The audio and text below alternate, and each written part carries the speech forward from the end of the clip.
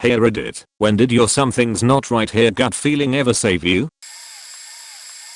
My aunt told me a story about my dad, who greatly dislikes his sister, and is an all-around asshole 98% of the time, calling her out of the blue one night, while she was in college. She answered. He said he didn't know why, but he had this urge to call her, to make sure she was okay. She told him she was fine, and thanked him for calling to check on her. She never told anyone else except me, and hopefully a therapist or two, but she was holding the bottle of pills she was planning to commit suicide with, right when he called her.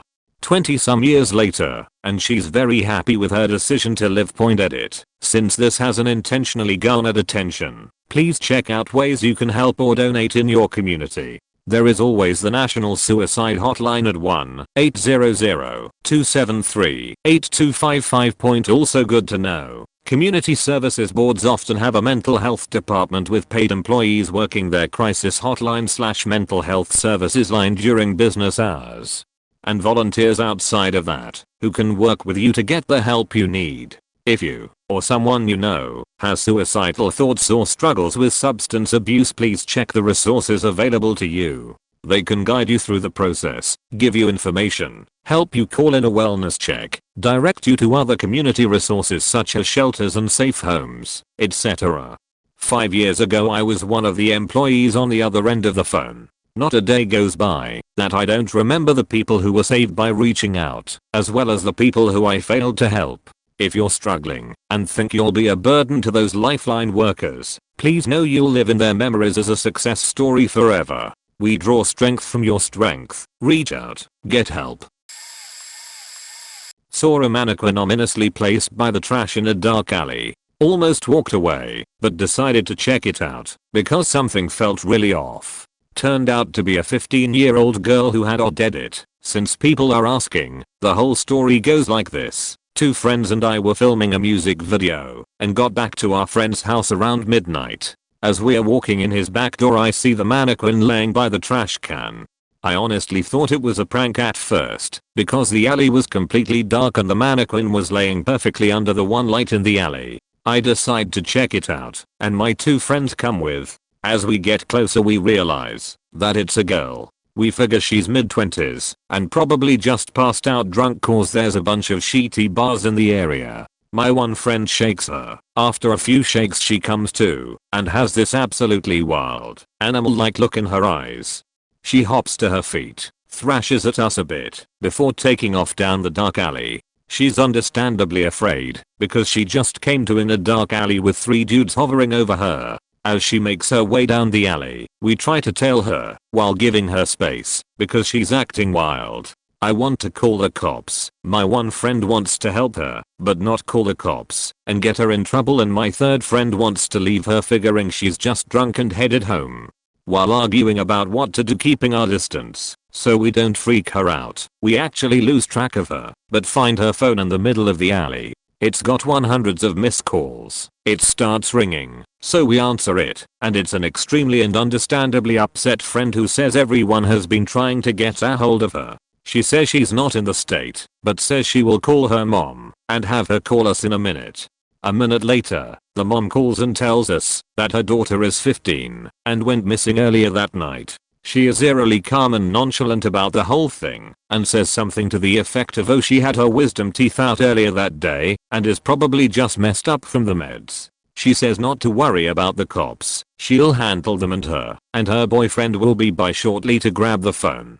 About 10 minutes later, the mom and the boyfriend show up with flashlights, grab the phone and all the info we have, make a few weird jokes, and go off down the alley. The whole thing was weird, but we figure they're not worried, so we go on about a night feeling uneasy. The next day, my buddy calls me and says the mom showed back up at his house, has a full-on breakdown in his living room, tells him that they found her down the road a few minutes after we met with them. Turns out she had downed almost a whole bottle of vodka and every pill she could find in the house. They had to pump her stomach and the doctor said if we hadn't found her and she would have been dead before morning. The mother then hugs my friend, gives him an envelope and leaves. The envelope had $1,000 in it. Luckily we had exchanged addresses with the mother earlier, so my buddy went and slipped the money back under her door. I say I don't know if she made it, because even though she got saved that time, if she's 15 and going through that much, I just don't know. I think about her a lot and truly hope she's doing okay. A guy definitely roofied my drink at a bar. He was totally mild-mannered and not creepy at all. Asked me how to sign up for karaoke and pick a song. Sat beside me and talked casually. Didn't touch me once but then he pointed to something behind my head to distract me. I looked away and looked back at him, and he was looking away from me into the crowd of people. Was a very stupid way to distract someone, to point and then act like you didn't do anything as opposed to pretending to have thought you saw something. Then, I saw him screwing one of those little canisters back shut on his keychain. I asked him what he kept in there to call him out. He was cold and expressionless as he began to slowly twist it back open, and said there was nothing in there. I stopped drinking my drink and he performed his song. Then I sang, and he took off immediately after. It was really faked up, and I'm glad he wasn't very smooth, or I don't know what cold happened. What always freaked me out was how normal he seemed before he became suddenly cold and robotic when I called him out on that canister thing. But it made me realize, of course a rapist would seem normal, that's how they get close enough to you to attack you. Edit. I did not expect this kind of response at all. I wrote my comment shortly before going to bed and was shocked to have woken up to all this. I don't even know what awards actually do. I haven't been on Reddit that long.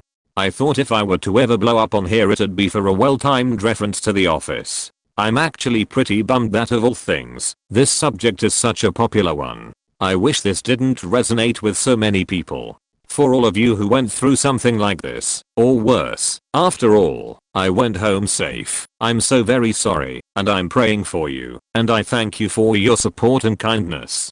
If I had bothered to proofread before submitting, I might have been more clear or thorough with information.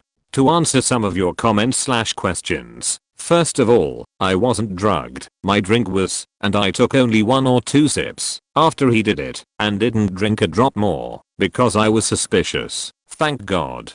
That's why I can remember what happened. And yeah, you probably have read this story before. This exact situation is unfortunately not too uncommon it seems. Just take a look at the comments here. I can safely say I've read enough rap/near rap stories to last a lifetime.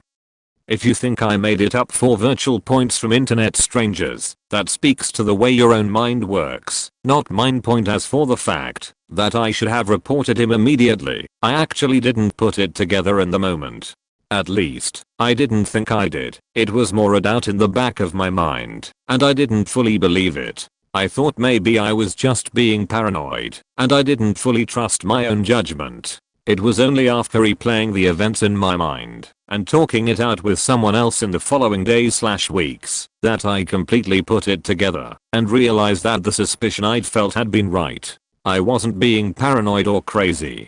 His intentions were very clear after the fact, but at the time I didn't realize it. I'm sure I should have gone to the police, but as I said, it took some time to even fully understand/believe what had happened. I did message someone working at the bar, who's friends with my ex's mom. She never replied to me, and I didn't take it any further. I also felt ashamed and stupid, though I shouldn't have.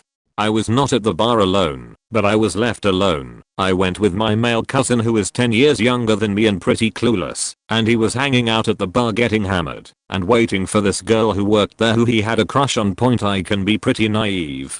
I grew up pretty sheltered, and I never really went through a party phase. Thus, I don't have a ton of experience going to bars or parties. So whatever you think I should have, or could have done differently, I did the best that I could in that situation. And it's much easier to say that you would have done the perfect thing when you're not in the situation and you're not me. P.S. He was a shitty singer.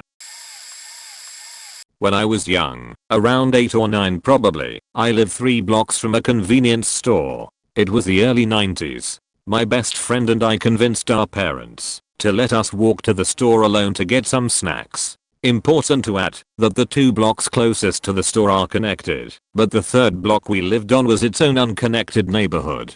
So anyway, as we are walking back from the store, we are coming up to the first street and a truck drives by and stops on the side of the road in between the first and second block on our side of the road.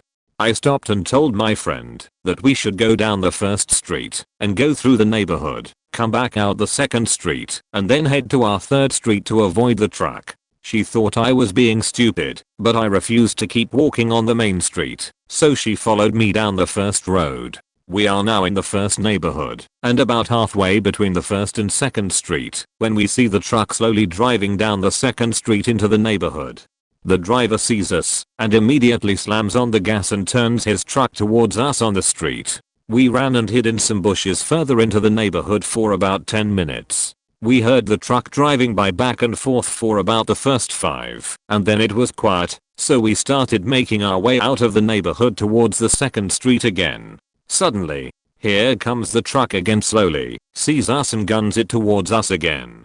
We jumped over a fence into a backyard and started pounding on the back door. By the way, this is a Tuesday, middle of the day during summer vacation. Most people are at work. But miraculously, a man and woman opened the door and let us in. The woman had just had a baby like a week before, so they were home on leave. They called the cops and my mom and the man went outside. He said the truck drove by and the man saw him standing outside and sped out of the neighborhood. Cops and my mom showed up minutes later, and we gave a description and never heard anything about it again. Our parents just drove us to the convenience store from then on. My mom still talks about it to this day, and how shocked she was that I had such a strong intuition at that age.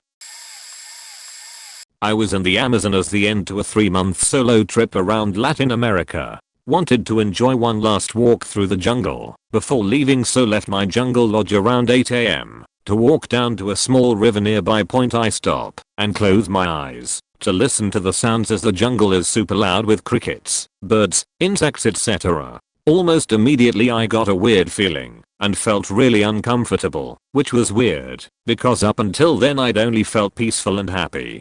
When I opened my eyes, I realized everything had gone completely quiet, which was definitely not normal and not something I had experienced in other rainforests I'd been to. It was bizarre. I immediately felt that I had to leave and fast. After I dipped and got back to the jungle lodge, I told the tour guide what happened, and he said it usually only gets quiet when there is a big predator close by. Thanks but no thanks. Edit. I just wanted to address a couple of things in the comments. I was staying with a tour group in a jungle lodge in the Peruvian Amazon. Next to the lodges, there was a path that led down to a river, about a 5-minute walk, where we were told we could go down to swim. Previously, our guides had given us some free time in between tours to allow us to go down unaccompanied by them, so I assumed it was fairly safe. They also said in the years the lodge had been running, they had never seen a big cat around there because they are usually shy and the activity in the lodges generally keeps them away. I took this walk around 8 AM on the last day just to listen to the sounds one last time, as it was the end of an amazing 3-month trip and the jungle had been my favorite part. I had only been walking for around 2 minutes before I decided to stop to take in the sounds and say goodbye because we would be leaving shortly after. I definitely wasn't wandering off looking to do my own exploration. I had already spent an incredible and guided week there.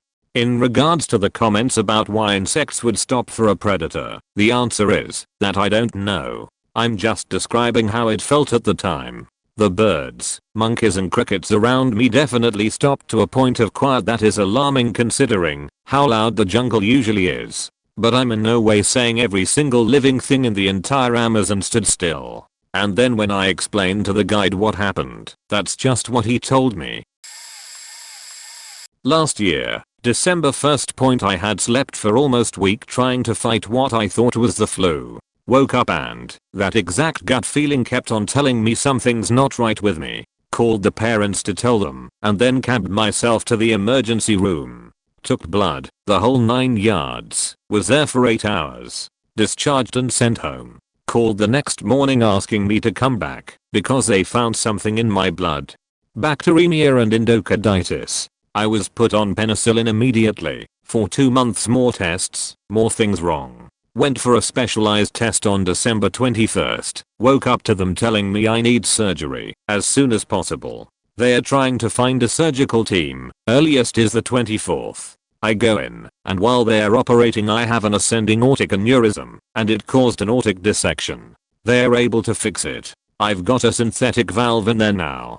Here's the kicker. I work in a restaurant kitchen, just before the start of the holiday season. Normally most cooks would tough it out and just work. Most think, it happens and it'll get better soon. Just keep going. There was just something about the way I was feeling this time that made me go to the hospital. I'm told that, if I had done that, I more than likely would have died before my birthday and they would have found out about the aneurysm during the autopsy.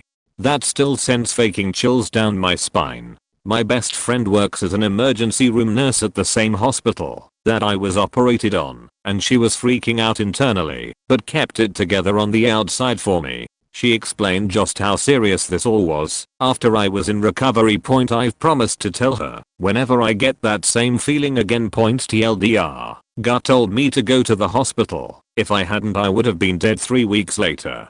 Cheers edit. I've got to get to work now, but I'll try to answer more replies during the day. Please keep them coming so others can learn from my mistake and fortunes. Thank you. Edit 2. Thank you kind stranger for the silver. I still don't know what to do with it, but I wish one back to you. Edit 3. WFT. 6k upvotes on a post that I made about my heart. Thank you all for all the concern and wishes. Seeing the conversation this has produced has helped a lot with just my general well-being and mental health. Truly moved by this. A few years ago, when I was 19 and studying abroad in Europe, and my friend and I decided to go to Turkey. It was our first time really traveling on our own without a group, and we decided to walk around the square outside of the Blue Mosque. We felt very safe during the day and decided to see the city at night with the lights. As we were in the square, we were hounded by typical store owners trying to sell us something. Finally, most went away, and as we were going back to our hotel, a younger guy approached us. He said he had a shop on the corner, which he pointed to with lots of souvenirs including carpets. I grew up with a lot of handmade, woven carpets from my parents' travels to the Middle East and Asia. I decided it would be a nice gift. So we follow him. When we get to what we thought was his shop, we stopped. We started to walk in, and he said not that one, the one around the corner. We poke our head around, and sure enough see a store, only selling carpets. I started to get a slightly strange feeling but nothing overwhelming, so we followed him as we could see the store. When we walked in, about 13 to 15 other men were in the shop. They were pointing out carpets and showing us around, and I started to get really uncomfortable. My friend seemed completely at ease, so we followed the group around the bend to the other part of the store. In Turkey, it is common to be offered tea, so that part is not particularly odd, but the men, who were now circling us, were insistent that we have tea with them in the basement. I kept saying no, but they were leading us towards steps, completely surround us. We got to the steps and my friend started walking down. My body began to sweat, my heart went crazy, and I never had such an overwhelming fear. I kept trying to think of how we could overpower these men. I grabbed my phone, stopped in my tracks, and gasped. Friend's name, we need to go right now. My mom just texted me asking why we aren't back at the hotel yet cause the map shows we're at this store. We are supposed to FaceTime with them in 10 minutes. The men kind of look around and tell us we can have tea in less than that amount of time.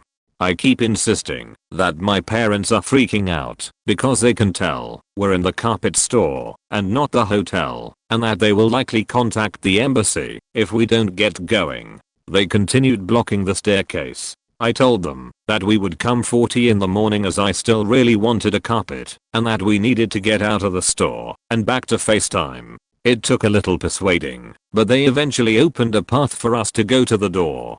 One of them followed us back to the square insisting that we return/come back and see them. Of course, we didn't. I have no idea if they were completely harmless or not, but I had never had such an overwhelming feeling. They easily cold drugged us, placed us in carpets, and taken us out.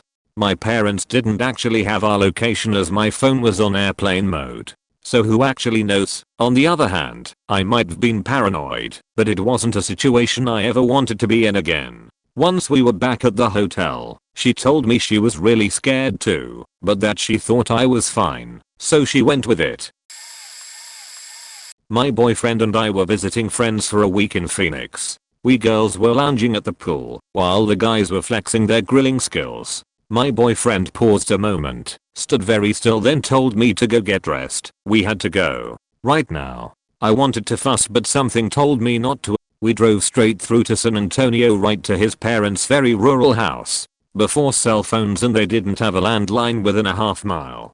Seconds before we arrived, his little sister had jumped off of a rain barrel and landed on a metal spike that went straight up through her foot and into her leg. His dad was at work, so there was no car available there. She was bleeding like crazy, and his mother had just walked out and found her. I don't know what spoke to him in Phoenix, but it would have been all bad if we had not arrived exactly when we did. Edit. Adding a bit of history and apologizing for posting this somewhere else. I'm not a Reddit pro. Circa 1983, my boyfriend and I had an apartment together. He worked, I didn't. Every day I packed a nice lunch for him and made a good dinner. One afternoon, nothing out of the ordinary, I was laying out at the complex pool and a older guy walked over to introduce himself. He wasn't hitting on me, he had just moved into town and was new to the complex. We chatted for 3 or 4 minutes when my boyfriend showed up at the pool. Odd, but okay. Introductions. Then we returned to the apartment for lunch. Once behind the door of the apartment, he said to me, "Stay away from that guy. There is something very bad about him. He feels like the bottom of the deepest ocean. If you read my other post about the long sudden journey, you kinda know that he senses things." In fact, the reason he came home during his lunch was that he had a feeling, which he had before I was even at the pool. He just sensed something bad and came home. After he returned to work, I was taking the kitchen trash out and the man approached me again. I'm former army and in pretty good shape, and he's older. No place in his swimsuit for a weapon, and I could probably take him. Plus it wasn't in a secluded place. I'm not afraid. He asked me if my boyfriend was psychic. As it turns out, this guy is psychic and in fact recently transferred to San Antonio from a sister radio station to do his show there. He told me that when two psychics meet, oftentimes they feel something like cold darkness because they are receptive of vibes instead emitting like most people. In the end, he guided my boyfriend to better understand the things he sensed and they became great friends. Hope this helps some.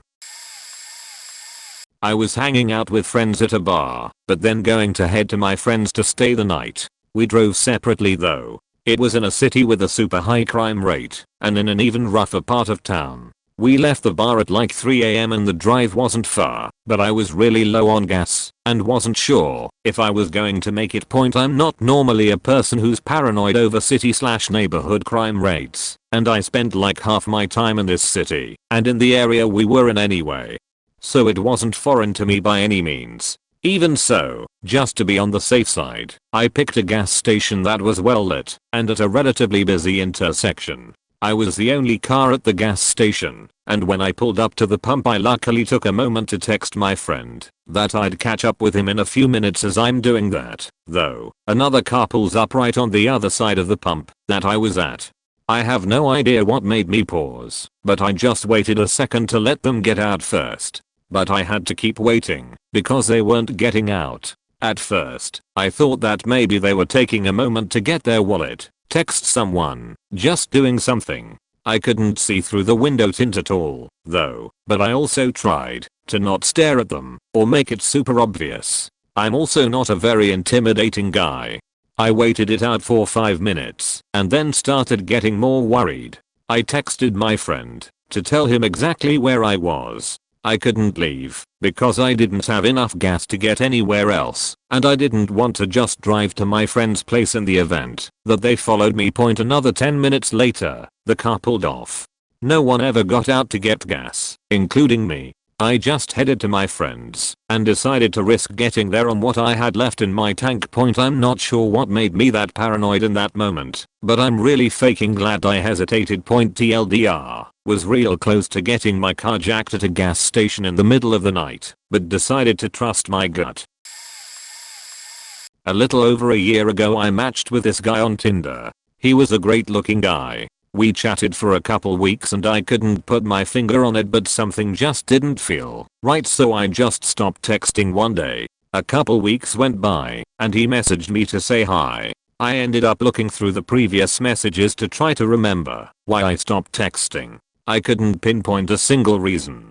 He seemed fine. I thought maybe I was just having a bad day, so I asked him out. We went out a couple of nights later. I didn't really find a connection with him in person. He seemed like a nice guy and all, and he was as good looking in person as he is in pictures. But he just jibber-jabbered about topics instead of trying to have a meaningful conversation. Annoying and not my thing, but harmless.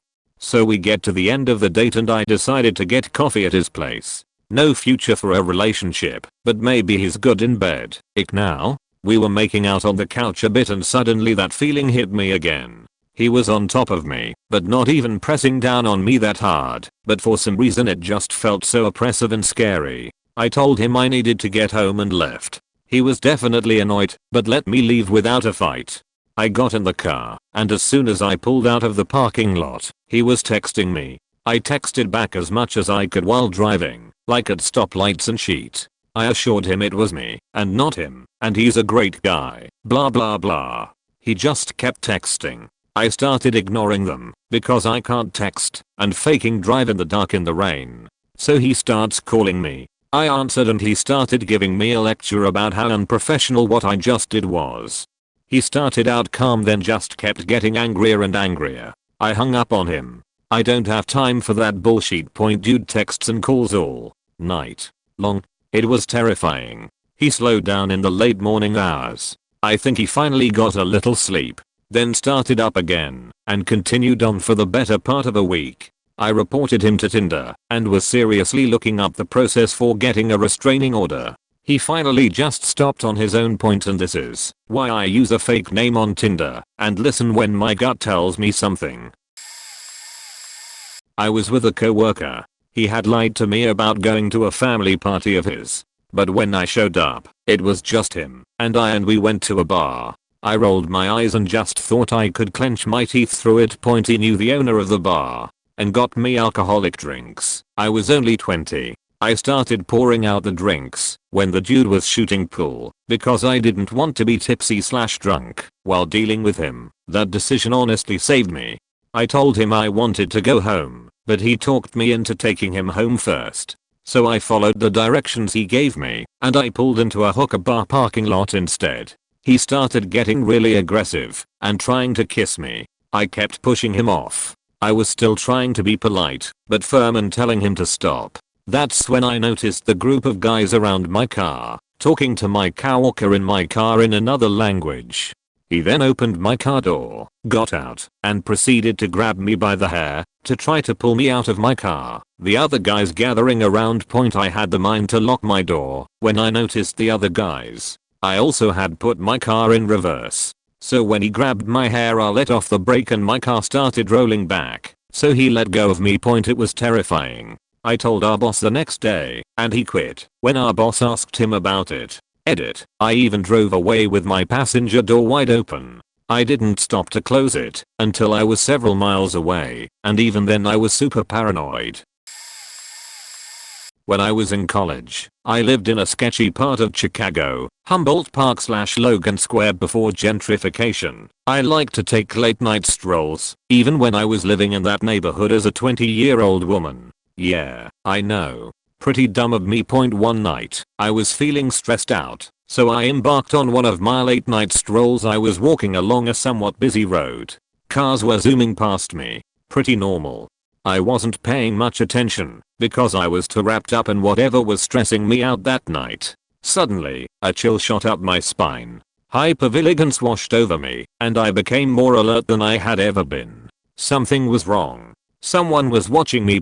I quickly spotted a car. It was driving in the opposite direction, a little slower than usual. It was too dark for me to see anyone inside the car, and the car was pretty unassuming. But I still knew something was off. They were watching me. I just knew. The car drove past me and then made a U-turn. Now it was right behind me, creeping along the curb. Luckily, there was a Walgreens a few blocks ahead. I started walking faster, and the car eventually sped past me and disappeared into a corner. I somehow knew I wasn't safe yet, so I still sprinted to Walgreens. I told the security guard what happened, and we both went outside. The car was parked up the street, about 50 to 100 feet away. The security guard was a big guy who looked intimidating. He marched toward the car, and the car immediately backed up, made a U-turn, and then booked it out of there. The security guard called the cops, and they drove me home. I never took a late night stroll again. My gut made me more alert, but it was really the security guard who saved my life. I'm positive that, if he wasn't there that night, something bad would have happened to me. I wish I could find that security guard to thank him. I was offered a dream job at almost double my salary in a different city. It was only 2 hours away, but something told me not to take the job. I had a number of people tell me I would never have another opportunity like this, and my fear of leaving my hometown was holding me back 2 months. After I turned it down, that division of the company was sold, and everyone in that department lost their job. I'd have been stuck in a new city with no friends or family nearby, and no job prospects.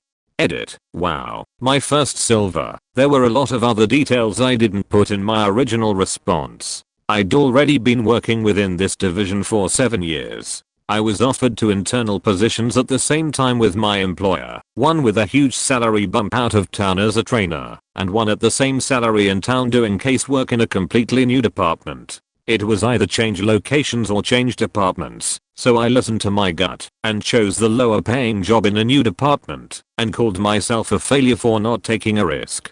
Within 4 years of taking the position in town, I was managing the trainers in my new department. In the 11 years I've been in my new department, I've almost tripled my salary. If I'd lost that job in 2008, I'd have lost all the benefits that come with 7 years of employment, vacation time, stock options, performance reviews, 401k hassles, contacts, etc. I never could have foreseen this turn of events 11 years ago, and lot of it was the dumb luck of being in the right place at the right time and following my gut.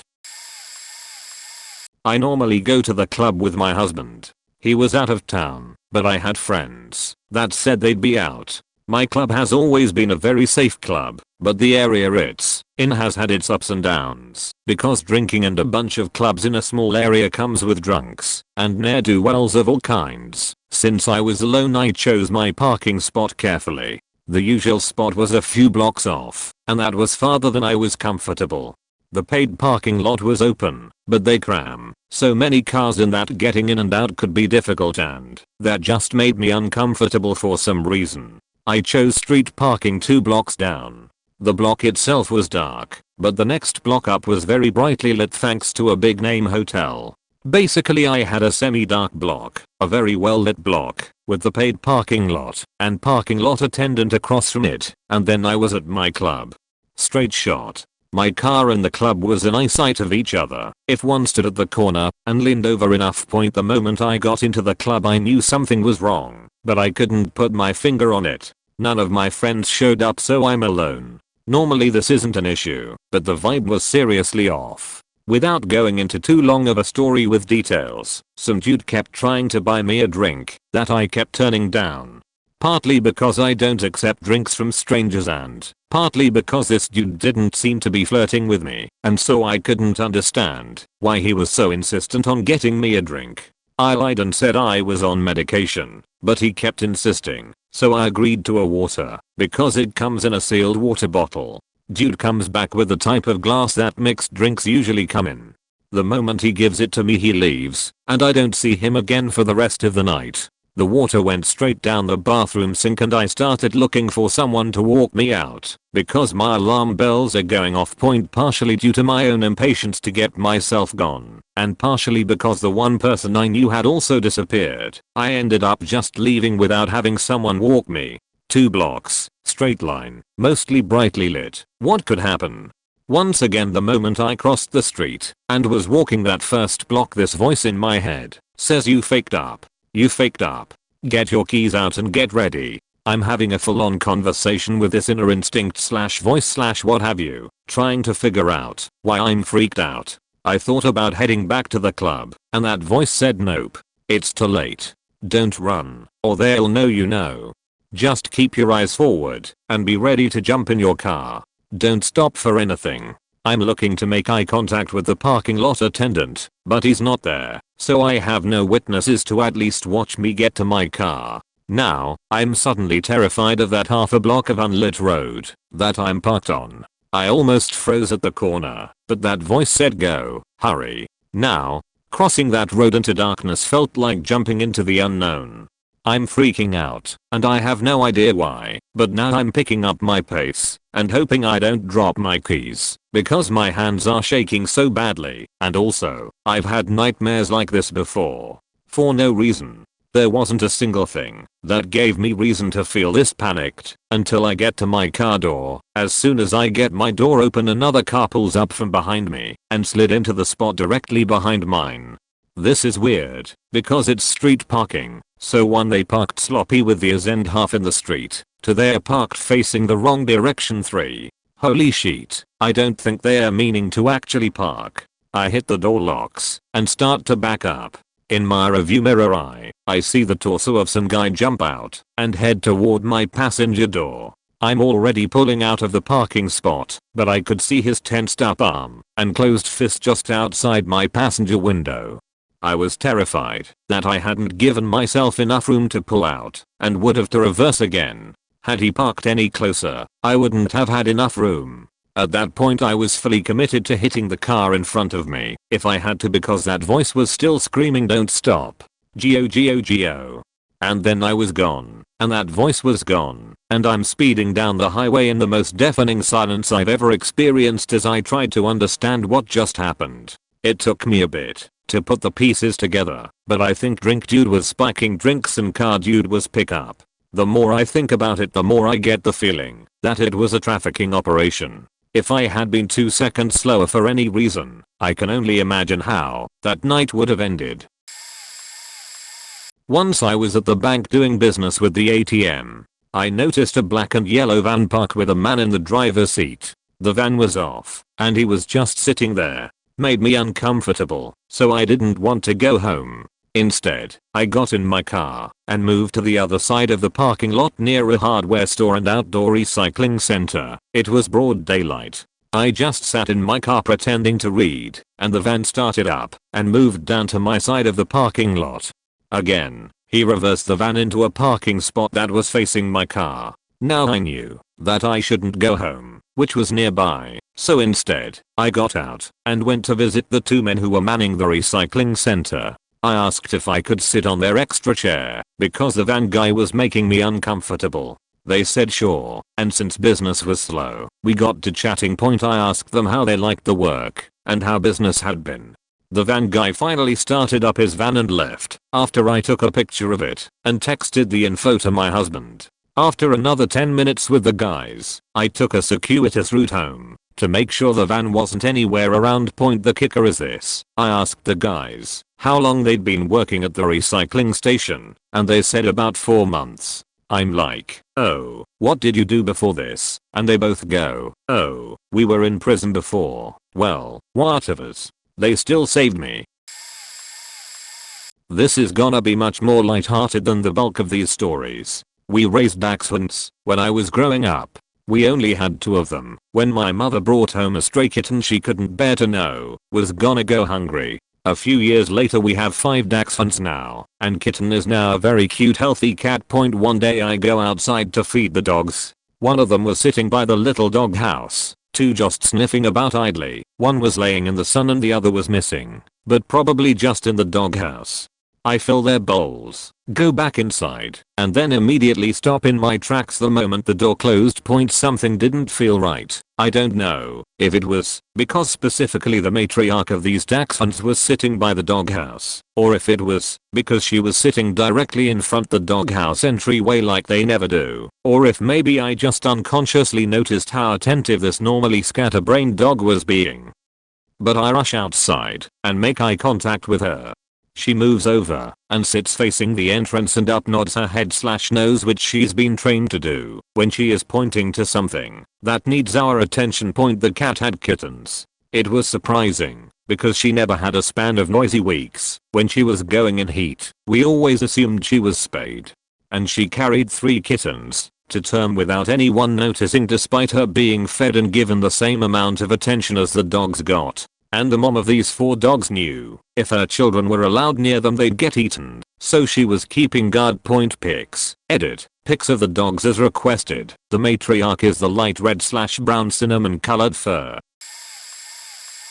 I was 16 when the PlayStation 2 was released, and my friends and I made a successful bid at a more rural town nearby's Walmart, and each got our console. However, the selection of games was lacking, even for a launch day, so we decided to pack them in my trunk and hit the Walmart closer to our home along the way.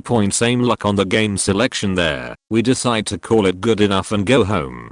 As we are walking up to my car, I saw this other car parked like 3 spaces down from us, on the other side of the concrete dividers. You know that sensation when you're driving next to another car in traffic, and that car is perfectly in the middle of their lane, but you just know that they're about to blind merge into you somehow. It was like that, but way dialed up, as I just saw these 2 guys leaning against the car.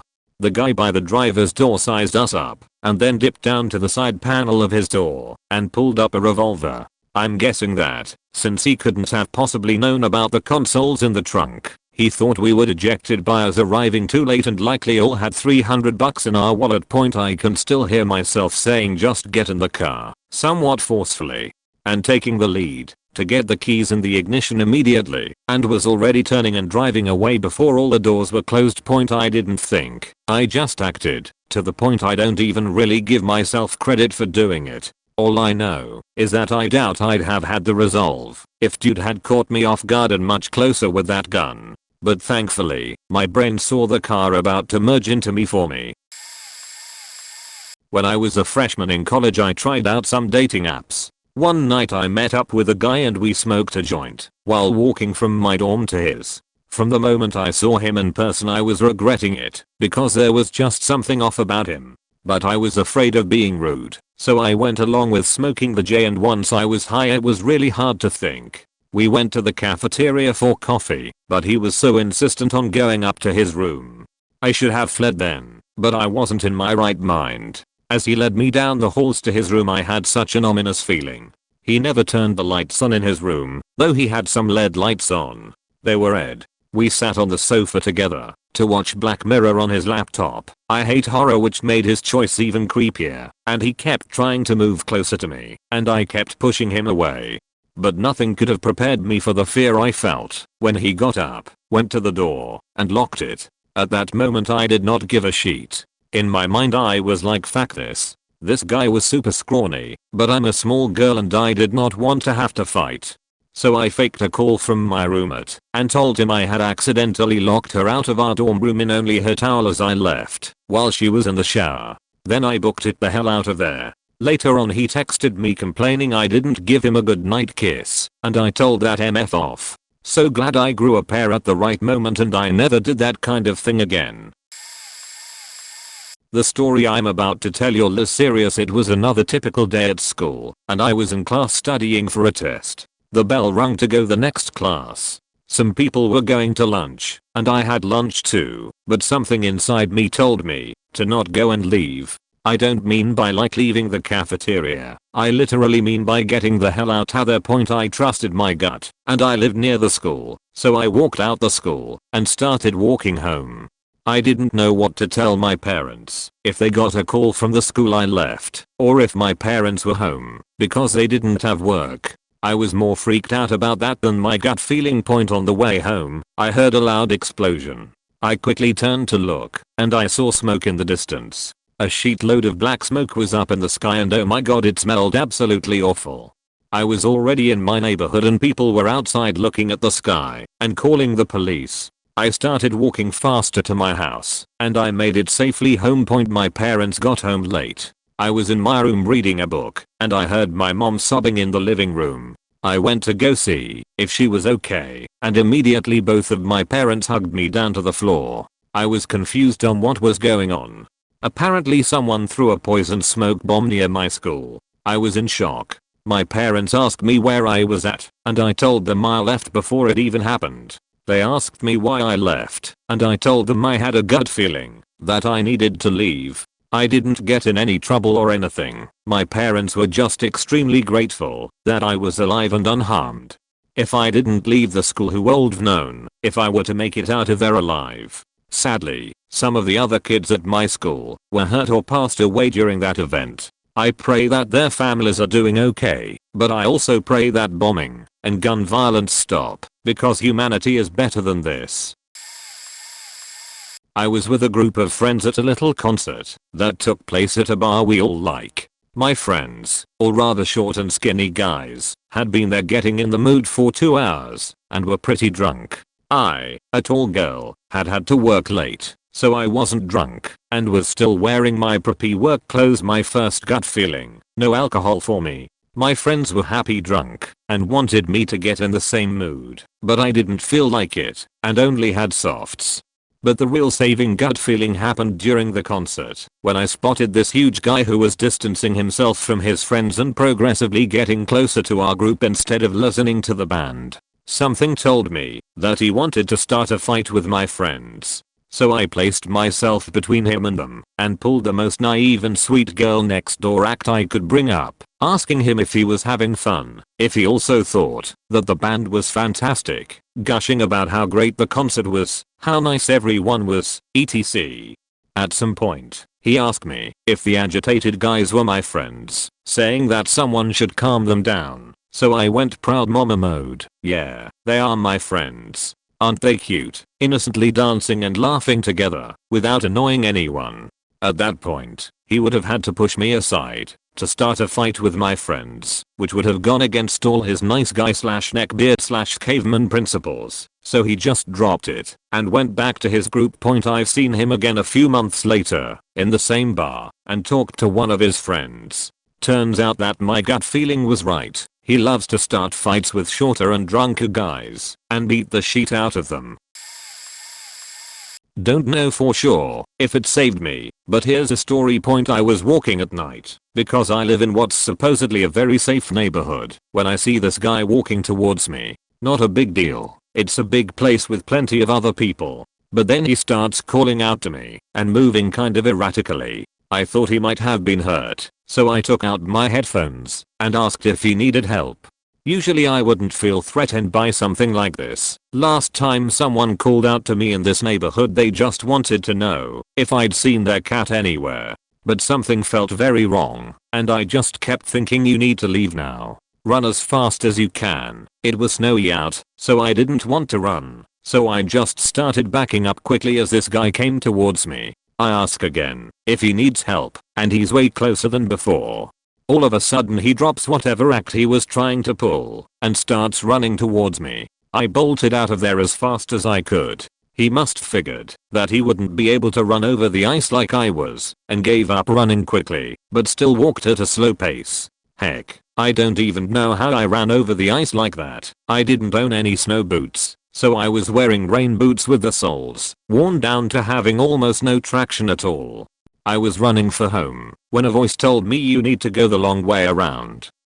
I was thinking, are you out of your mind? It's barely a minute to my house and the long way takes 10. But for some reason I listened and ran the long way around. Running for 10 minutes in the cold with bad lungs is a horrible idea, by the way, especially after the sudden burst of adrenaline. When I got home, however, it turned out to be a good thing, as I realized that the guy would have most likely figured out where I lived pretty easily had I gone the short way, as the short way was one street and the long way was a maze of many. Never saw him again, but I did see some random, I'm assuming drunk, dude hiding behind his car staring at me until I said, I can see you dude, and he did that exaggerated tiptoe walk back inside his house. Safe sure. I hate this neighborhood.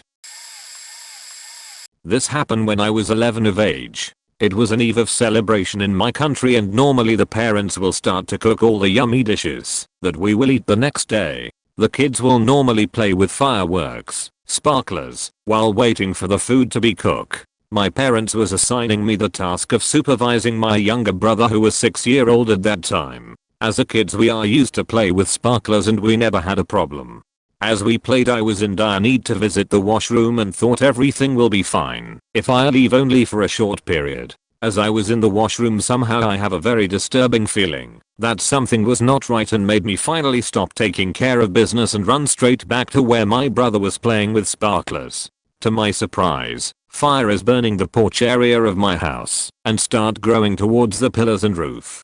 What had happened is that actually my father was leaving an almost empty fuel can, 5% left, at the porch. My younger brother thought it would be a good idea to drop the sparklers in the can, and as soon as the residue fuel was ignited he panicked and knocked down the can. As quickly as the fuel flow, the fire spreads and my brother was standing trapped in the corner covered in fire.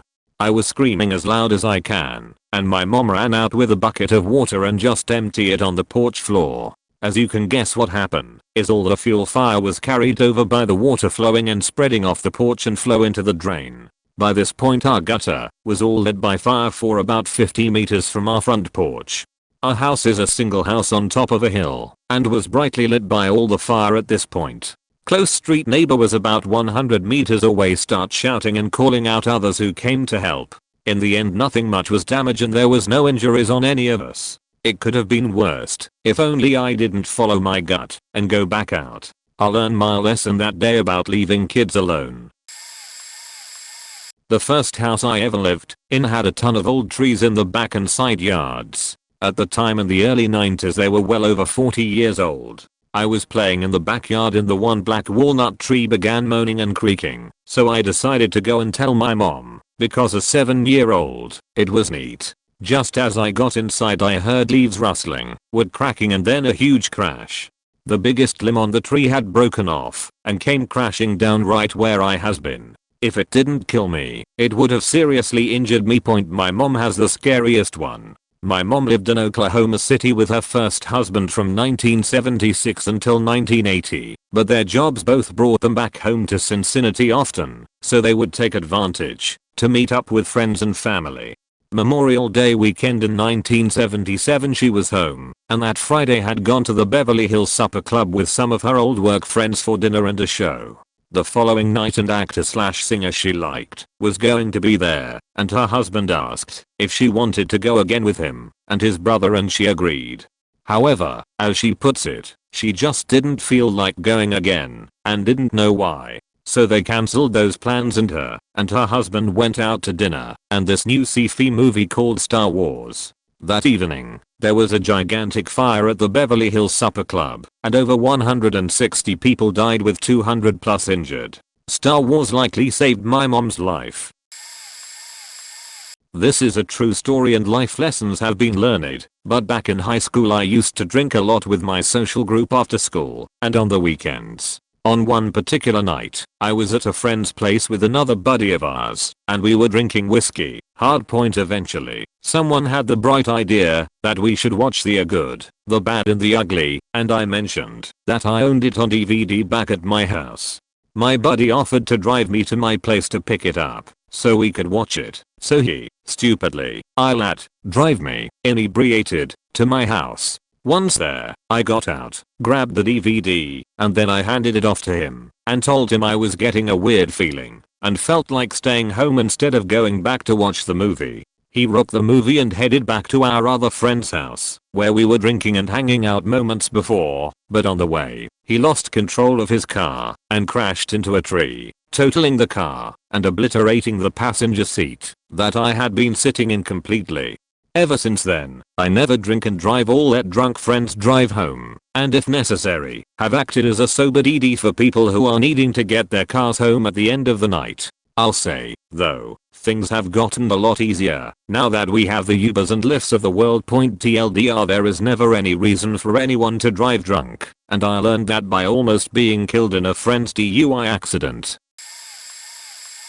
TLDR, intuition and fear made us book it out of a national park that was on fire. It wasn't when we entered, but it was by the time we left. Point and edit. Here's a link to some photos on Imgur. There's more if you go through my profile to Imgur. Oh my god, okay, this is perfect timing. My husband and I are so in our annual Christmas through night camping trip, Australia. In case you're wondering why anyone would choose to freeze their ass off at that time of year. It's 35 Celsius here.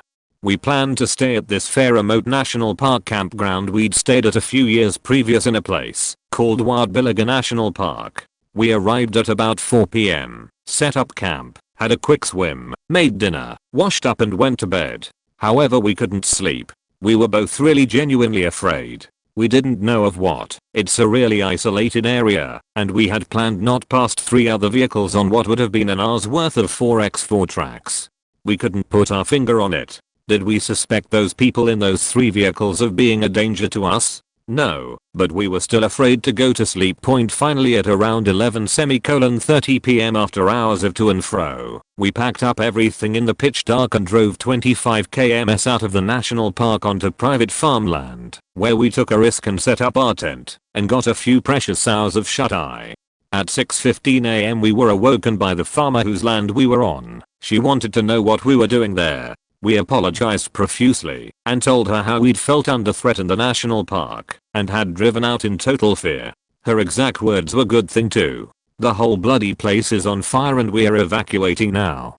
So yeah, turns out a tiny grass fire that we'd passed on our way down to the NP had grown overnight by like 2,000 hectares and turned into yet another massive and out of Christmas Byron bushfire. When we got out of our textile vehicle, tent and other items were totally covered in ash that was rapidly falling from the sky. It was unbelievable and really frightening.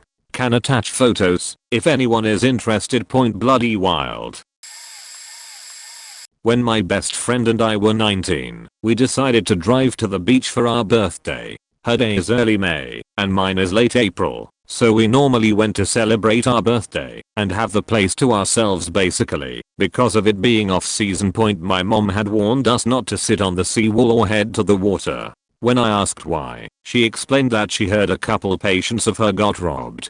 I of course figured that would never happen to me. Well, my dumber self and friend decided to not heed my mother's warning and sit on the seawall. All of a sudden I had this feeling. I looked at my friend and said, "We need to go now."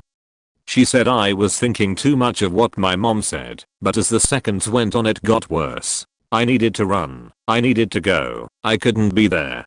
All of a sudden, I looked to my left and there was a guy walking towards. He was probably 50 or yards away, but I saw him and knew. I told my friend to hurry the fuck up, and she was giving me shit for being a bussy and listening to my mom. I grabbed her by the hood of her sweater as I see the guy walking faster and faster, and he had something shiny in his hand. She finally saw him and became paralyzed. I threw her in her car. It was parallel parked right next to the wall, and drove off with her in my lap. As I sped away I see the guy stop and just stare. Absolutely worst feeling ever. My brothers and I had a babysitter one night, a cool cop, who was a substitute teacher and a little league baseball coach / umpire. We loved the guy.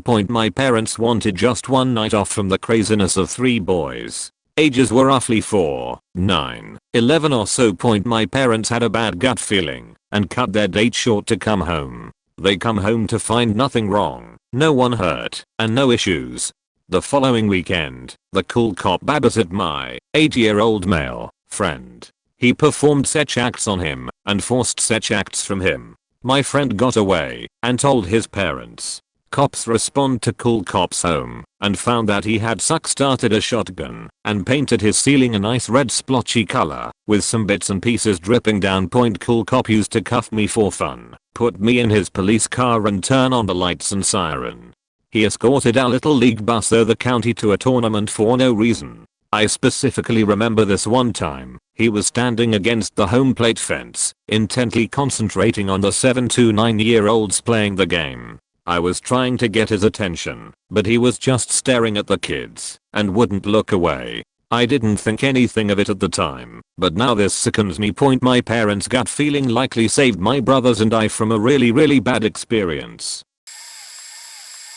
Posted it somewhere else before the haters come along. Check my name and check the poster's name. It's me, but is relevant to the question. So, a little background here. My father was in the army for 21 years, retired and moved to a very small town in central Florida.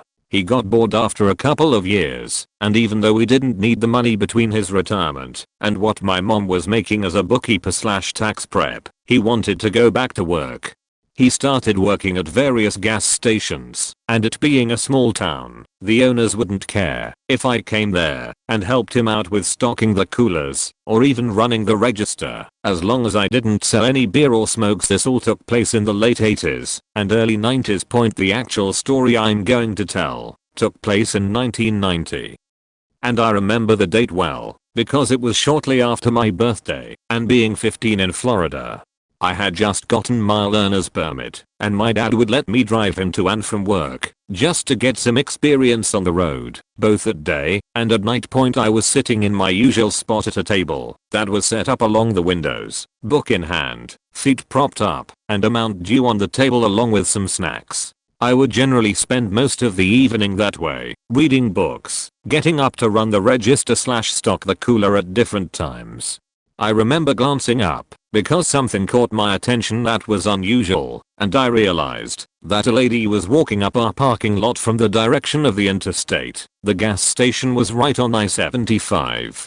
This in itself was really strange, because where we were located, you didn't get many people walking, and definitely not walking from the direction of the interstate. I figured she had broken down somewhere and was coming to use the phone to call for a tow truck or something. I was completely wrong.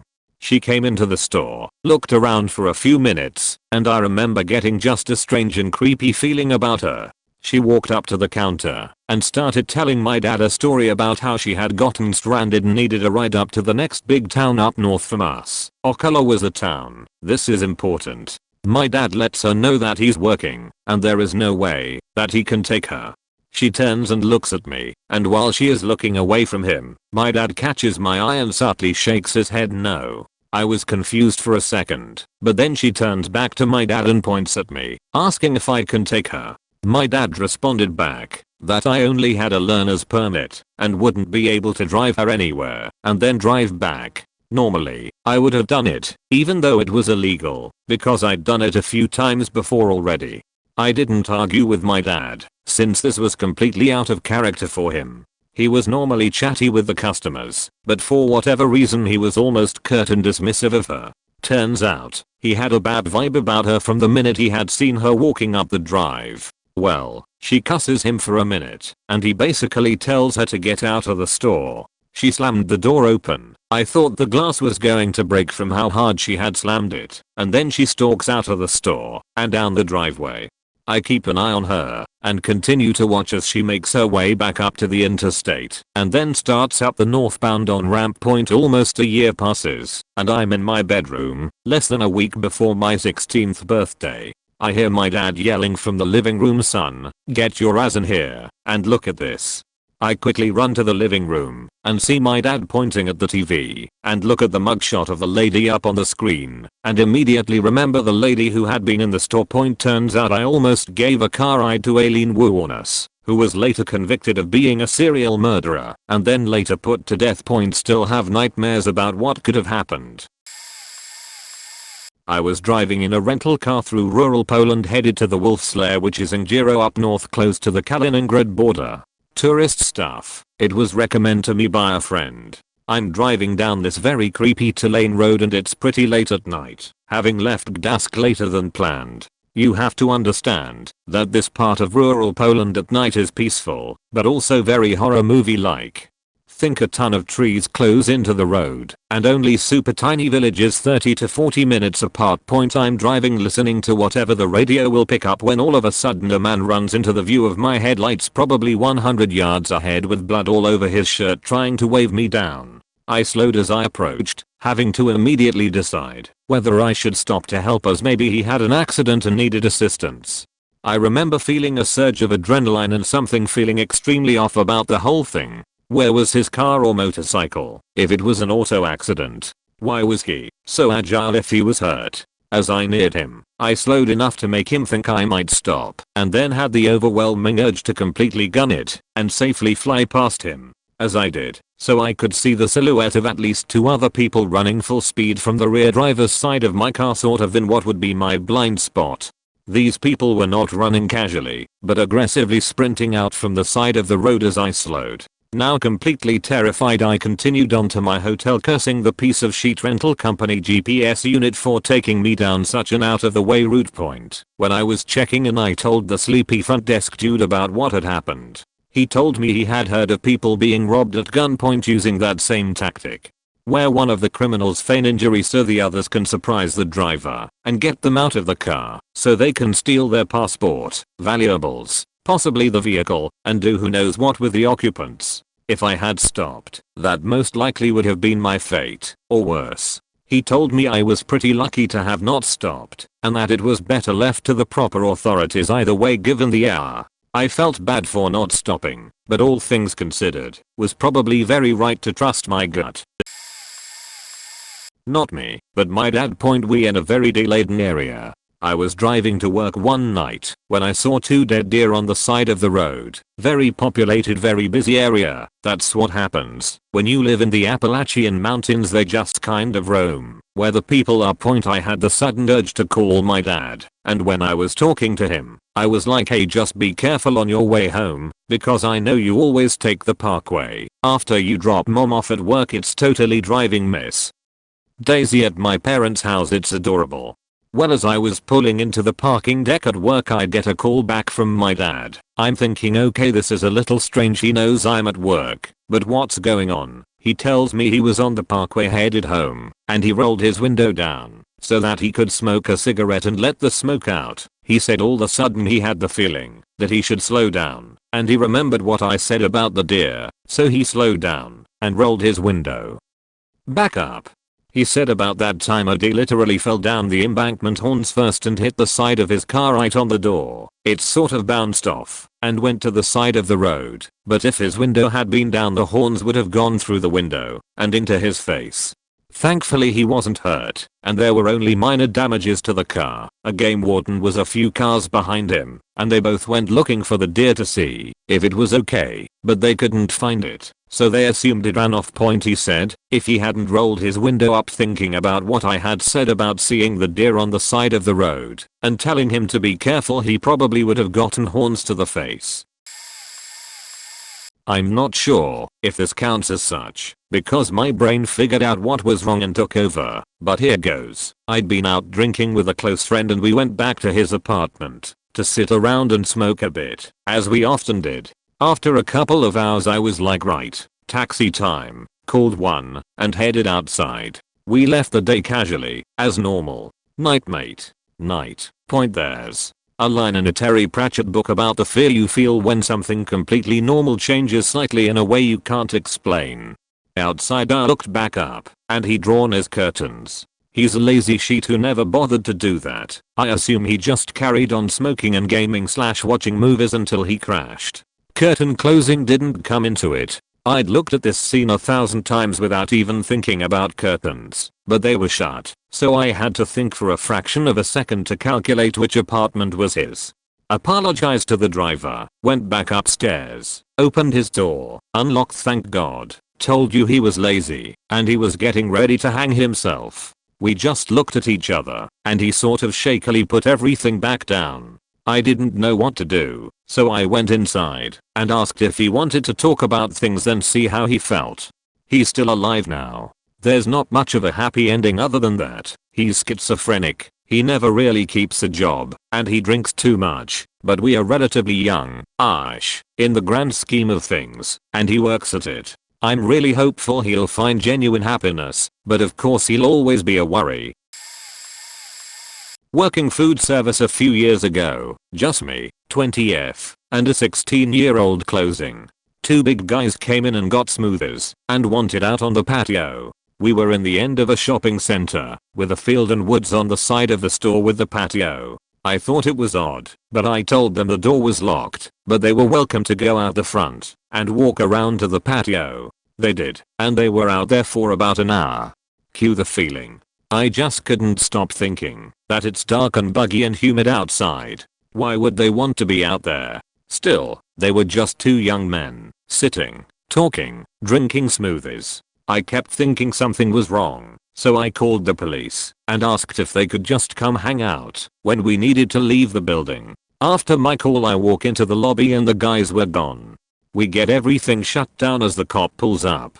I unlock the door and go outside to tell him I'm sorry, I was just nervous and overreacted. When he tells me to go back inside, he goes onto the patio and finds the guys ducked behind a column. They both had knives. The cop called for backup and sent us home. I don't know what happened after. I'm sure it's hard to prove intent, but they were hiding on our patio for at least an hour.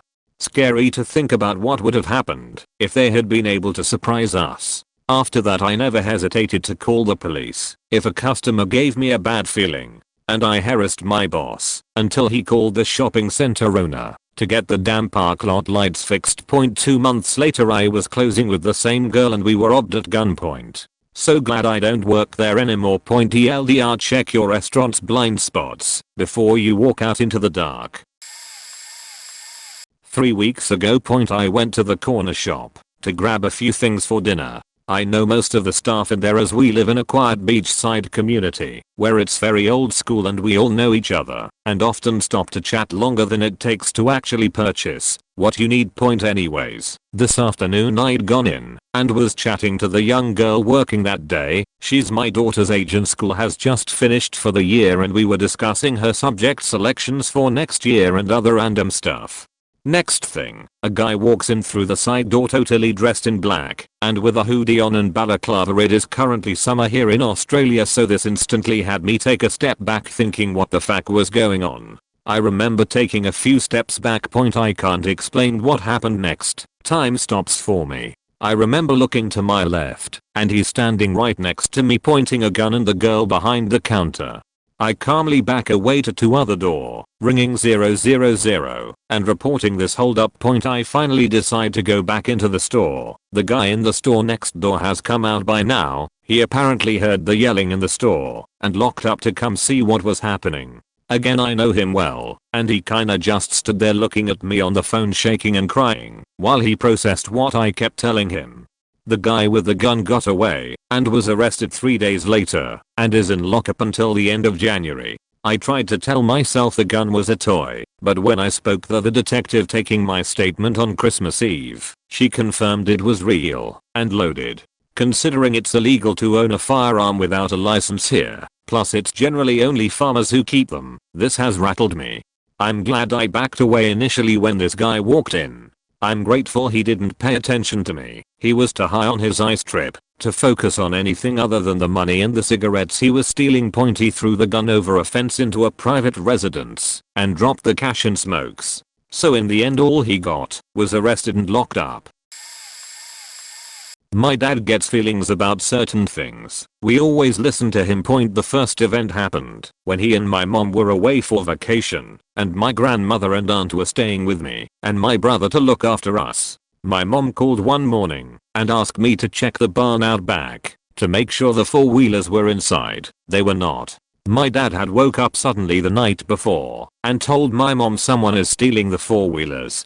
The second event happened when a local man disappeared and people speculated that he had taken his own life due to previously known troubles. My dad was driving down back roads and passed a specific area and got a feeling that the missing man was in that patch of forest. A few days later, they found him hanged from a tree in that area. The last time it has happened was when I was in grade 12 and was at my boyfriend's house across town. I'm a creature of habit and would always drive through town on my way to his house, and I would take the highway home. I was in my car, backing out of his driveway around 10 PM and my boyfriend comes running out of his house waving his arms. I pulled back in the driveway to ask what was wrong. He said my mom had just called and said to stay put and she would come get me. No explanation. When she picked me up in about 10 minutes, she started driving home through town. I asked why she was picking me up and she told me all about dad's feelings and proceeded to tell me both stories listed above. She said he had gone to bed early and came running down the stairs just before 10 PM telling my mom frantically to call my boyfriend and not to let me drive myself home. I was properly freaked out, but the real ball dropped when we learned a drunk driver had been arrested the night before for driving against traffic on the highway the night before. The route I would have been driving. We always listen to dad's feelings, and he has helped me be more in tune with my own. Me and some friends at the time, no longer friends now, were hanging out at the park at about 11 at night. We were all just chilling on the ground after a long night of chasing one another around. A car pulled into the parking lot and was just sitting there. Nobody got out. My friend, we'll call her a B, got up and walked to the water fountain to get some water. She began to walk back when I had a very bad feeling. The person rolled down their window and called her over. She then came back and sat next to me. I asked what they wanted and she just said I'm not sure. I walked to the car and asked, do you guys need anything? There were 2 guys and 1 girl. They looked to be our age, high schoolers. They just said that they were good and just drove off. Alarm bells were going off at this point. I told all of my friends that we need to leave. One friend suggested we lay low at his place up the street. We all began to walk and the car came back and followed us. I guess they called some friends cause they all began to follow us and were saying that they wanted to rap me and a B, were both female, and other provocative / inappropriate things. We began to run to our friend's house and climb the fence so the cars didn't see us. A B and I later went back after about an hour TLDR, got a bad feeling about a car.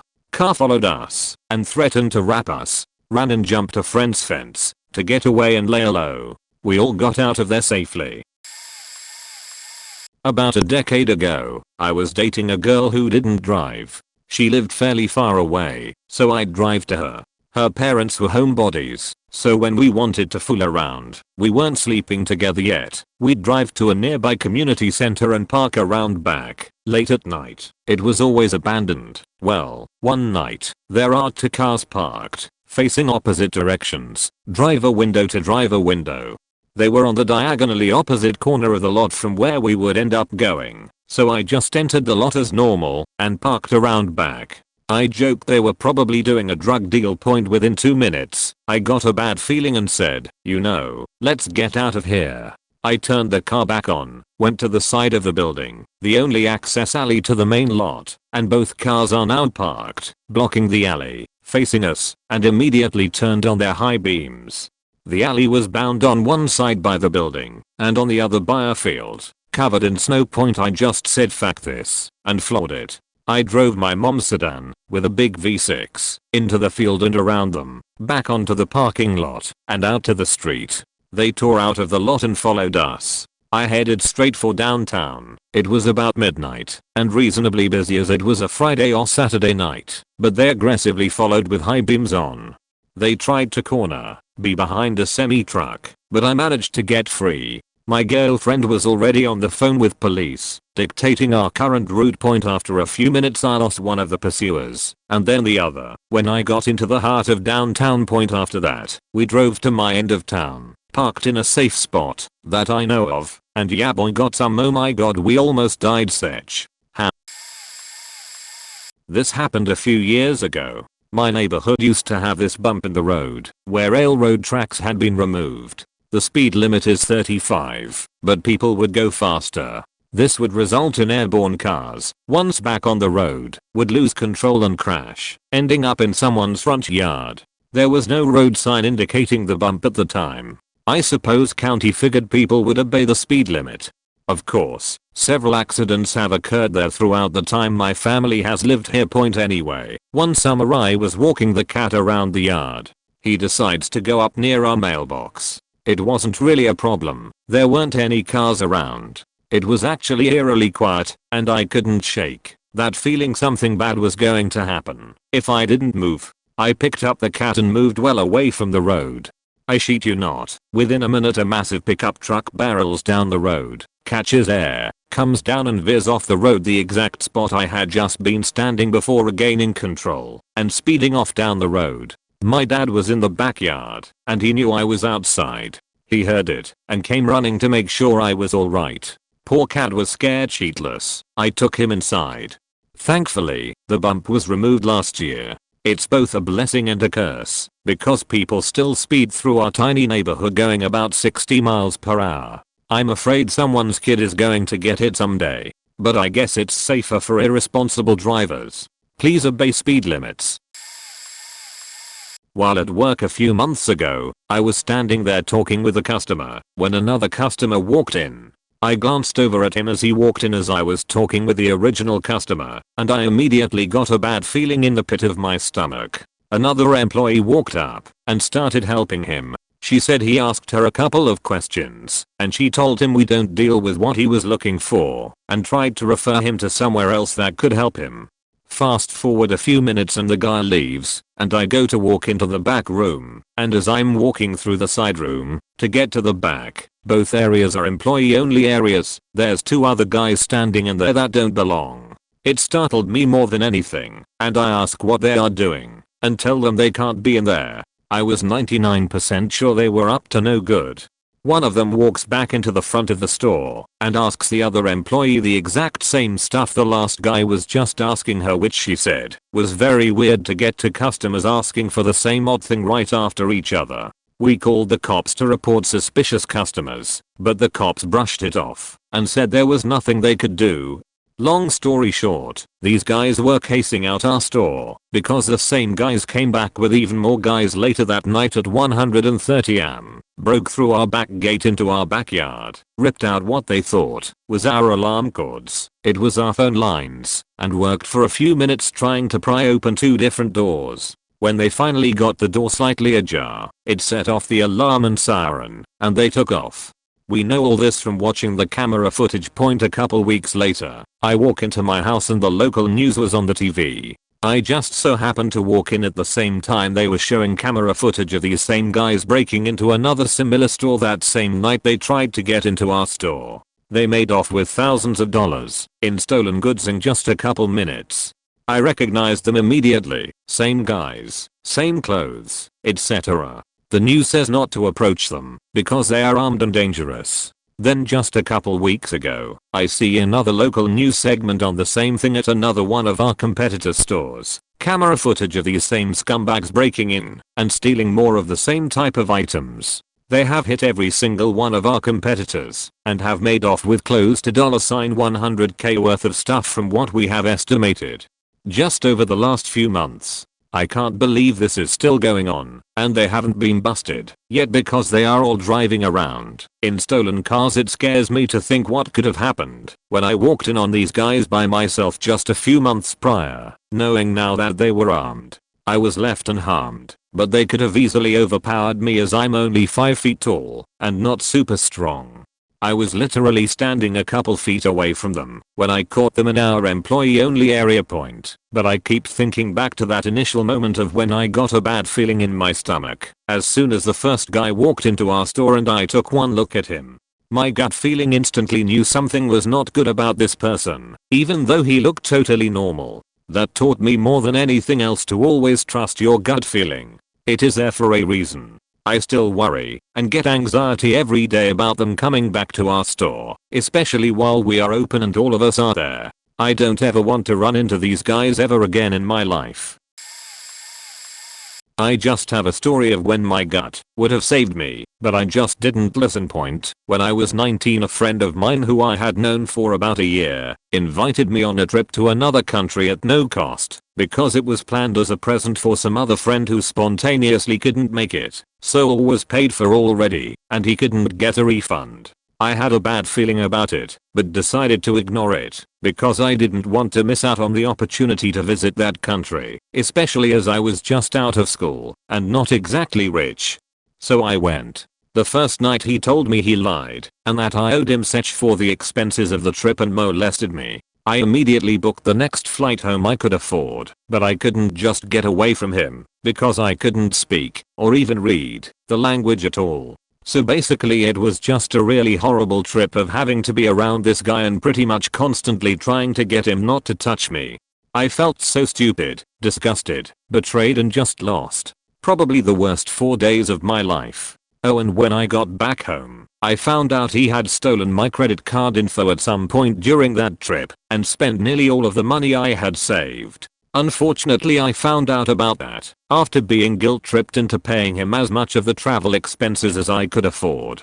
Luckily, my bank could get the money he stole back from him because he was an idiot and used it to buy advertisements for him as a musician, which had his actual name on it. So lots of proof who spent my money. Long story short, I now listen to my gut and am a lot less naive.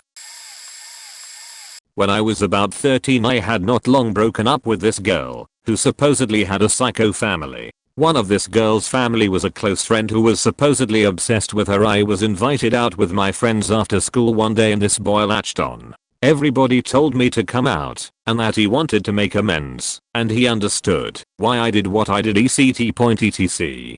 Being the pushover I went out and we hung out in parks and smoked and drank. As it started to get dark, I decided to go home. I felt uneasy being around him and he started acting all weird, talking about fights he had been in and bragging about bashing some guy's face in with his fists in school. Because of this I left. I didn't feel safe whatsoever. The next day my best friend and all the other kids that were out that night came into school and told me that got worse after I left. Apparently after they had drank some more, he started waving this huge kitchen knife around and was telling everybody how he was going to stab me in the stomach for breaking that girl's heart. Let me point out I only know details of the rest of this because I have a relative in the local police force. My dad made us move because he knew where I lived. I continued getting death threats on social media though. Until about a year or two later, when it was in the paper and was spread around the town that he had broke into somebody's house and stabbed a man to death and then slit his wrists in the man's bathtub. They found high amounts of cocaine and cannabis in his system along with a lot of alcohol. The elderly neighbors phoned the police when they heard some commotion and they hadn't seen the man leave for work. They found him barely conscious and he is now in a psych ward. This was supposedly over the girl again. I think I dodged a bullet there.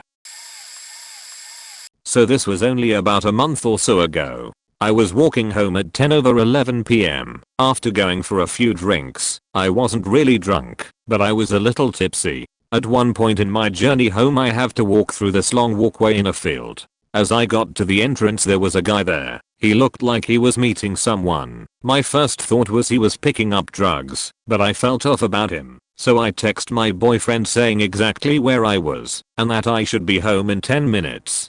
I walk past the guy and he asks me for a lighter. I'm smoking so I can't exactly say no, but it turns out this guy lives across the road and needs to use it at home or something. The guy won't let me walk away, so starts walking with me through this dark path. At this point I'm terrified and he starts telling me he's a big dealer in town, telling me how many people work for him, stuff to make him sound a lot more powerful. We get to the end of the path. It goes through a dark field and takes about 5-10 minutes to walk through. He stops and starts saying how hot I am and stuff like that, saying what he'd do to me. At this point, it's been a very long time since I text my boyfriend. He tried to ring me a few times, but the guy walking with me wouldn't let me answer. My boyfriend runs round the corner, comes over and asks what's taken me so long. The dude turns around and starts casually walking back in the direction we just came from. Point. If I hadn't sent my boyfriend that random text I don't know what would have happened.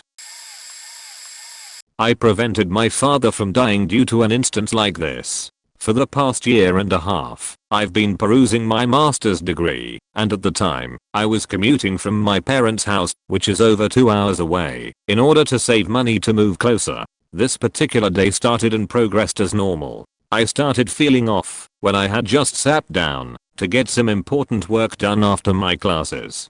I'm on medication for anxiety, so when I started to feel extremely unsettled, I take one of my as-needed medications and call it a day. Well, it didn't subside. In fact, it got worse. I ended up using my maximum prescription, and I even tried eating something, but it didn't help at all. I was doing my best to power through it, but it got to the point where I had to sit on the floor with my eyes closed, trying not to puke or faint. I've never experienced anything like this before, and it was starting to scare me. I've been dealing with anxiety and panic attacks for a good while, so I know what they feel like, and this was something completely different. I felt it in my bones. At its peak, I had an intense, shouting thought of I need to go home right faking now. I ended up sprinting to the subway and miraculously made my train home from Penn Station with less than 30 seconds to spare. This is important because the schedules were changing over and the next train wasn't for another hour and a half. The whole 2-hour commute home, I was panicking and sweating. I just knew I needed to be home. Finally, I get to my house, only to find that my dad is in the middle of massive heart attack. When I walked in, he was actually slowly willing his body across the house to call an ambulance. He was in my car and on the way to the hospital within 3 minutes of me being home. I absolutely Tokyo drifted my whip to the hospital, ripped the flower beds, and made it there 100% faster than the ambulance would have. He was checked in and immediately whisked away for emergency surgery. Turns out he had almost 100% occlusion in his left anterior descending artery, also known as the Widowmaker artery. Why does it have such a cute nickname? Because this type of critical occlusion in this specific artery is almost always faking fatal. It's been over 6 months since my dad's heart attack and miraculously, he's been making incredible strides in improvement. While he lost a lot of muscle function in his heart, the cardiac rehab has helped so much that he was able to avoid a pacemaker altogether. If I hadn't listened to my gut instinct, I probably would have found my father after it was too late. Years ago I traveled back from the south of France to the Netherlands by train. I had to change train in the north of France. A few people and me were brought by bus to another station. It was midnight and my train would come 1 hour later. But then everyone left, leaving me alone in this deserted station with bright light and windows all over. Well, not alone. 2 guys on the floor. I felt strange with those 2. They slowly got up, distracting themselves from me. I decided that I was not going to stay there with them and go to my track to wait there for my train. I had to go a little bit underground off a tunnel to reach the perron. It was the last track in the row. Behind me was an empty industrial looking site, all dark and obscure. I could see the guys in the station. They were looking at me, discussing, making fast short movements. Not good. Their body language was not okay. I looked around, took a glass bottle from the floor, grabbed a shirt from my bag, put the bottle in the shirt and broke it. So I had a sharp weapon to defend myself. For them it was much darker to see me, so they didn't know. Then it occurred to me. What are you doing? Asked myself. You are really going to kill people here? I would have left my bags, but with an attack towards me, I would have used this sharp glass. No doubt. I decided to go a different way. I took my bags, went straight at them. No tunnel, just straight ahead in their faces. Over the tracks back to the station. Straight facing them. They were shocked. My French was minimal, but I didn't want them to know that. So I said, "Hi, everything alright?" in a quite strong tone. They said yes and wanted to distance themselves again to make new/change plans. But I was not going to let them. I was taking advantage of the confusion. Soon after unexpected a train arrives. Many people got out, but I see all passing me and heading out. The last ones were a group young people. I asked if they could please stay with me because I felt unsafe. They didn't feel like it, I could notice, but they agreed. But they were skeptical. One of them went to the guys and asked them what they were doing at the station. They said they were going to take the train. The guy seemed to believe them, and I had enough. I said bullshit and really had to stand my ground or I would be alone again. A moment later, luckily, they start this insane theater before our eyes. Them buying fake ticket for the fake train they were never going to take. It was fake and crazy and obvious. The machine was right in front of us. Fake money, fake buttons. The group stayed with me and I could take my train safely back to Holland. Not long after that point they were up to no good.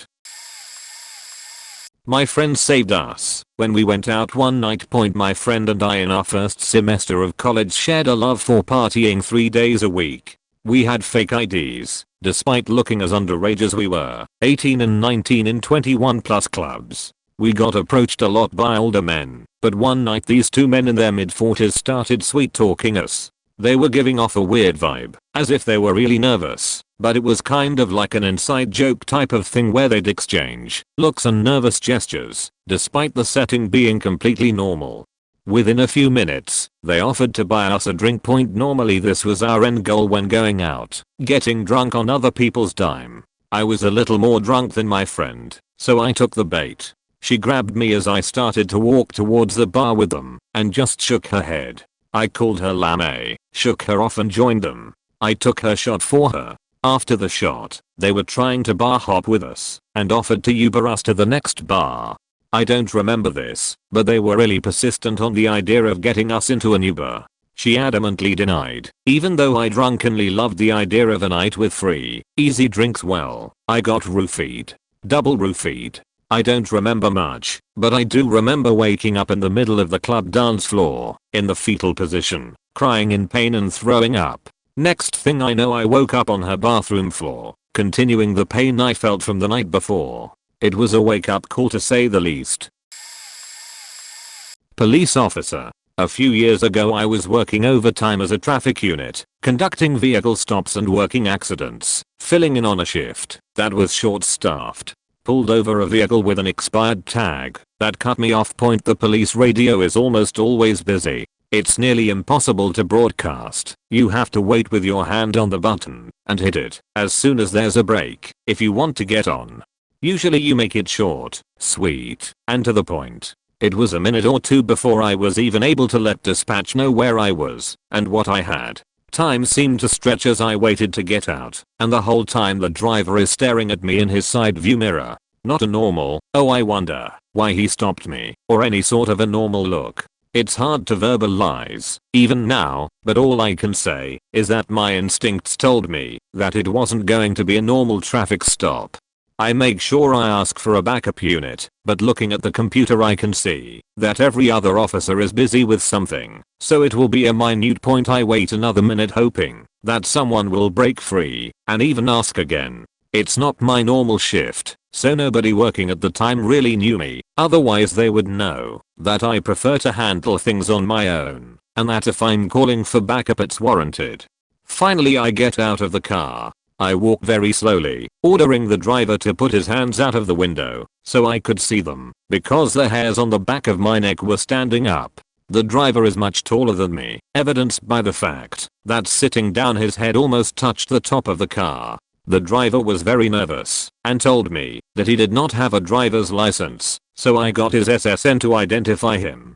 I also see that he has a passenger, another male. Now, at the time, case law said that I did not have the right as a Leo to ask the passenger for identification, but that has such changed. Backpedal to my car, keeping my eyes on him, and he is still giving me the same stare but much more intensely. I enter his information into my computer and go over to the NSIC, wants and warrants, radio channel, which is just as busy as the main channel.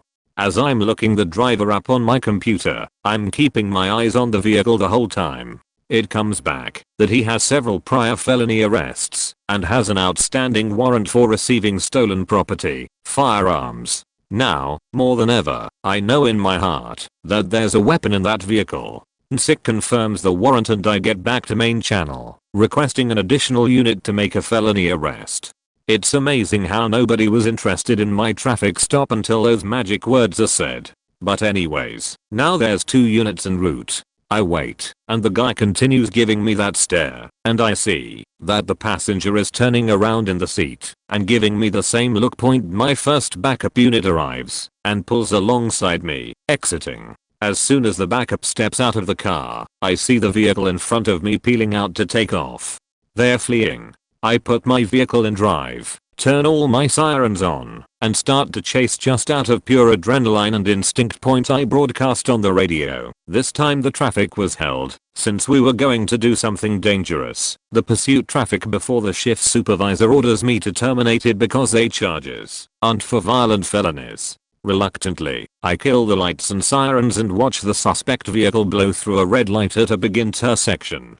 It keeps going around the bend and I lose sight of it. My backup unit, and I park in a fast food lot and I start to tell him what was going on when we see on the computer a vehicle accident with injuries coming in from the direction the suspect vehicle had fled. The suspect vehicle had passed an 18-wheeler on the right side, clipped another vehicle, left the roadway, got airborne over a fence, rolled, and was sitting pretty mangled. The driver and passenger had fled into the woods. Inside the car's backseat were 3 stolen handguns, a short barrel shotgun, and a stolen rifle. We weren't able to track the suspects because air and K9 units weren't available that day. I do the report and file for charges for everything I've got, and don't think anything of it until a few months later, when I find the driver is involved in a domestic and my partner and I make the arrest. As I'm driving him to jail, he tells me that he remembers me and that day his partner was going to kill me with that shotgun if we had tried to arrest them that day. The driver went to jail and is still there. I check every now and then, but refuse to give up his partner, so he's still out there somewhere. Probably. Always trust your instincts. I was planning on going to the WTC on September 11th before class when I was at Barrach and teaching sub at a private high school. I had been living in New York City most of my life, but never been to the Twin Towers. On September 10th I started thinking I should at least walk around, take an elevator to the top, get some coffee, and look at the view before class, so I planned on getting up an hour earlier and doing it the next day, on the 11th. That night I had a really bad waking dream/nightmare, the kind of insomnia where you can't sleep because when you do you go back into a bad dream, but you're also not awake, just slipping in and out of consciousness. In the dream, a group of terrorists dressed in traditional garb and carrying AK-47s came to the school I teach at and take the whole gym hostage. In one scene, I vividly remember standing in the gym eating a pizza and looking up at the windows that overlook the gym from the second floor and seeing a terrorist guy just looking down at us. I barely got any rest, and when morning came I decided to postpone the trip for another day. Anyway, I'm on my way to class a few blocks from the school I was teaching at, and I hear a kaboom. Initially it registered like 2 dump truck colliding. I looked around and there were no trucks, and then I realized this was something worse, and rushed to the school. The headmaster put everyone in the gym, and got every single pizza place in a 5-block radius to crank out as many pizzas as they could and deliver them on a rolling basis. The whole school had stacks and stacks of pizza and soda, all you can eat and drink. It kept the kids happy. The school wouldn't release them until their parents picked them up. We had a lot of international students, including Saudi nationals. I was eating a slice of pizza and I looked up, and there was a guy in traditional Saudi garb looking down at the gym trying to pick his kid out of the crowd. The kid's last name was Bin Laden. He was a member of that royal family. We never saw him again after that point. There were about a dozen kids whose parents never came to pick them up because they were in the towers. Teachers took them home. A few of the parents survived and sent chaperones the next day when they got the dust out of their eyes and communications were restored. A few of the kids lost both of their parents. They all moved out of state to live with other family. I don't believe I'm psychic or have any special ability. I haven't gotten any premonitions since then, at least nothing that cohesive or connected. I do think that time isn't linear, and the future affects the past as much as the past affects the future. 9/11 was such a world-changing event, with so much impact, and spent most of my life within a 5-mile radius of it. The energy was so strong I just picked it up like a big antenna. I think a lot of other people did too, they just don't talk about it. I had a few minor complications during my C-section for my youngest. After fighting a crippling headache the first night from a botched epidural, the next day I was really tired and it hurt to take a breath. I expressed my concerns and was told it was because I wasn't breastfeeding and my milk was hardening. I didn't breastfeed my first 2 and never experienced this. They wanted to send me home the following day, despite my headaches getting worse and my chest pain. I had to fight to make them keep me. They kept saying the headaches were from dry wall dust and chest pain from breast milk, but I told them that I felt like something serious was going on, and I didn't feel comfortable going home with a newborn. That evening while the nurse was doing a checkup and had me laying flat, she was talking to my mom and all of a sudden she stopped. She asked if it hurt to breathe in. I told her yes, that I've been letting the previous nurses know, and they told me it was nothing. She sat me back up, and I was struggling to catch my breath, it hurt so bad. She called the doctor and they ordered a chest x-ray. Turned out I had aspiration pneumonia from getting sick during my C-section. After a week stay to clear it up and lower my blood pressure I was sent home. I saw that nurse a couple weeks later at the store, and she kept saying how she's so glad they didn't send me home, because it could have been really bad. I'm so grateful to her still. Another time, my sons were at wrestling practice, and the oldest took a knee to the eye. My husband called saying to come get him. He said he was just being a baby. I go get him, and he won't let go of his eye and scrambles to the car, then immediately pukes. He's becoming lethargic, and anytime he moved he would puke. I go to my mom's to see what she thinks. I tell my husband he won't wake up, and keeps puking, and that I was taking him, because I thought it was a concussion. He says it may just be the flu. I know this makes him sound like a jerk, but my oldest tends to be overly dramatic. I take him, and he starts puking, as soon as we get through the doors. I tell him he took a knee to the eye, and has been puking ever since and lethargic. They immediately get him back, run tests and scans. He had an orbital fracture, and we were sent 2 hours away to a pediatric hospital for emergency surgery. The doctor there says it's not that bad, and they have to wait a week to do surgery. I just didn't feel right, and I'm not one to normally question doctors. I felt a lot of anxiety and told him. It's been 12 hours at this point and my son has been asleep for 11 of them. That I just didn't feel right leaving. He rechecked the scans and consulted with his resident. It was a green stick fracture, and the muscles were trapped in the bone. That if it isn't corrected within 12 to 24 hours, it could cause issues with his heart. They did the surgery and he's been fine since. Sorry for the long post. And it might not be exactly a gut feeling as much as it is mother's intuition, but both times I just knew, if something wasn't done, there would be grave consequences. My childhood home was a few blocks away from this second-hand store my grandmother loved to frequent. Since we lived so close, my grandma would take me walking with her from the time I was like 4 or 5 to the store. I didn't particularly like walking a few blocks there, because there were some stray dogs in the neighborhood that I was scared of, but I never really put up a fight about going, and could usually be bribed into going with my grandma by her promising to buy me a toy I liked from the store. Well, one day my grandma decides she wants to go to the store with me like she usually does. She tells me to get ready to go, but for some reason I refused to go, and told my grandma we absolutely could not go today. I didn't budge at all, no matter how much she bribed me, or started to get angry and even threw a tantrum at 5 years old to not go. For some reason, I just knew I shouldn't. My grandma at last gets fed up and calls my aunt, who was a SAHM at the time, and asks if she can pick me up and babysit me while she goes to the store. My aunt agrees and comes to pick me up, but tells my grandma she shouldn't go either, because she too has a weird feeling. Grandma says she's being paranoid and rejects my aunt's offer of a ride to the store. She claims it's because the store is in the opposite direction of my aunt's house and that she wants to exercise. My aunt relents and takes me to her house while my grandma goes to the store. For some reason, my aunt and I still feel like there's something wrong about today, but we brush it aside. We make it to my aunt's home when we hear her landline ring sometime later. By now it's been like 20 minutes since we left my grandma's house. My aunt answers the phone and immediately gets quiet.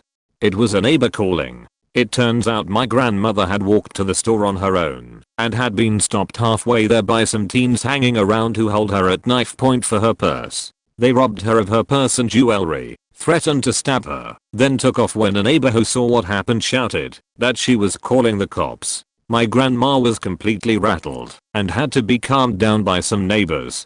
My grandfather even had to leave work early to swing by and make sure she was fine. Police never caught who did it, and my grandmother later cried at home because she was so glad I hadn't been with her that day. I have no idea why I felt like something was off, but I'm glad I listened to my instincts. I've had that same gut feeling some other times through my life, but never anything major like that. I was 5. Just moved to America. Little did we know we moved to a rough neighborhood. I was riding my little tricycle in the alley right by our home when a guy walked out, smiling. He stopped me and asked me something. Being new to the US, all I understood was ball. I got excited, both that I understood and that there was the possibility of playtime. I thought I was going to help him find his ball. He led me to the end of that alley and through a broken fence where I hesitated before following him. I was set on helping him find that ballpoint. I recognized we were in the shadows of an old church. He turned to me and I completely froze while saying something else to me. He pulled down my pants. Time suddenly stood still while my little body filled with terror and helplessness. It took me a moment that felt like forever, but finally I found my voice and started crying very loudly. That unnerved him and he became the original smiling guy that approached me. He pulled my pants back up and tried to calm me. He let me get out of the churchyard unmolested and even gave me a push on my tricycle to get me away faster. That push still makes me feel dirty from his touch when I remember the moment. I never again played outside alone in that neighborhood. Biological father worked every third day for 24-hour shift and mom worked MF 9 to 5 p.m. Day when father was gone, mom was at work and it was some sort of break from school. Me, 8, 10F, and my brother, 9 to 11. I don't remember specifically what age this happened, just we were on the younger side. Someone pulls in our driveway, but we have the blinds down for our living room, which is also where the front door is. We proceed to get a knock on the door that we need to open up the door. Somehow this person knew we were home. I was very frightened at the time because we had just gotten a new outside door that wouldn't latch and lock all the way, but the inside door was heavy and had dead bolts. We lived in the middle of nowhere, rural IL. I remember the guy trying the handle on the door and hearing it rattle. Anyhow, this guy's knocking on the door saying we need to open up and that he's a cop and needs to talk to us. Something told me not to because through the peephole this guy looked like a Halloween spoof of a cop and his car didn't add up.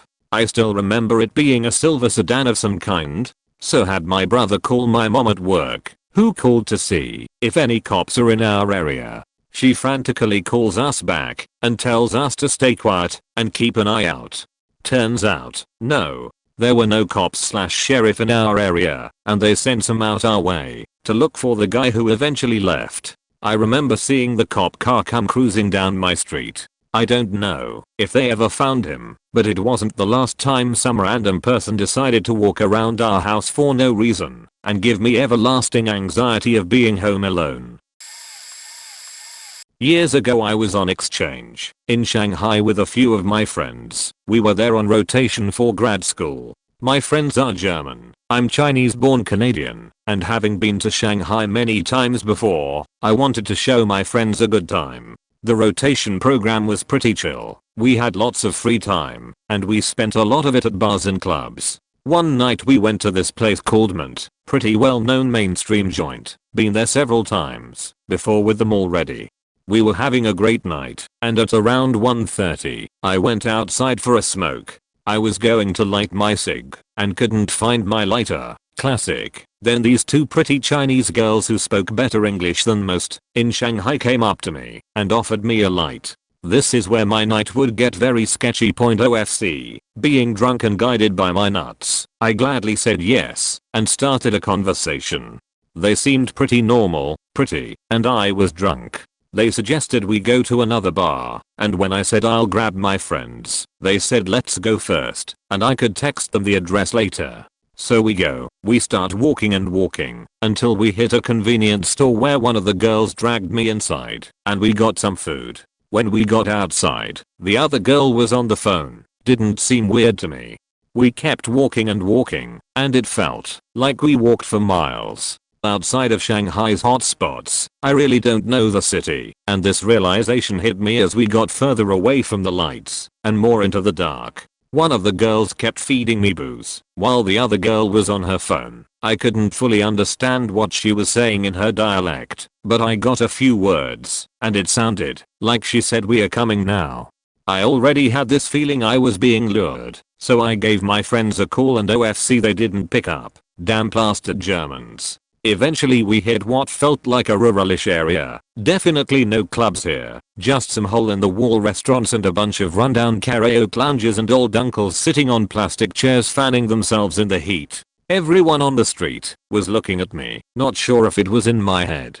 But it was like they've seen this before, and they were eyeing me to get out before it's too late. We eventually end up at this bar. When I stepped inside with them, it was dimly lit, and there were 3 to 4 small tables with all guys, sketchy looking guys. One of the girls said she's going to get us a table and some of her friends are coming, but I notice her go to a table full of guys and slightly point to me while she was talking to one of them.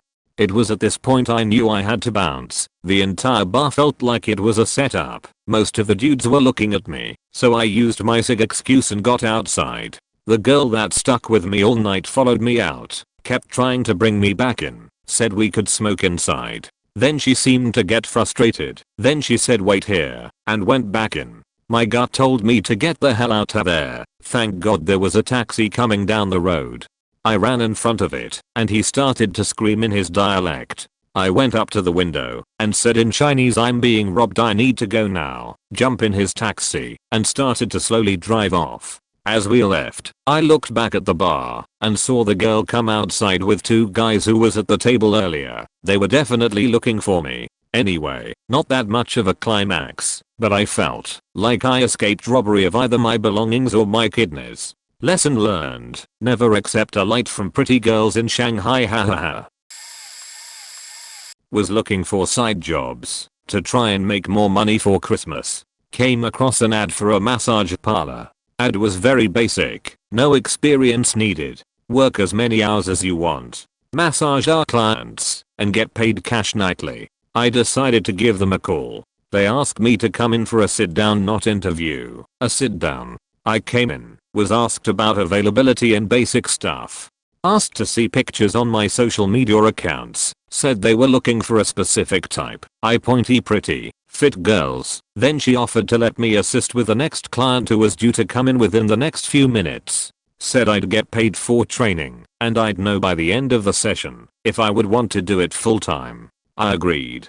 As soon as the client showed up, he got undressed privately and under the little sheet on the massage table, no different than a normal, regular massage session. We came in and introduced ourselves. She immediately stripped down to just her bra and panties. Said this is what their client base pays for. Massages and underwear/lingerie. I was speechless. She literally just massaged him, full body but no set stuff, while I literally stood in the corner dying inside. After everything was done and the client left, she gave me $60 for training. We had been in there a total of 30 minutes and I did nothing, and told me I'd be perfect for the job.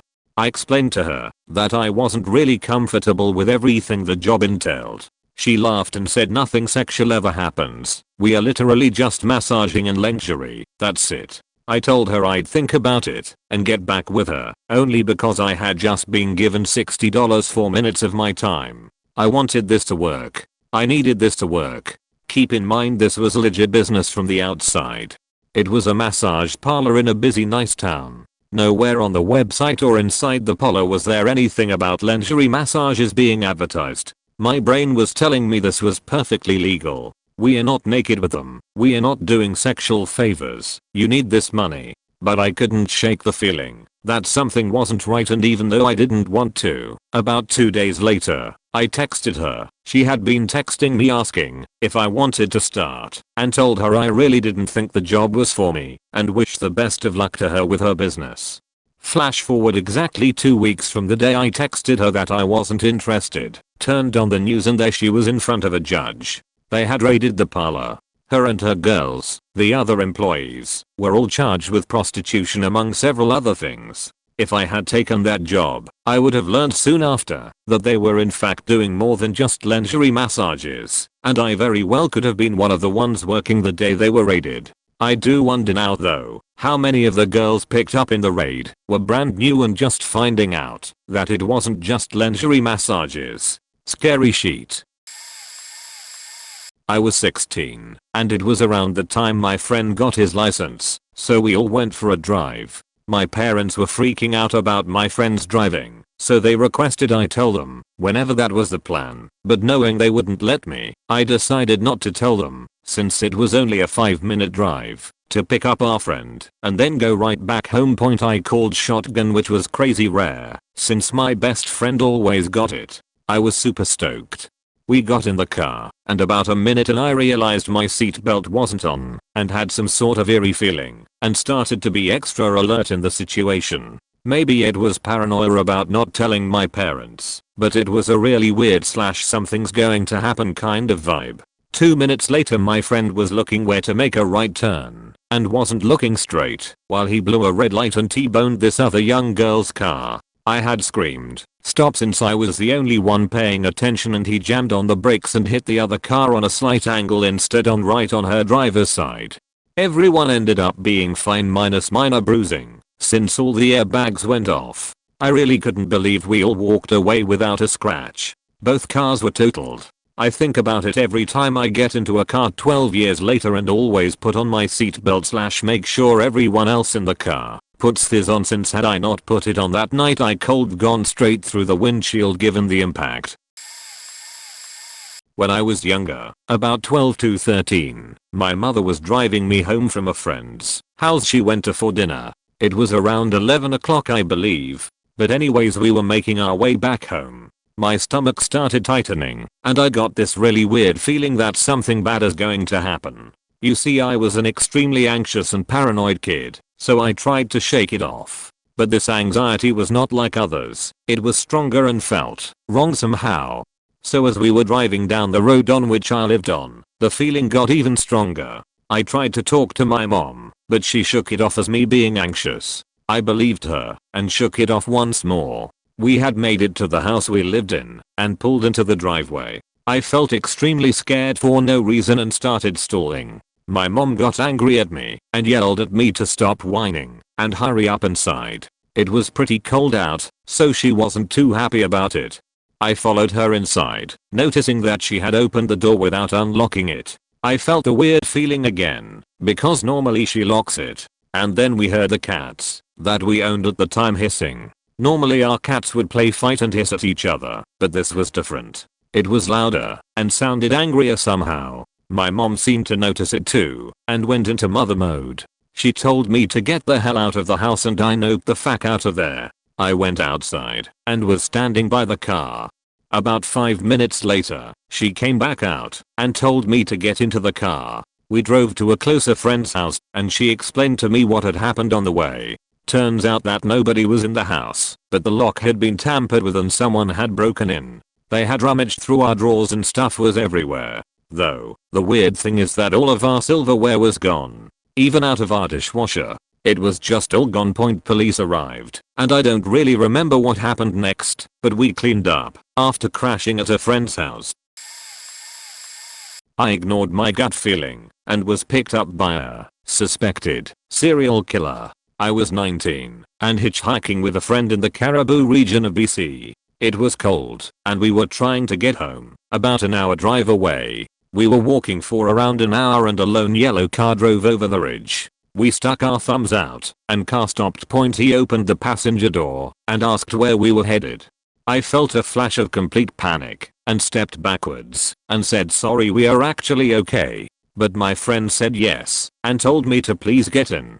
I whispered furiously I wasn't going to get in, that I felt weird about this guy. She said it's cold, there's nobody else driving, and I don't want to walk anymore. Reluctantly, I climbed in the passenger seat. After she climbed in the back. He had greasy brown hair and terrible teeth. He tried to awkwardly talk to us. I started glancing around, and got really scared. There was a crowbar sticking out from under my seat, and it looked stained, and when I looked back to check on my oblivious friend, I saw screwdrivers, a saw, and basic camping supplies. The car was old and run down. My heart raced, and I tried to get my friend's attention. I said to him, I'm sorry, I feel really sick, can you let us out up here? He kind of ignored me, and then said he would drop us at the top of the hill. Suddenly in the background we saw flashing lights and loud sirens and 3 police cars racing our way. Our driver pulled over, and a police officer got out, pointed a gun, and yelled for us all to exit the vehicle. As we did, they rushed in to arrest the driver. The officer said, why in hell are you two in this car? I said, we were hitchhiking, and he was the only one passing by. The officer said sternly, you are very lucky we came by. He has a record longer than my arm and we have been trying to pick him up on a warrant. I asked, what has he supposedly done? The officer frowned and told me I didn't want to know. They drove us separately back to the nearest town and gave us a stern reprimand and bus money to get home. It seemed sad and serious. This incident haunts me. This was near the famous Highway of Tears because in 1993, when dozens of hitchhiking girls were going missing and being murdered, I feel certain I was supposed to die that day, and I don't know how the police caught him at that moment in the middle of nowhere. I tried to look up arrest records to figure out who he was, but no luck yet. This is actually someone else's gut feeling that saved me, but either way I'm grateful. When I was in nursing school, I did a clinical rotation through the psychiatric treatment center at the regional maximum security penitentiary. This place would be a familiar name to most people in Canada. There was a unit of the treatment center which was reserved for the worst of the worst psych-wise. A lot of suicide watch, but also a lot of irretractable violence which had to be isolated. It was freaky, but you got a bit used to it after a while, because they were also wheel contained, and such strict routines were followed, yada yada. So one day I'm going around passing out meds to everyone on this unit. We do so with a guard who opens the little food slot that's at about chest height and is approximate a foot wide by 6 inches tall. Not a ton of space, but you could get an arm through. So I'm going down the line and pass someone his meds as usual. He takes them, and almost at the exact same time the guard turns to me and says, take a big step back. I was already a good meter from the opening, but I gave myself another 1 to 2 meters. So the guy shows us his cup as his protocol to prove he swallowed everything, and then just looks at me for a few seconds. Out of nowhere this man just goes off accusing me of not giving him his meds, calling me every name in the book, all the while doing everything in his physical power to get through to door to me, including swinging at me through the slot and backing up to ram his shoulder into the door etc. The guard just calmly closed and locked the slot, and we continued on down the line like nothing had happened. Guess it was a day in the life for her, but I will never forget the look in that man's eyes. I used to work at a daycare, and I was very close with the parents as I was many of the kids' favorite. Don't know why, there. So I had worked there for around 1,5 years, and I obviously knew the parents etc. So when the parent or parents came to get their child, I would go get them, pretty easy. And one day a guy I've never seen before walked in and said he was here for one of the kids. I did not know what to do as all of the daycare workers were introduced to the parents/siblings of the kids we look after at the beginning of the year. This guy gave off really creepy vibes, and he smiled so much that it looked fake the entire time. Almost like the Cheshire Cat. Super creepy. Anyway, if you're a relative, you need to have the parents of said child call to tell us who's picking up the child etc. I did not see a note about it and did not hear anything about someone else picking a child up, so I tell him that I can't let him bring the child with him as I don't know who he is and haven't heard from the parent. He gets very angry at that but briefly leaves. I then later told the others about it, and we talked to the parents of the child when they came to pick her up, and they asked about description of him, and so on.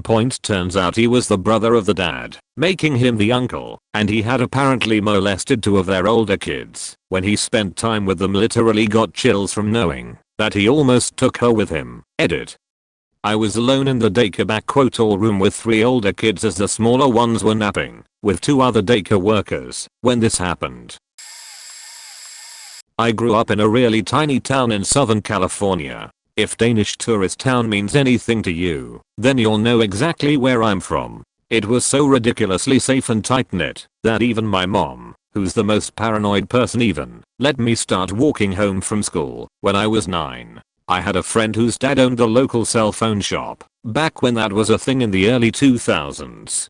One day, I went to his shop with her after school to do homework, and when we were done, we decided to walk a few blocks back to our elementary school campus to play on the playground. Super common for the kids our age who live there. We get the first few blocks before noticing a truck had passed by us a few times. A late model, bright blue Dodge, if I remember correctly. Something in both of us screamed internally at the oddity of this.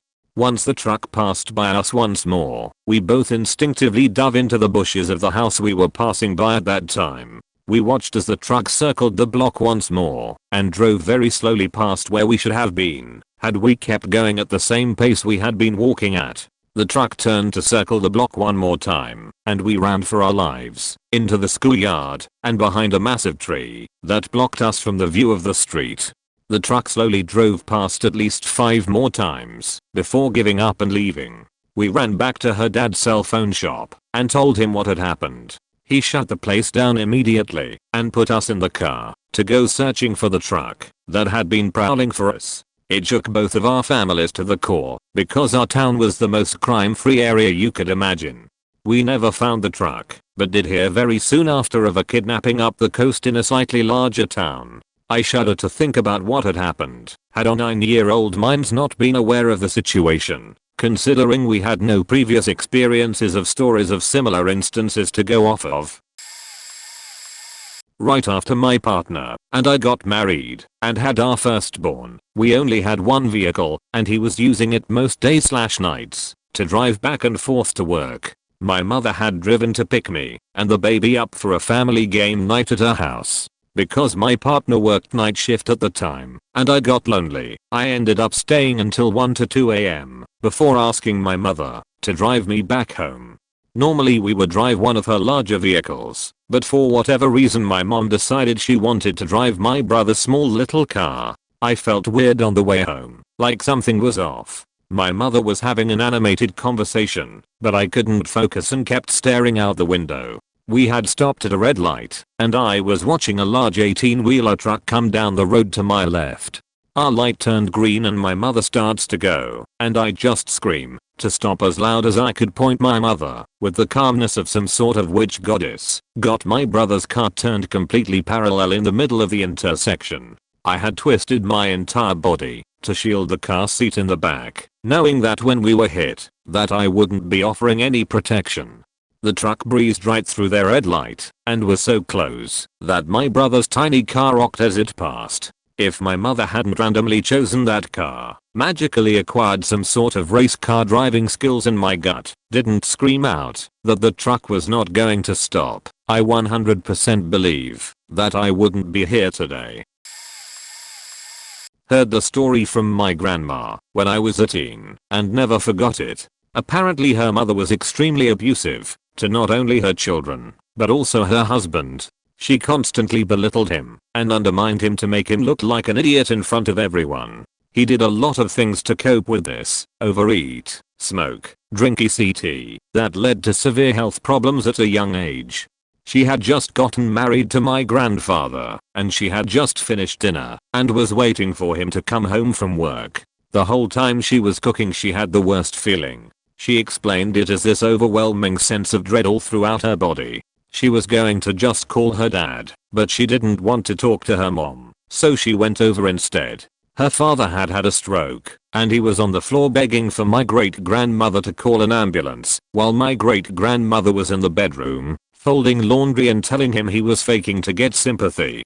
Her father didn't make it, but she was so happy she at least got to be there with him until the end, and assure him that he was with someone who loved him while they waited for help to arrive. It tore her apart that he passed away, but it was his passing, mixed with how he died, that was the momentum needed for all of her children to turn their backs on her and cut off all contact. Their father is buried in the family plot next to his parents and his son who died at a young age, while her mother was not even claimed after her death. They let the state bury her in an unmarked grave at a random church she had never been to. I went for a night run around my neighborhood, and as I was reaching this patch in my run where there was hardly any lights, I had this completely eerie feeling from behind me that there was someone chasing me. All of a sudden an old Toyota Tacoma green truck passes me and stops at the stop sign about 50 yards ahead. I cross the street on the left side. The truck crosses too, then pulls over on my side of the street, blocking oncoming traffic. I didn't pay any mind to it because it was a 2-lane road and figured they were lost. I ran past them, then they decided to speed up and kept going straight. There was another stop sign about 150 yards away. As I'm approaching the stop sign, I see 2 young adults crossing the street from the right side with hoodies on. I looked over, and one of them immediately turned around and started walking back, while the other continued. I crossed paths with the guy as I kept running forward through the stop sign. I look over to the right, and the 2'D guy that went back was going into the same green truck. That's when I knew that these people were trying to fuck with me. After the stop sign is a large downhill. I ran as fast as I can down that hill, constantly looking back, and I see the same truck driving down the hill. This time, they just blatantly waited the stop sign for 30 seconds, waiting for me to make my next move. I take a left, so they make a left. They tried to post up at the next stop sign, and 3 guys get out of the truck this time. I run into the nearest neighborhood and hide for like 3 minutes to make sure they don't follow, then knock on a random person's door where they let me call my parents and brother to pick me up. Never went for a night run after that. A friend of mine was trying his hand at online dating. He wasn't all too clued up on how these things work. After Tinder and Match.com were a bust for him, he started trying any dating site he could find. Finally, he ended up actually talking to a lady on a dating site. Things seemed to be going really well, and he fell head over heels. This lady he was talking to on this dating site was all he was talking about. Literally, every conversation, everything he was talking about was her. I've never had any luck in that department either. All loved up, my friend said I should try this website, for unlike any other dating site, he got messaged instantly by loads of people. It was a site I'd not even heard of, called More Dates. I went on the site and set up my account. And sure enough, I was almost immediately messaged. Within a few minutes, 6 people had sent me messages. I went on their profiles and they seemed to be almost supermodel levels hot. Already, I was having my doubts. In 2 years on Match.com I've not received 6 messages. In 2 minutes on this site, 6 insanely hot supermodels messaged me. I clicked on one of the profiles to reply to her message. In the messenger screen, it said you needed coins to send messages. I had 100 free coins to start with. I sent a reply message and almost immediately got what seemed to be an automated response. My number of coins, after I replied hey, tell me about yourself, dropped from 100 to 50. One more message later, my coins fell to big fat 0. When I tried to send a third message, a huge pay to play screen popped up. 100 more coins was going to cost $7. 2 more messages for $7. And that's when I absolutely knew this was a scam website. I absolutely hightailed it out, deleted my account, blocked them from my email, and reported their website. It took me 4 minutes to figure out this site was a scam website. It took my friend 4 months. He eventually found the profile pic of the girl he'd been talking to for the last 4 months on Google Images. They had been messaging daily for all that time, but they'd never met because she'd been delaying their first date because she'd just broken up and wasn't ready to meet anyone yet. I can't even fathom how much money my friend lost to this scam site. So this happened to both my twin brother and myself. We were at my uncle's farm to go fishing. My aunt drove us there from my grandmother's house. We spent the day out there having a great time. It was getting dark, and it was about time to head home. One thing to note about his farm, his house is on top of a large hill with a gravel road that snakes down. At the bottom of the hill is a decent sized lake. As the sun is setting we are getting ready to leave as we have school in the morning. I climb into the back seat of my aunt's sedan. I got the front on the way there. I get in and get buckled up waiting for the drive. It's taking a long time for my brother to get in, so I get out to see what the problem is. My brother is begging my uncle to sleep over and head back in the morning as he was suddenly afraid of riding in the car. To this day he can't explain why or what caused it, but he was so afraid of riding back in the car he was in tears. At this point I'm ready to go home, so I begin to badger him. After a little back and forth we realize he isn't going to budge. So my uncle agrees, but I can ride home with my aunt if I want. I get back into the back seat of the car without thinking. My aunt gets in, and we start to head down the gravel path.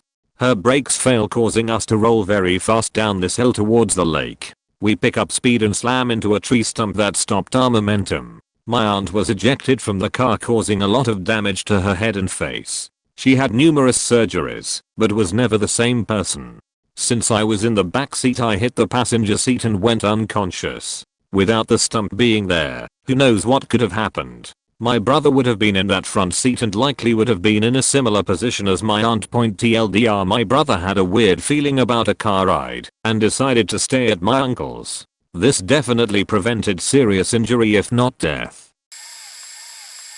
Gave my dog one of those rawhide chews, the flat squarish type. I sometimes give him one before bed, but will stay up on my phone or read while he finishes it. This night he finished it and kept swallowing, like there was a tickle in his throat. He got some water a few times and laid down, but wasn't going to sleep. I sat up in bed just watching him for like 15 minutes, almost dozing off. I got down and started petting him and decided to look down his throat. In the back was rawhide chew with a small opening where he could still breathe, but it was lodged between his tongue and the back of his mouth. Kinda freaked out and started slapping the back of his neck to dislodge it. That didn't work, so I got a little more concerned until I just stuck my hand in his mouth and I was able to easily grab it. Relief washed over me and I threw it away. But I hate thinking about what could have happened if I didn't check on him before sleeping. He doesn't get those types of chews anymore. On a side note, I've always wondered if dogs understand when we help them out like that. Sometimes in the summer he gets stickers stuck in his paw and will start limping, and I'll immediately take them out. I wonder what they think when things like this happen and we do something that magically makes them better. Though about a month ago he did have a tumor, benign, already removed, on his tail that I had to dress and clean because it was bleeding constantly, and he never gave me any trouble about doing it. It always seems, when I have to do something that he clearly doesn't understand why I'm doing it, he will give me little resistance. Which makes me feel good, I guess, that he trusts me that much. TLWR back pain. Gut feeling said not back pain. Doctor said back pain. Wasn't back pain. Nearly died. I now trust the ear more than my general physician. Around mid-February last year, I was experiencing a little bit of back pain. It's not something super uncommon with my job and all that, and I've treated it before. So I just took some ibuprofen for the first day or two and made sure I slept right to get rid of it. It was a little unusual to me, though, since I hadn't really done much heavy lifting that weekend. But after 3 days of pain, it started hurting a lot around the top of my kidneys and felt a little deeper than the usual pain I had. I called out of work and went to the doctor, who did a thorough examination with a stethoscope, blood pressure, oxygen levels, etc., and said that it was probably just a pulled muscle and prescribed me something a little harder than ibuprofen and gave me some recommended treatments I could do at home. But after trying them for a few hours and not having any real effect at all, I knew something wasn't right. So I went to a different doctor the next day, since the pain was even more unbearable. Same medical examination, same discussion about the meds I was just given, and so on. I told him that I wasn't satisfied with that, since the pain was getting unbearable by that point and that something else was probably wrong. I mentioned kidney stones, since I kinda have a soda problem, and he said that if I was still having problems in 4 days, to go to a sports medicine specialist for a massage or something. The next 4 days were practically a nightmare for me. I wasn't getting any sleep, my mind was becoming clouded with really weird thoughts, I was becoming increasingly paranoid, and I had some hallucinations. I wasn't really able to leave my bed at all other than to get water and some small meals, and I was just waiting for the 4 days to end like an idiot while still taking the meds. Rubbing Bengay over my lower back, using heating pads and electric blankets, ice packs, anything that I thought could help. My roommate was an angel during this time, though I'm sure he was glad I wasn't in my right mind, since I paid him $150 on Venmo to get me some stuff from the store that was less than $20. 4 days were up, and I staggered into the sports medicine clinic. Doctor sent in 2 interns to take my vitals before anything, and, hoda thunk, I had a blood oxygen level of about 80% and resting heart rate of about 130 BPM. The poor kids panicked a little and grabbed the doctor, who put me on oxygen immediately and said that I was beyond their help and had to go to the ER at that point. This is getting kind of long, so let me sum it up here. When I had my first back pain and the tiny little nudge that something wasn't right, I had a form of pneumonia that would have been treatable with antibiotics. But since doctors kept saying that it was just a pulled muscle, even after listening to my lungs slowly fill with fluid and form abscesses, it kept advancing. I suffered from hypoxia during that last week or so that I was hallucinating, since my lungs weren't holding air. And, had I not gone to the ER when I did, the doctor said I would have been dead within a few days, so instead of getting just a few pills to treat a small bacterial infection, I ended up needing a surgery that was fairly expensive and damaged some of the nerves on the left of my torso and back. Can't really even do a pull-up anymore without my ribs screaming. Security officer here. One of the things I was trained on was to listen to my gut. My trainer told me that people lie. Your gut doesn't. Never really understood that when I was 18. Fast forward to when I'm 22. I was at an abortion clinic working as senior officer/trainer. An MT title given to those who stay past the first month. We dealt with religious protesters. Most peaceful, others zealots with guns. I swear some were closer to a cult than a community church. Well, one day, while going over parking enforcement with a new officer, we see a new protester. Skinny white dude, not really intimidating. Guys screaming at everyone walking in or out, even the mailman. Well, my trainee wanted to be a police officer and was getting a form of law enforcement experience. Respectable point, however, he was very eager. An unarmed security's basic job description is observe and report. We are not police or peacekeepers.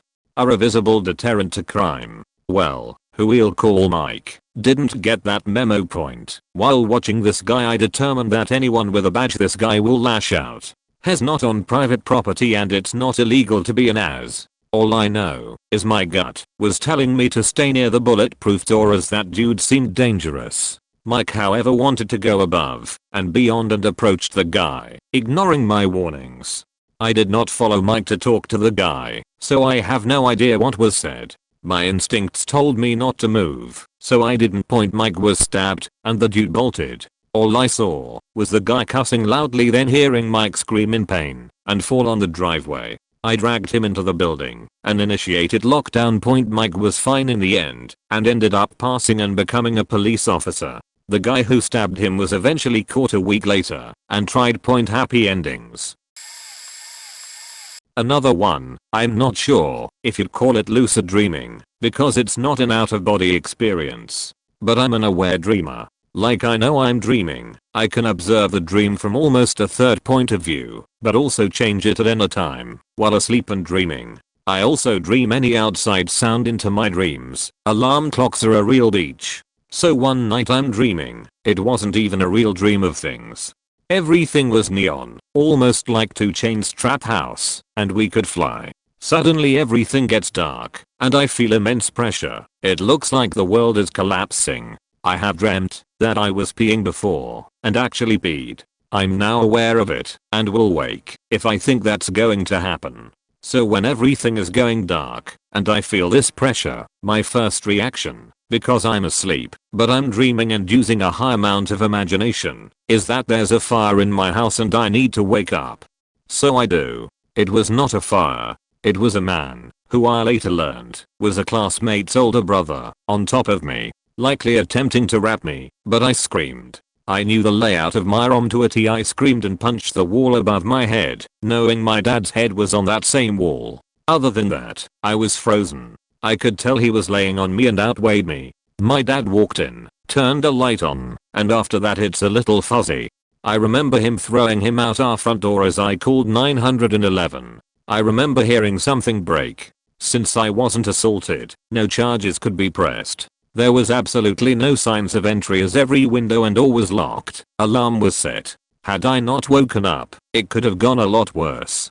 I think what I was feeling in my dream was the pressure of him laying on me, making it so I can't breathe. He found me on social media and tried to message me. He was instantly blocked and served with a no contact order. If I ever see him in person, it will not end well for him, and he is the sole reason I carry. I was leaving a bar around 3 to 4 AM in Barcelona, drunk off my ass. I was only 23, on leave from the military, and traveling alone. I pass a group of 4 dudes and they start asking me where I'm going, what I'm doing. Should have been a red flag. but I was drunk as hell and enjoying my newly won skills of making friends. While traveling, I ask them if they know any after party places that are open, and they tell me to follow them. Me being drunk decide to follow. I start getting a sketch vibe as they keep trying to maneuver around me as we walk. They try to lead me through a narrow alley and the vibe gets stronger. One guy keeps asking me to shake his hand. I had heard just that day about a pickpocket trick where someone shakes your hand then does a little dance around you before stealing your sheet or possibly stabbing you. I'm now pretty sure I'm about to get mugged, so I do the only logical thing my drunk soldier brain can think of. I tell him to fuck off. Dude asks me to repeat myself in a threatening tone, and before he can do anything I grab him by the shoulders, pick him up, and slam him against the wall roaring. I said, "Fuck off." Then I casually turn my back and walk away, as if I'm not scared shitless, while these guys stand there stunned. As soon as I turned the corner and broke line of sight, I ran and ducked into another alley. I heard them try to follow, but they ran past me. I think the smartest thing I could have done in that situation, aside from not getting into it in the first place, was to attack the leader, like I did, then act as if I didn't feel threatened. This probably doesn't count, but I work in construction with my mom. We do both commercial and residential repairs on bathtubs and windows, so about 4ish weeks ago we were in this new development fixing a few tubs. My mom had some sanding to do, so I decided to wander the house. There wasn't any electric except for where we were working, so the house was dark. As I wandered around, an alarm went off that said, "Warning, carbon monoxide detected." Typically, when the alarms go off, they're false alarms. We get fire alarms all the time that deafen us as we work, and apart from a nice ringing in our ears, we don't take them seriously. The place could actually be on fire and we'd never know. There was something about the carbon monoxide warning that really got to me, especially since I was told by a firefighter that the monoxide alarms should be close to the floor because monoxide is denser, so by the time it reaches the ceiling it's too late. I hurried back to the bathroom where my mom was and told her the carbon monoxide detector just went off. I think I should open a window or something, and she goes, "It's probably nothing." Then I got lightheaded. She turned to look at me. She was sitting on the floor and nearly toppled over. I opened every window I could find. It was about 30 degrees that day and I didn't give a single shit. Our house was being heated by an outside propane tank and there must have been some kind of leak. That alarm was doing its job. We would have died 3 weeks before Christmas due to not believing an alarm. When I was around 14 we lived next door to my mum's cousin, my uncle I guess for want of a better term, who was this real salt of the earth Aussie bloke. He used to take me and my 11-year-old sister on fishing trips with his similarly aged son. One time we all went floundering together, which is basically walking around in low tide at night with spears and torches trying to stab flounder. We'd wandered out into the bay pretty far when my uncle decided the tide was coming up too fast and we had to get back. The lights on the beach were like tiny specks at this point. However, on the way back we realized that the water was actually getting higher and higher. What was knee height was coming up to waist height, then chest height. My sister and cousin were starting to cry and were holding on to my uncle's shoulders trying to keep their heads above water, but my uncle was stretched almost to his limit. I was a tall teenager so was still able to keep my head up alone. It was at this point where my uncle told me that I should just swim for shore and call for help. All of us were in desperate tears, and I said goodbye to my little sister and started swimming fully clothed to the shore when my uncle called for me to wait. He'd realized that we could have walked over a sandbar, and if we walked parallel to the shore we'd actually enter shallow water. Sure enough, the water got shallower and we could actually walk back to shore. It was by far the worst, most relief-filled moment of my life. The car heater was what I imagine heaven to be like. So I did a fun run 2 years ago. Finished well. 12-kilometer distance, no land speed record here. Then went into recovery mode, which mainly just consisted of some downtime on the couch. 2 days later I went for a very light jog around the local park, which was very close to the house I was staying at the time. I start to feel a little dizzy and lightheaded on the run back to the house, so I stop and take a breather. My chest was beating very erratically, but me, then 25, thought to myself, nah, probably just nothing. I literally stumbled home, all the time talking to my wife via text, deliberating as to whether I call an ambulance or not. After reaching the steps of the house I think for a moment, and before turning the knob to enter the door, I'm hit with another wave of dizziness which nearly sees me faint. It's at that moment I think to myself something doesn't feel right here. So I decide to bite the bullet and call an ambulance. I sit in the front yard on the phone to ambulance operator, counting out my heart rhythm and notice that not only is it varying in speed, it is also very erratic. No sooner had I explained the symptoms than an ambulance, with lights and sirens, arrives to the house and runs some routine tests on my heart. The paramedic looks up from the ECG and calmly says to me, "We need to get you to hospital right now to restart your heart into a regular rhythm, or you may go into cardiac arrest." I wasn't told until later, but my heart rate at the time was measured at over 300 BPM. After slapping 2 paddle adhesives to my chest, I'm rushed to the local hospital and go under momentarily as my heart is restarted. I was soon diagnosed with ventricular fibrillation, which essentially means my heart was not pumping blood as it should. I was later re-diagnosed with Wolff-Parkinson-White, but cured through a surgery called ablation. After explaining the very near prospect of me going inside to lay down, my cardiac specialist equivocally confirms that had I done that, I would likely not have gotten up. Trust your heart, folks. TLDR, went for a run, M25, nearly had a cardiac arrest, but called an ambulance as something didn't feel right. By trusting my gut, it caused me to not die. I have 3, all were my gut, all saved others rather than myself. I'm going to start with the one for which there is something akin to proof, and work to the one that no one but the people involved believed, and even some of them rationalize it. But it's the one that means the most to me, so I'm going to put it out there. You'll see why, if you get that far. Anyway, in 1991, my mother and one older brother and I were in the San Francisco Bay Area, on our way to an Oakland A's game. There was a car accident just ahead of us that blocked both lanes, and we got out to help. Things seemed straightforward. A car had stalled, another had rear-ended it, and knocked it into the edge of the bridge. Both drivers were women. They were both super disoriented, but didn't look physically injured. I don't know, maybe I saw something that I didn't process, or maybe it was something else. But when we got to the cars, I completely freaked out and ran to the edge of the bridge and looked over.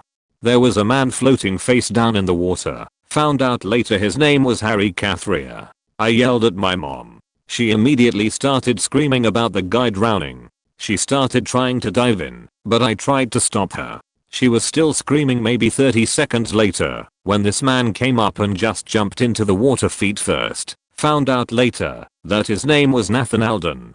So my mom stopped trying to jump in, which it turned out saved her life, since she was a diver and would have gone in head first, but the water there is only 7 feet deep. Instead, she sent us 2 kids back through the cars to find someone with rope to pull them up. We found a guy, and he wanted to come with the rope. Found out later that his name was Michael Barden. Anyway, we got back up there and Barden, the guy with the rope, ended up jumping in to help Alden with the unconscious Cathria. By then, a bunch of those people we'd asked for rope had also come up to see what was going on, and they all got together to pull the 3 men out of the water, with my mom organizing things while I was talking to one of the female drivers about the crazy stuff she was seeing/thinking, because I was too small to pull at the time, and, in retrospect, she was in shock. I can't for the life of me remember what my brother was doing, but he was probably on rope pulling duty, as he was a lot older and stronger than me. Eventually, the paramedics showed up and took Cathria away. We tried to visit him in the hospital a couple days later, because my mom found out he was visiting from Canada, and was worried he'd be alone, and in really serious condition, but he apparently checked out a few hours before we arrived at the hospital. By the way, as far as I'm concerned, Alden saved my mom, not me, because she'd absolutely have gotten around me if he hadn't heard her screaming and jumped in quickly. I only saved Cathria, and even then Alden still deserves most of the credit. Even my mom deserves more credit than me, since it was her screaming, not mine, that alerted Alden. Point 2. In 1993, my friend and I were playing with our pet rats. Domesticated rats make excellent pets, unlike the ones in sewers. They are super social. Their names were Cricket and Peanut. We were in the creek behind our school. We had the same routine every non-rainy day: explore, have a short swim to this tiny island, and then lounge there in the one sunny spot to dry off. Point anyway, one day, we had just finished exploring, and were swimming for the island, and I just got this awful feeling. At first, I ignored it, but it kept getting worse. So, shortly before the last bend, I grabbed my friend by the arm, and said I wasn't feeling well. She tried to dismiss me, but I put my foot down, and we ended up picking the rats out of the water mid-swim and just leaving. Point we went to the science room, where the rats lived temporarily, and she was super angry, because she and the rats didn't get to sun themselves. We got to the back window, and her face just turned white. You could see the little island from the back window. There were these two big aggressive dogs that used to bark at us from inside their fence, just sitting there on the island, not inside their fence, waiting. I think I'd have probably been okay, as I had a little experience fending myself from aggressive dogs, but I worry about what would have happened to her, Cricket, and Peanut 3. This was probably 1988-ish. Not a gut feeling, exactly, but a dream. Well, a nightmare. In the nightmare, my dad came to pick us up from my sister's house to take me and one of my older brothers, different from the brother mentioned in #1, to school and my little brother home. On the way there, everyone fell asleep, including my father. The car started shaking a bit as it went off the road at the bend and ran into a wooden fence lengthwise. One of the rails came into the car through the windshield, hit my father in the face, and killed him. There was so much blood. Us 3 kids were physically okay, but my dad's face was just, yeah, not an image you can forget, even from a nightmare. I woke up, distraught. We were at my sister's house, and my dad was there to pick us up and take us to school. I started freaking out, saying he was going to fall asleep and die, and I didn't want to go. I told him about the nightmare, and he told me it was just a dream, but I absolutely refused to shut up. He loaded us into the car anyway, so I came up with a plan. I took out my little kid radio and put my older brother's most annoying cassette into it and played it as loud as I could. I was determined to keep him awake with it. Little kid me did not understand that, no matter how annoying the music, my little radio was not loud enough to keep anyone but me and my little brother sitting next to me awake. The car started shaking, just like in my nightmare. Only, this time, I was awake. I knew how it ended, so I started screaming my head off. My little brother also started screaming, because I was. When I saw that fence rail running through the car, the exact fence rail from my nightmare, I knew what had happened. I was inconsolable. Until my dad got out of the car. It turns out, my dad woke up at the last second. Not from the music or the shaking, but from all the screaming. He opened his eyes just in time to see the fence rail coming at him. He threw up his hand and dodged to the side. His hand was injured, but he survived. If I hadn't been awake, if I hadn't had the nightmare that caused me to start screaming the moment that car started shaking, there is no doubt in my mind that things would have ended very differently. Now, some of this is completely explainable. It was a fairly familiar route. I'd probably seen the fence at the bend dozens of times, so I probably subconsciously knew what the rails would look like running through a car. I could have even guessed that, were someone to fall asleep on that stretch of road, that's where they'd go off the pavement. But some of it, I can't figure out. My dad had never fallen asleep at the wheel before, or since. Why that nightmare? Why that night? My dad died this past August. I'm not saying I'm not upset, because I am. A part of me is still that inconsolable kid sitting in that totaled car in the 80s. But I got 30+ years from that nightmare, 30+ years being raised by him, learning from him, and, in a few cases, learning past him, which thrilled him by the end. He loved when adult me proved him wrong about something. So, you know what? I was wrong before. That nightmare saved me, after all. Because I would not be who I am, where I am, if my father had died that morning. Thanks, nightmare. And thanks, Dad. I didn't save myself, but someone else did. Learned to listen to my gut feelings. I used to walk about a mile home from my bus, stop every day when I was in grade school. This story takes place when I was about 13 to 14. I would sometimes take different routes in case someone in the neighborhood was watching me, paranoia, and tracking me. So, one day I decided to go on my regular path. That was a street alongside the state fair, instead of a different one. Something in my head was telling me over and over again to turn off to one of the streets before it, but this was the fastest route, so I kept going. I get to the end of the street and see there's a homeless man laying in the grass, presumably asleep. As I approach the intersection next to him, I get this overwhelming sense of dread and despair. This was not the first time I've seen homeless people while walking home, but for some reason I felt more afraid than I ever have. I remember I kept thinking, please don't wake up and see me. I got to the other side of the intersection and looked back to see him standing up and looking at me. He then got on his bike and started riding towards me. I felt panicked. My heart was racing and I was trying to think of the best way to get away from him. I turn around and he's getting closer. I turn the corner towards my street and start running. I turn around and he has also turned the corner. All of a sudden I stop and my neighbor comes driving down the street and stops. I guess she saw the homeless man and realized what was happening. She told me to get in her car, so I did, and she dropped me off at my house. I don't know what would have happened to me had she not pulled up on the scene. I don't remember exactly when this happened, but I must have been maybe 11 or 12, old enough for my mom to let me take my 4-year-old brother and explore the toy aisles in Walmart by ourselves while she did some shopping in the health department. This was around 9 PM on a weeknight in a small town, so the store was pretty dead. I was camped out looking at the vacuum and toys, while my little brother was crouched down a little further down the aisle looking at Hot Wheels. We were there for maybe 5 minutes when this older guy shows up at the other end of the aisle. I've always struggled with anxiety and paranoia, even when I was a kid, so as soon as he showed up I was paying attention to where he was and what he was doing. Usually I can calm myself down pretty quickly after I reassure myself no, the stranger's not going to do anything, they're just minding their own business.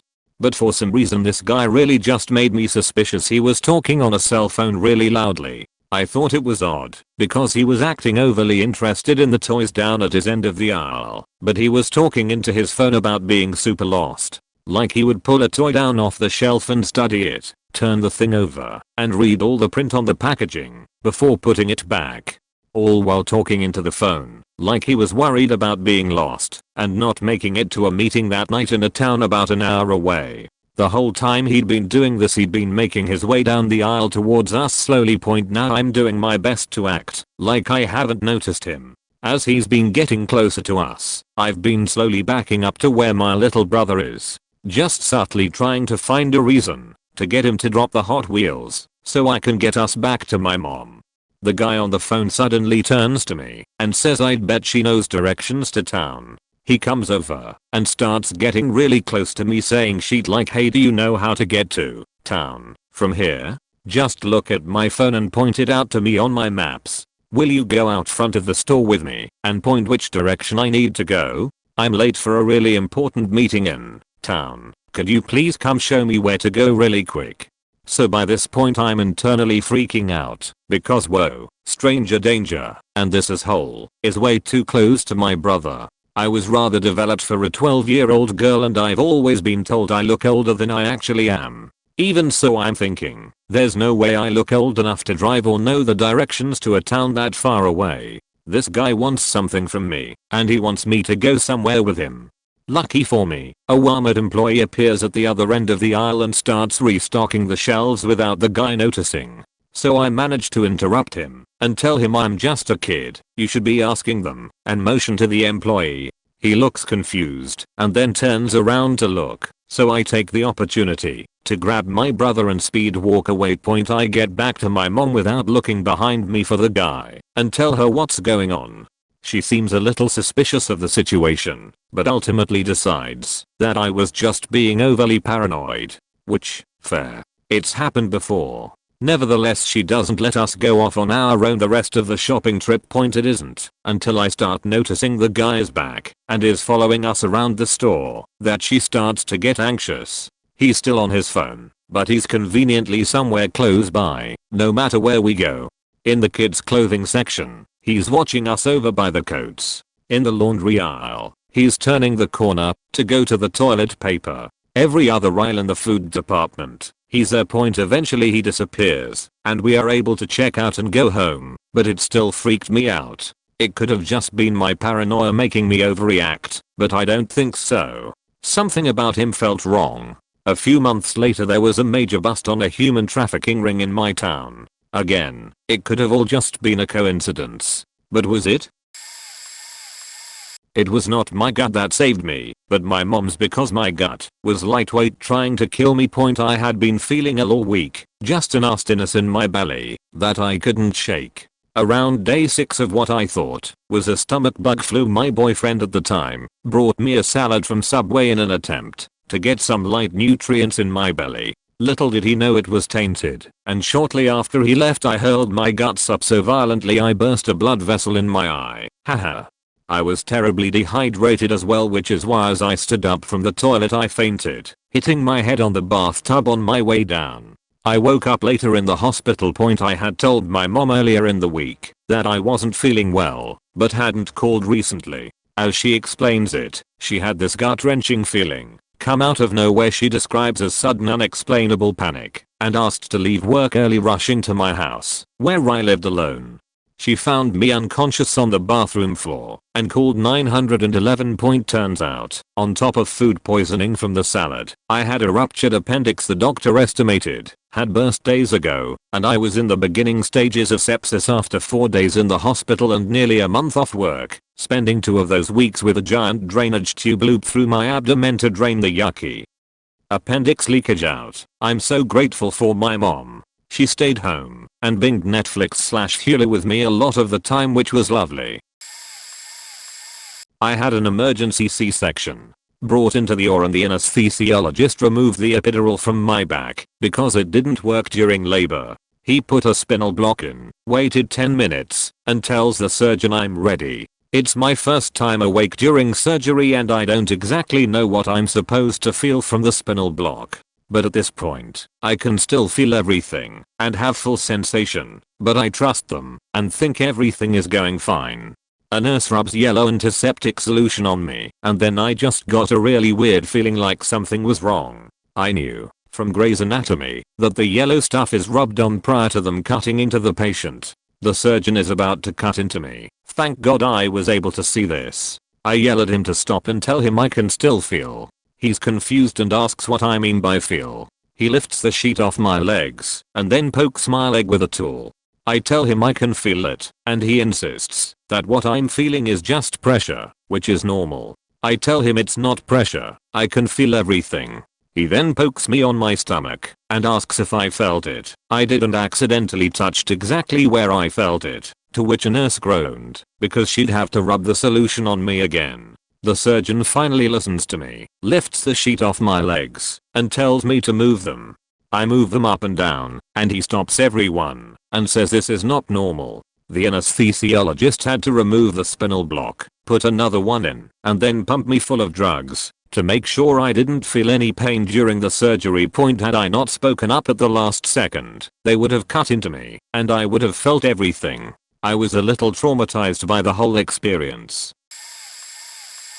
I've had a number of these over my career, so now I always listen to my spidet sense if it goes off, but this one is probably the most memorable. It was my first year as a pediatrician, and I was working in neonates. I'd only been to a couple of deliveries on my own at this point, and I was on the night shift. I was called to a delivery around 2 AM because they likely needed forceps to get the baby out. This is just precautionary and rarely do these babies need any help or resuscitation. It's just protocol. When I arrive I check the history and everything in the pregnancy had been normal, no family history etc. The baby ends up being delivered without forceps and comes out crying and is brought to the resuscitation station for a quick look over. I check all the usual stuff: heart rate, breathing, color, tone, ECT and a quick scan for any obvious abnormalities.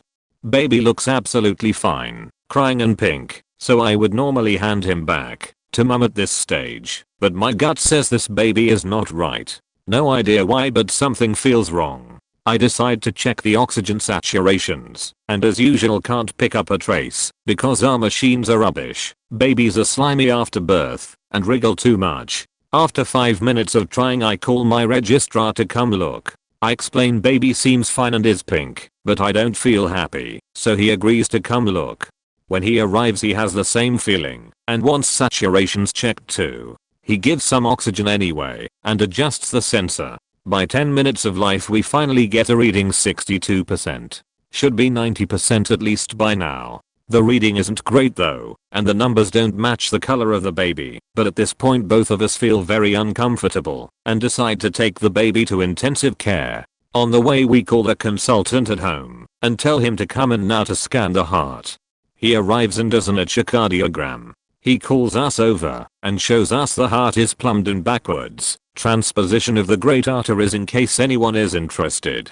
This is rare and rarer still not to be noticed during pregnancy. This is serious and babies will die from this soon without intervention, and this baby is starting to look sick. Another consultant is called in, and within an hour we have intubated and stabilized the baby as much as possible, and the emergency transport team arrived to take the baby to a specialist cardiac center for emergency surgery. As far as I know the baby is still okay today. TLDR. Gut told me something was wrong with a seemingly well newborn, and we ended up finding his heart was plumbed backwards and would likely die soon without help. I have some regrets in how I handled mine.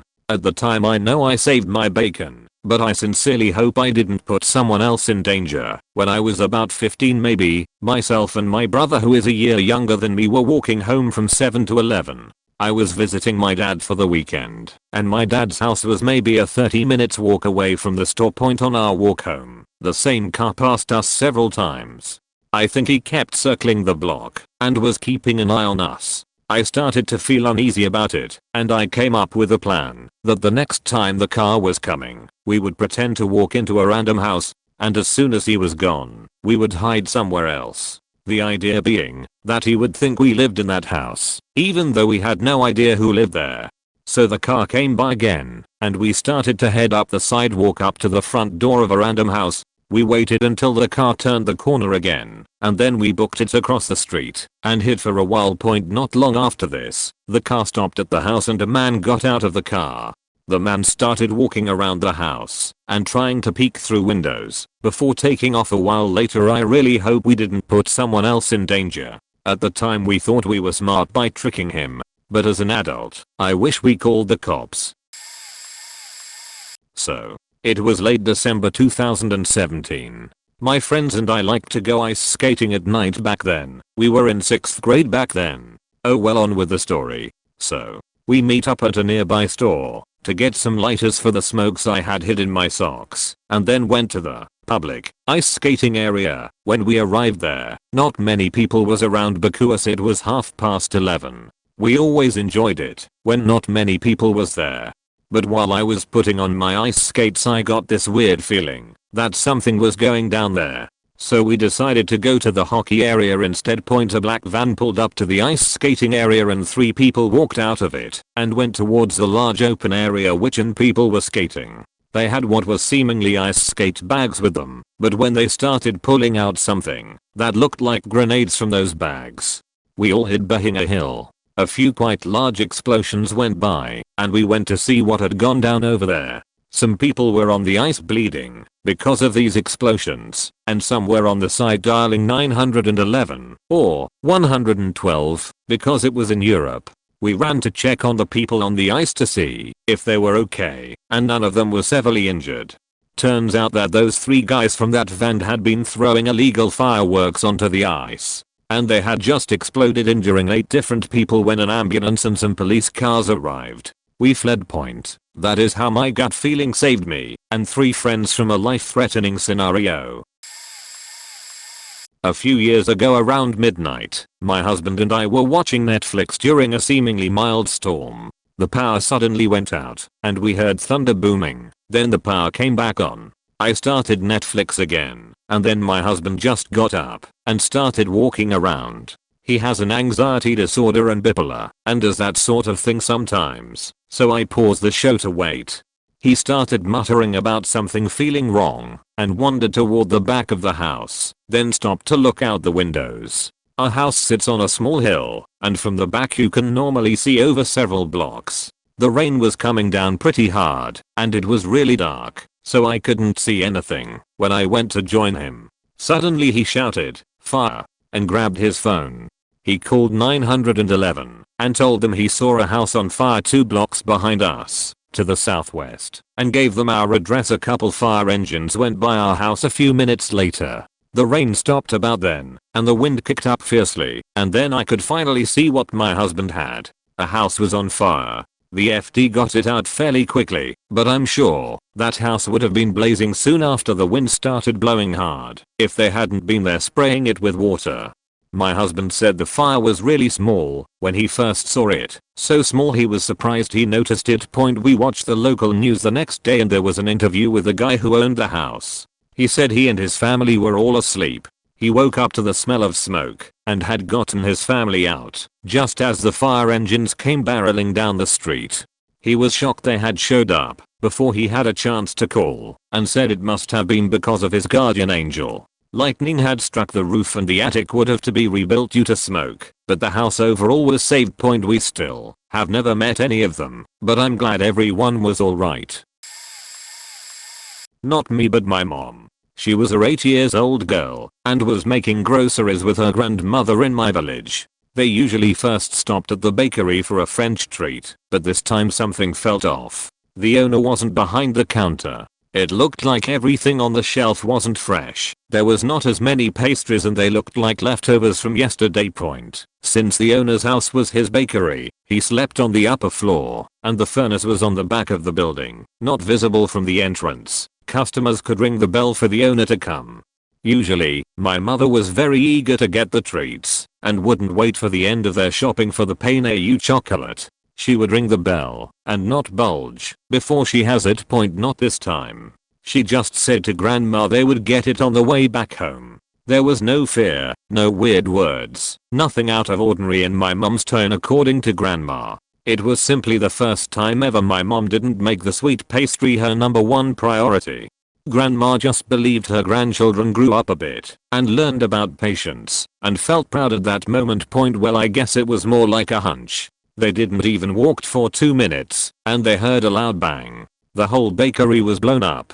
Turns out the owner had a gas leak during the night and got in some kind of coma upstairs. As for the explosion, my mother is not sure what ignited it, but it was a powerful one. The place was a calcinated clusterfuck.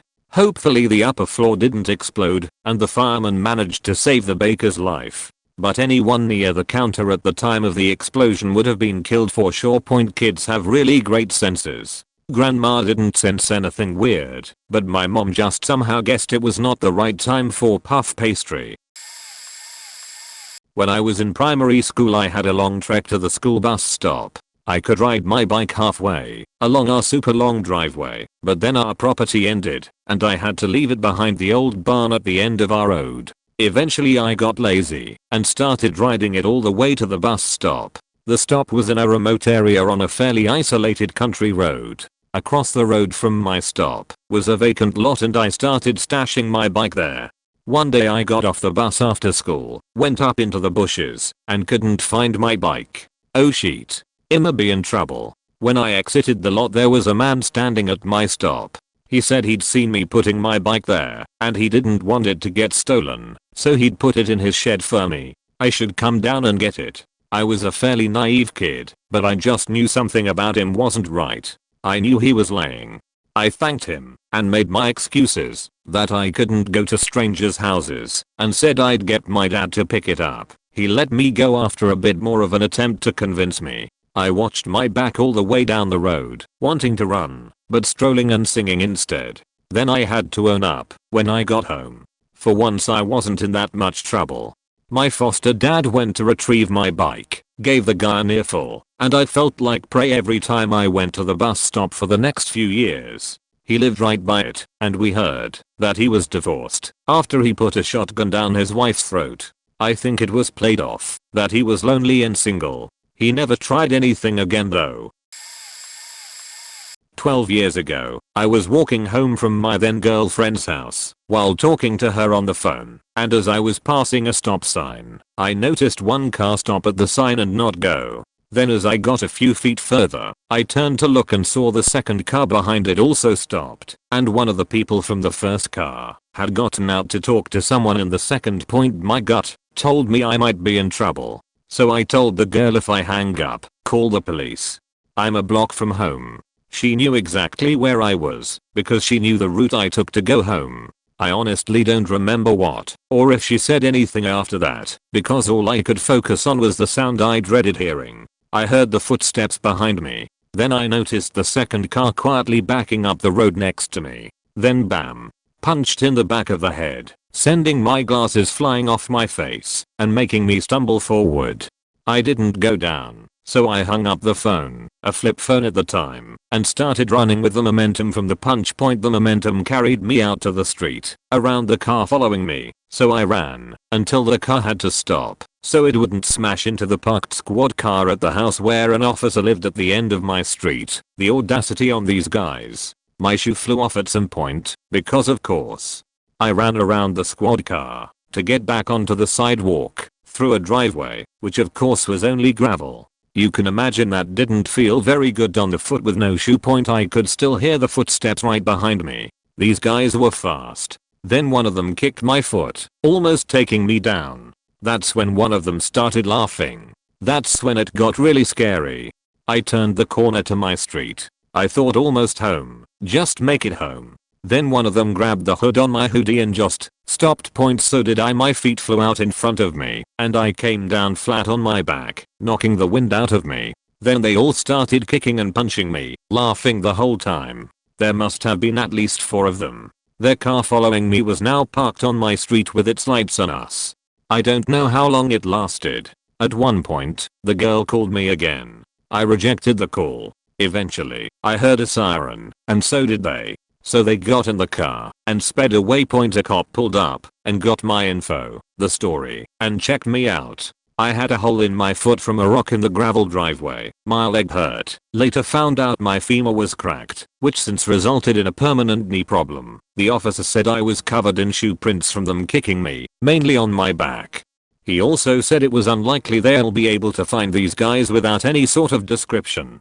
Gave me his card. Then left. The girl had called me a few times by this point, so I called her back to tell her what happened and that I was okay. I've only recently realized that I wasn't completely okay. I walked home after finding my glasses and my shoe and didn't tell anyone else about it for almost 10 years. Who knows what would have happened if I didn't tell her to call the police when I did.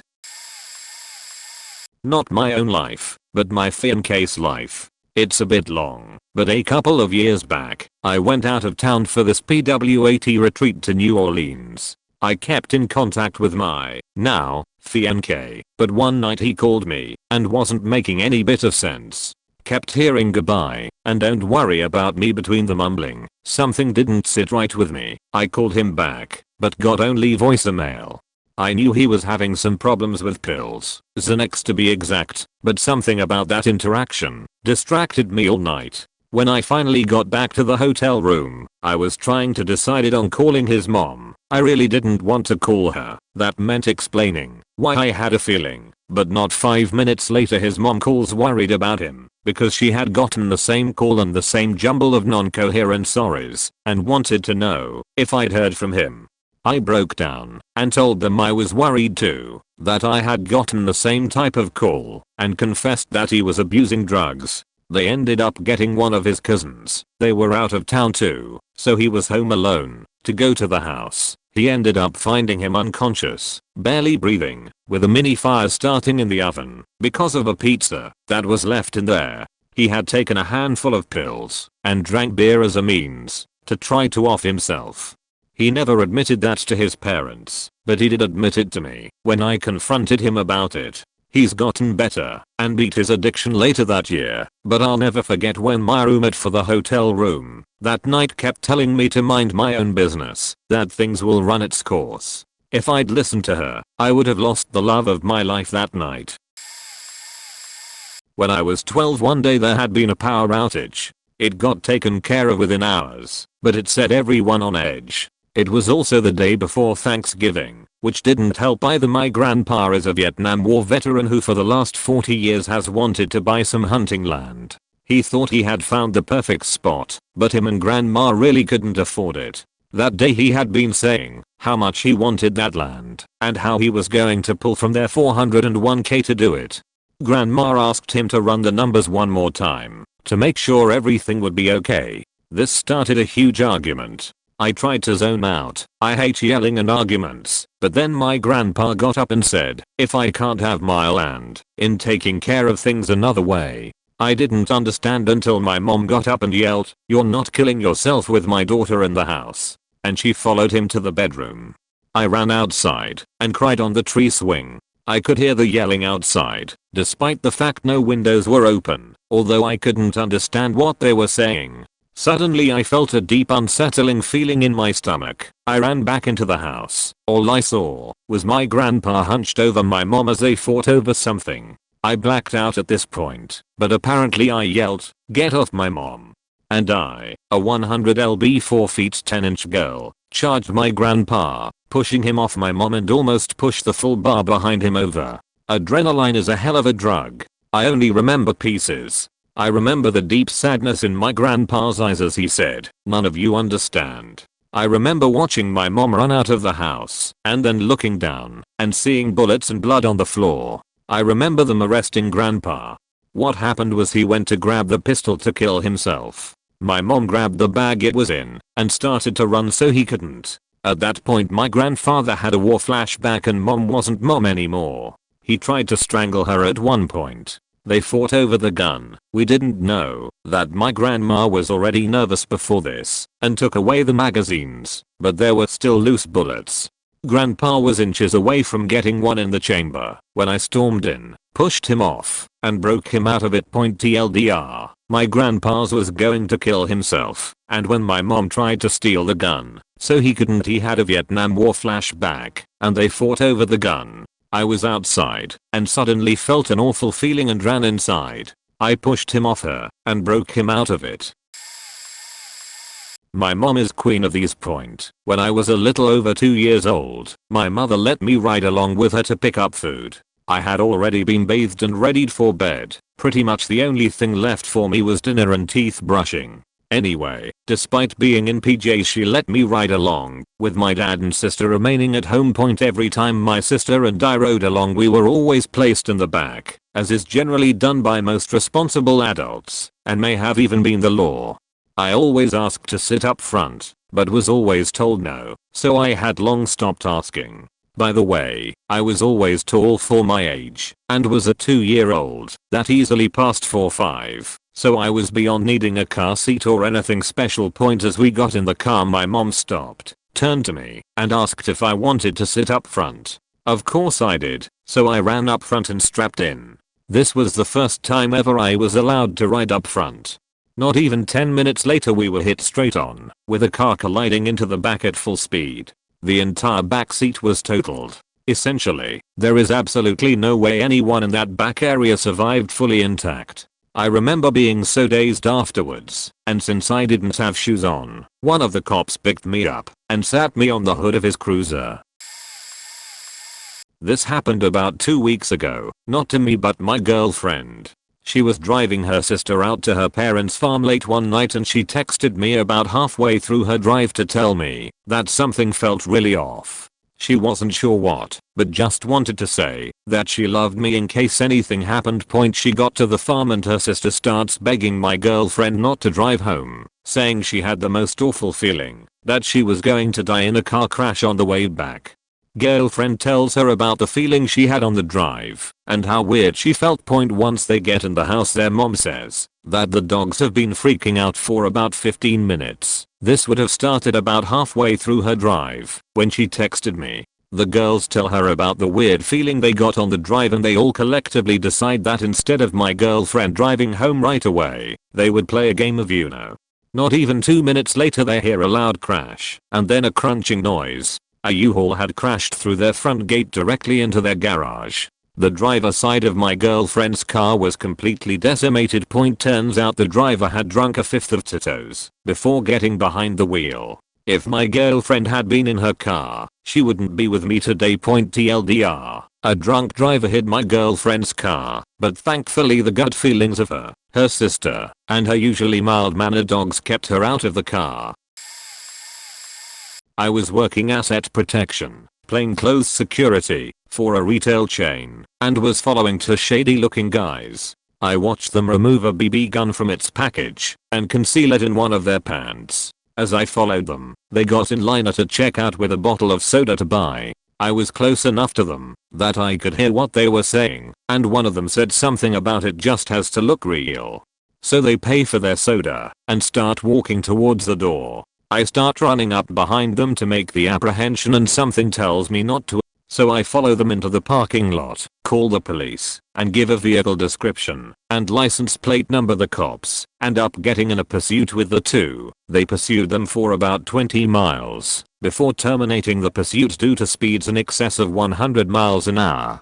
A week or so later, the detective from the police department asked me to come do a photo loop. After I successfully identify both of them, the detective tells me that they were arrested trying to rob a bank 2 states away using the gun that they stole. It also turns out one of them had a warrant out of another state for murder. Definitely glad I trusted my gut then. If they were willing to run from the cops and try to rob a bank, what might they have done to an unarmed store security guy? Once I was walking with my friends at night. We were about 12 maybe, all girls. 4 of us, quiet small town. It was normal at the time. A car drove past us down the street kind of normally, and the other girls didn't really notice. I said to them something like, "Hey, we need to turn around and go home now." Just exactly when I said it, I'll absolutely never forget the feeling of my gut dropping. The car hit the gas and sped to the end of the street, did a U-turn, and hit the gas again, headed straight toward us. I think they had their windows down and heard me say that. They were super close to us, about to hit us, and I pushed the girls into a set of bushes. Thank God for the bushes. This full-grown man got out of the car. I'll never forget how scared I was. He said, "Where the fuck are you? Get the fuck out of there." Stood there for a few seconds, but didn't try to come into the bushes to find us. We were dead quiet. He got back into his car and sped away. We immediately ran home, which was only a few houses down. Our friend's older sister was the one who we ran to, crying and freaking out. No parents home. I had a bad feeling about that car as soon as I heard it coming. My advice is, if you're walking around at night, carry a knife at least. I've walked around Chicago, New York City, the suburbs of my hometown, and you really just never know. There are wonderful people and terrible people everywhere. Just be safe and carry the knife. If you're a young girl or boy, just try to not walk around at night ever alone. Never. I listen to a lot of true crime podcasts and it freaks me the fuck out to wonder how many times it cold beamed me. I asked him to let me drive. He wasn't drunk, but he did have a couple of beers at the bar. We were on a fishing vacation and we went to town to watch a boxing match, De La Hoya vs Felix Trinidad. We were out of towners, city folk in the backwoods, and we were being kinda pricks. Nothing serious, just laughing to ourselves at the people in the bar as we were leaving. We were walking to the car. I suggested I drive. He mocks me saying he's fine. He had 2 beers over 4 hours. I knew he was fine to drive, but I also knew we were not local, and we might have pissed off a local boy, and I saw the cop car park down the street. I know you are fine to drive, but you really think that hick and they won't call the cops anyway just to bust your balls? Come on, I never drank a drop in my life. If we get pulled over, let's not give them a reason to ruin the night. He agreed. 15 minutes later, a speeding car lost control and hit us. Ultimately, we were okay and neither of us were seriously injured. There were fatalities in the other car, and the driver of the third car that hit us about 30 seconds later had been drinking. We were obviously heavily investigated, blood drawn and whatnot. I came back 100% clear of any alcohol or drugs, perfectly sober. While the accident was fully the fault of the speeding car, my friend would have been in for a rough legal fight regardless if he was under the limit point. While lawyers say he would eventually be cleared because he was well under the limit, they also say he could have been held partially liable in the civil case and would have had to hire lawyers and taken time for court appearances criminally until the charges would eventually be dropped. And they tried to pin the deaths on the driver of the third car because he had been drinking. We would not have avoided the accident, but the gut feeling did save us from a legal nightmare in a foreign country, no less. I was once out kayaking with my girlfriend, now wife, and we were with her family. My girlfriend and I had the two kayaks and her parents and brother were in a canoe. Because we are lazy and opportunistic, we asked Team Canoe to handle our backpacks, and whilst they portage trails between lakes, we took the kayaks through the rapids separating the bodies of water. We fell well behind Team Canoe, as we were just floating along and chatting. As a result, we arrived at one of the portage points long after they had started down the trail and began paddling past the point and towards the rapids. As we had many times that day, all of a sudden, my girlfriend said, "Something feels wrong. I think we should hike this one." I thought she was being overly worried, as there were no signs indicating danger. But we decided to follow her instinct and hoisted up our light kayaks to walk the trail. Nice walk, light kayaks, beautiful day. We are making decent progress when suddenly we hear barking and screaming. We recognized my girlfriend's brother's voice, and after a few seconds of us hustling down the trail, his dog came ripping out of the woods, barking. She's an Australian Shepherd, so she naturally likes to keep groups together. She ran around us barking and kept looking into the woods until my girlfriend's brother came sprinting towards us in an absolute panic. Sure enough, a few hundred meters down the trail, we saw what had precipitated the brother's sprint, a massive waterfall that we would have surely been killed by. Girlfriend's brother had come running to warn us before we tried to shoot the rapids. Would have been a really bad situation out in the middle of nowhere. Obviously, we reported the lack of warning signs to the park authority as soon as we could. I still don't know what triggered my girlfriend's danger sense, but it definitely saved us. We figure her brother wouldn't have made it in time to stop us. When I was a toddler in the Philippines, my nanny insisted that I stay home with her while nearly the rest of my entire family went to the beach. My mom's spidey senses tingled and went against my nana's odd request, taking toddler me with her anyways as planned. When we came home, the entire place was ransacked. My grandma's expensive china was taken as well as her jewelry. My nanny left a note saying that she was part of the New People's Army, an armed wing of the Philippines radical communist movement. She threatened to kill my family if we pursued her. My uncle, who was home at the time, he's schizophrenic and not always the most aware, recalled her taking garbage bags full of things on her way out the door. My dad, in a rage, followed her to the ferry dock and just missed her as the boat disembarked. Thank goodness. Who knows what would have happened if he had caught her.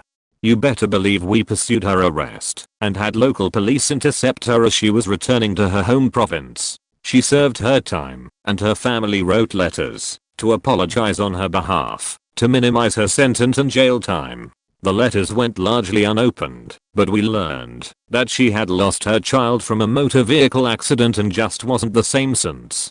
I don't know what her intent was behind planning to kidnap me. Was she trying to replace her lost child with me? Was she going to traffic me for profit? Either way, thanks mom. I would have been displaced in a different province with radicals not knowing my true origins, or worse had my nanny been successful in taking me.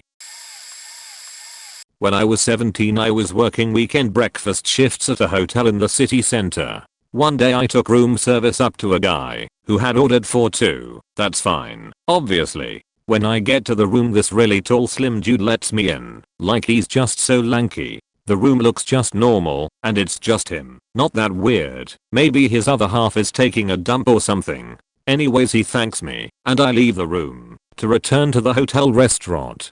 But when I'm in the corridor, my gut tells me something was off about that whole thing. So I get down to the ground floor and wander over to the reception and share my concerns with the receptionist and ask her if there's any CCTV or anything. The hotel manager overhears this and kicked off at me for wasting time. I'd been caught slacking before, but hey, I was 17 and this job sucked. I'm dragged into his office for a berating, and during the course of the conversation I basically lay my shitty job on the line, saying something was off. We go through the videos on the server. My manager is defo gonna fire me after this debacle. Anyways, we find the correct camera and we scroll back through the previous evening's footage. We stop anytime there's some movement on the camera. Then we see this guy walk in front of the camera and down the corridor to his room with a woman. At the back edge of the camera's view, where his door is, you can see the guy beat the shit out of this woman, like really throws her around. I've no idea how none of the other guests heard it. Maybe they were too polite to interrupt or something, I don't know. There was no audio. He then drags this now unconscious woman into the room and closes the door. My manager won't look at me, just rings 999 for the police and an ambulance. The woman is found still unconscious on the bathroom floor and is carried out on a stretcher. The guy is arrested. I had to give a statement. He got quite a few years at Her Majesty's pleasure. I quit a month and a bit later. This will probably sound fake, but I swear this happened. I still get shaky when I think about it. Almost 6 years ago, a few friends and I were studying abroad in Europe and took a trip to Germany. We went to see a concentration camp. While waiting at the subway station to go back to Munich, I noticed a group of 3 guys watching us. I immediately got that gut feeling and informed my friends. One of the guys approached us and asked where the subway would take us in English. This guy and his friends had been speaking German previously. One girl in our group piped up, "Oh, the final stop of the subway is Munich." The guy went back to his friend group and they kept looking at us. So we get to the subway station and we keep moving away from the guys and they keep following us. They get on the same subway car as us. I, thinking better safe than sorry, whisper to my friends that we are going to switch cars at the last second. We do so, and at the next stop we peek out to see if they are getting out. 2 of the guys are peeking out of their car looking around, presumably for us. So when the train starts moving again, I come up with a game plan for our group. The subway's final stop, Munich, was right next to our hostel, so if something did happen, I didn't want to lead the guys back to our hostel. So I pair our friends up, we had 6 people total, and give them each a store to go into in a nearby public area until the coast was clear, if it came to that. We reach the final stop and get out of the subway car, look around and don't see the guys. So we all start laughing at how paranoid I was being. Then, out of nowhere we see the 3 guys running at us. We split up into our pairs and just start running. These guys were still running after us up the stairs, to our exit, etc. We had a tiny amount of distance between us, so we managed to sprint into our designated stores before they came out of the subway exit. Through the store windows we could see the guys looking around and then shaking their heads after a while. No clue what would have happened, but to this day I've never had a gut feeling so strong. Sorry for the super long post. Not mine, but my brother. He was working at a Taco Bell and got this extreme uncomfortable atmosphere and restlessness wash over the restaurant. None of the other staff members seemed to notice, and customers were unfazed. He asked to go on break early to get some fresh air, but the manager was pissed for him having asked. About 3 or 4 minutes later, with this sustained chilled mood, a customer began choking on some food. They were signaling to other customers, who must kept eating and watching this person panic. The choking customer walked themselves up to the counter and were holding their hands to their neck. All the other staff stood in shock, but my brother jumped over the counter and gave the Heimlich maneuver, saving the person as they were about to pass out. Customers still eating and watching. The chilled atmosphere faded as the customer regrouped and thanked my brother profusely. My brother told the manager he was taking his break right then, so he could regroup after the adrenaline rush and watching 20+ people fully prepared to keep eating shitty food while watching another human die over it without moving to assist in any way. Manager was pissed my brother for demanding a break, and no mention of good job saving someone's life. My brother quit shortly thereafter. I was probably around 10 at the time this happened. It was the middle of winter, and we had to go pick up my stepfather from a bus station in Chicago. We lived a couple hours south. That morning it was snowing really badly, but my mother was determined we were going to make it there to pick him up. We set out, and I sat in the front passenger seat that day. On the way there I remember admiring the snow and just enjoying the ride. Next thing I know I'm looking through the snow in the front of us, and I see a figure standing in the road. As we get closer it appears to be a woman with all this traffic stopped around her. She has get hand up facing the van. I glance over at my mom and she doesn't seem to notice she is there. I began to cover myself and tuck down in the seat anticipating a crash. I scream at the top of my lungs, stop. I feel the van slow down drastically, and my mother looks over at me asking what the hell is wrong. I screamed, don't hit the woman in the road. It was no more than I had finished saying that the van started spinning. We spun a couple times and crashed into a guardrail. My mother made sure we were okay. I'm still losing it thinking we hit this woman. My mom's yelling at me stating there was no woman. A man runs up to the van asking if everyone is alright, and he is kinda freaking out. My mom explains we are all okay. Then the man asked my mom how she knew to slow down so abruptly before the bridge. My mom tells the man, I didn't, my son was freaking out, and apologized to the man for slowing down so abruptly. The man tells her it's a good thing you did. I slowed down after I seen the brake lights, and if I wouldn't have I'm pretty sure I would have ran into when you hit the guardrail. He looked at the front of the van and seen the passenger corner was close to being slightly over the bridge. He is in panic saying if he would have hit us, he would have pushed us into the river. He turned back to my mom and asked what I was freaking out about, and she told him I was asleep and woke up screaming stop because I thought there was a woman in the middle of the road. The man turned white as a ghost and said, I think your son's dream saved your lives. He points behind the van to the semi-truck he was driving that was very close to the van and said, I barely got stopped before hitting you. I didn't even realize I was sleeping. It scared the shit out of me. Does it count if you're asleep when you get the feeling? Sorry for the long post and probably terrible grammar.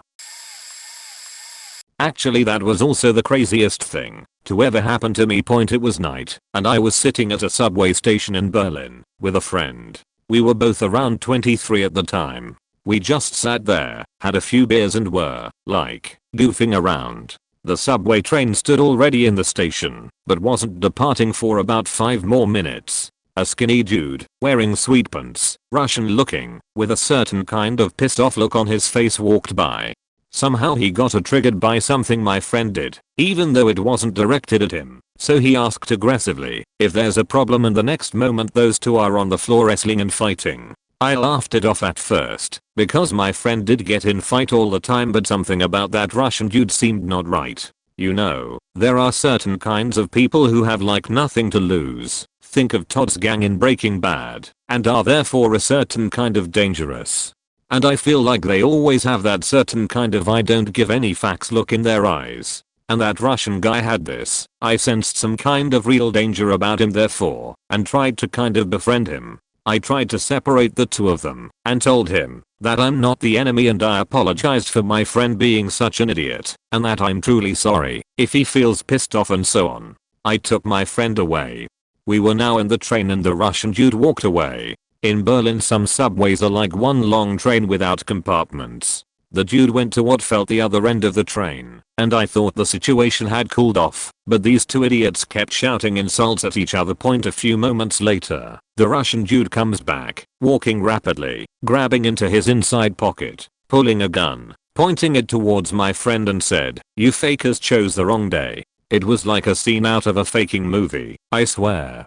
I walked up to him, calmly, and because I had complimented him earlier and apologized for my friend's stupidity, he didn't hold a grudge against me, which he then also told me. I tried to talk him out of it, said he doesn't want to go to jail for life for such a stupid thing, and somehow, like I felt all his pain and anger, and tried to understand what kind of shit he must have going on in his life to be this angry. I hugged him. He was kinda perplexed by it, and in this moment the train was stopping at the next station and the doors opened. He left the train, and when the doors closed and the train accelerated, he just then seemed to realize what just happened and became angry again, shouted something and waved his gun around, but didn't do anything. Carrying guns around in Germany is super rare, by the way. When I was in college, I was encouraged to go to a meeting. These people meet at a hotel down the road every Tuesday. I thought, great, I need an internship. I need to build some professional connections. I show up, and people are wearing suits. A few men go up to the front and introduce themselves and start talking about how the current job market sucks. But this is why McDonald's is so successful. This is why Coca-Cola is so successful. It's because they do things differently. They would go to the people sitting in the front row and ask what they are doing. I'm going to law school. Oh my god, that's fantastic. You have aspirations and you have an edge over others. I just know it. I can just sense it. These people were up there, getting everyone all enthusiastic about things, getting everyone all hyped up. They were just using a bunch of buzzwords and acting like they have the keys to your career and financial success. Job interviews?